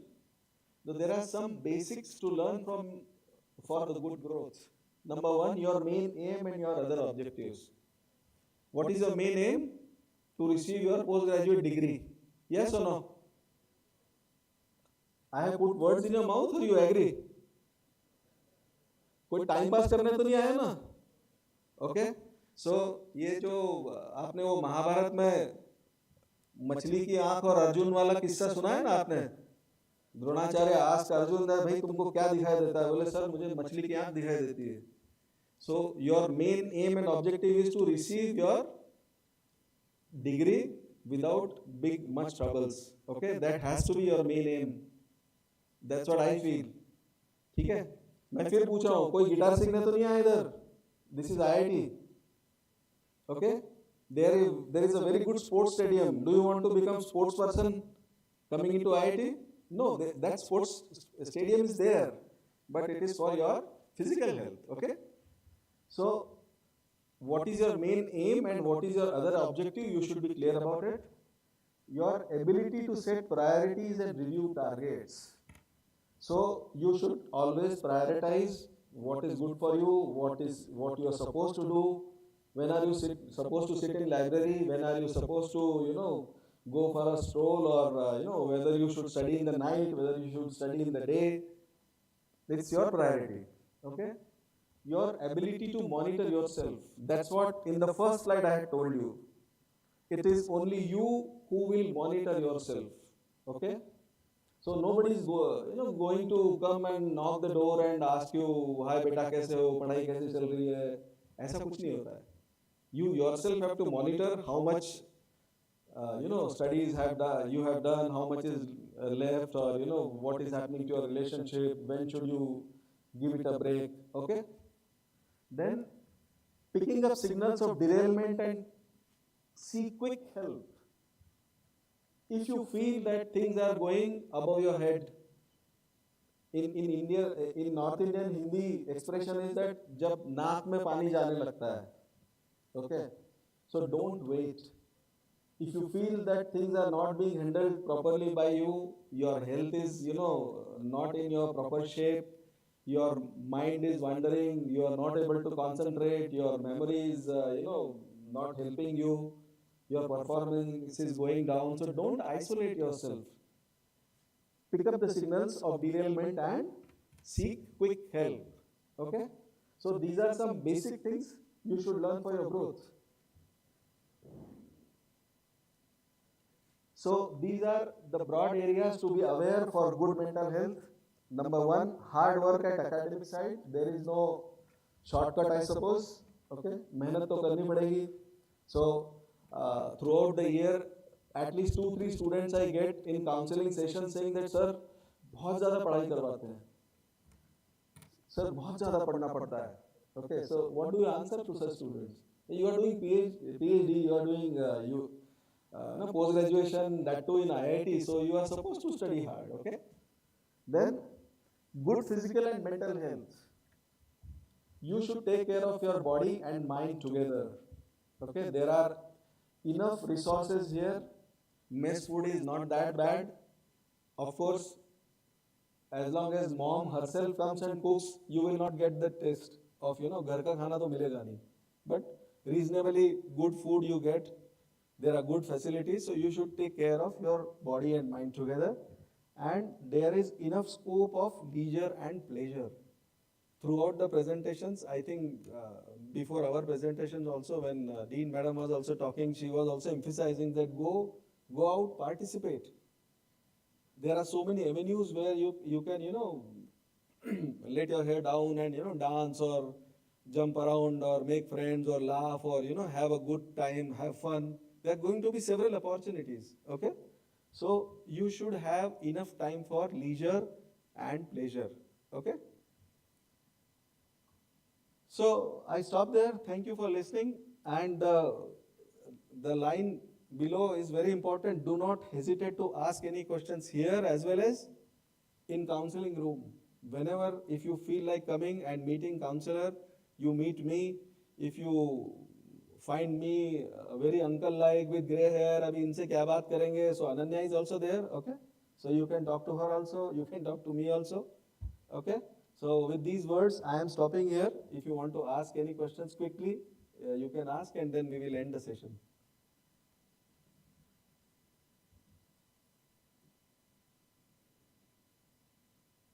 All right, okay? So keep these things in mind and do well. Thank you.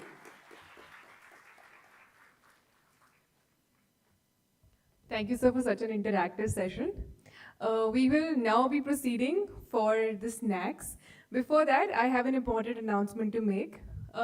I hope everybody here has been assigned their student guides, SGs. Just in case anybody has not been assigned an SG, we have Shubham, sir. He is Sabke SG, so please contact him. Okay, after snacks, important announcement, we will have a discussion on the career development cell, okay, which is another important cell.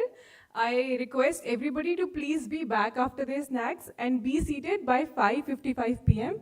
We will begin at 6 p.m. sharp, okay?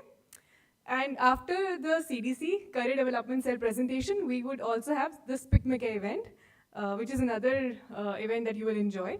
So please be seated on time. You can please go to the mess for the snacks. Thank you.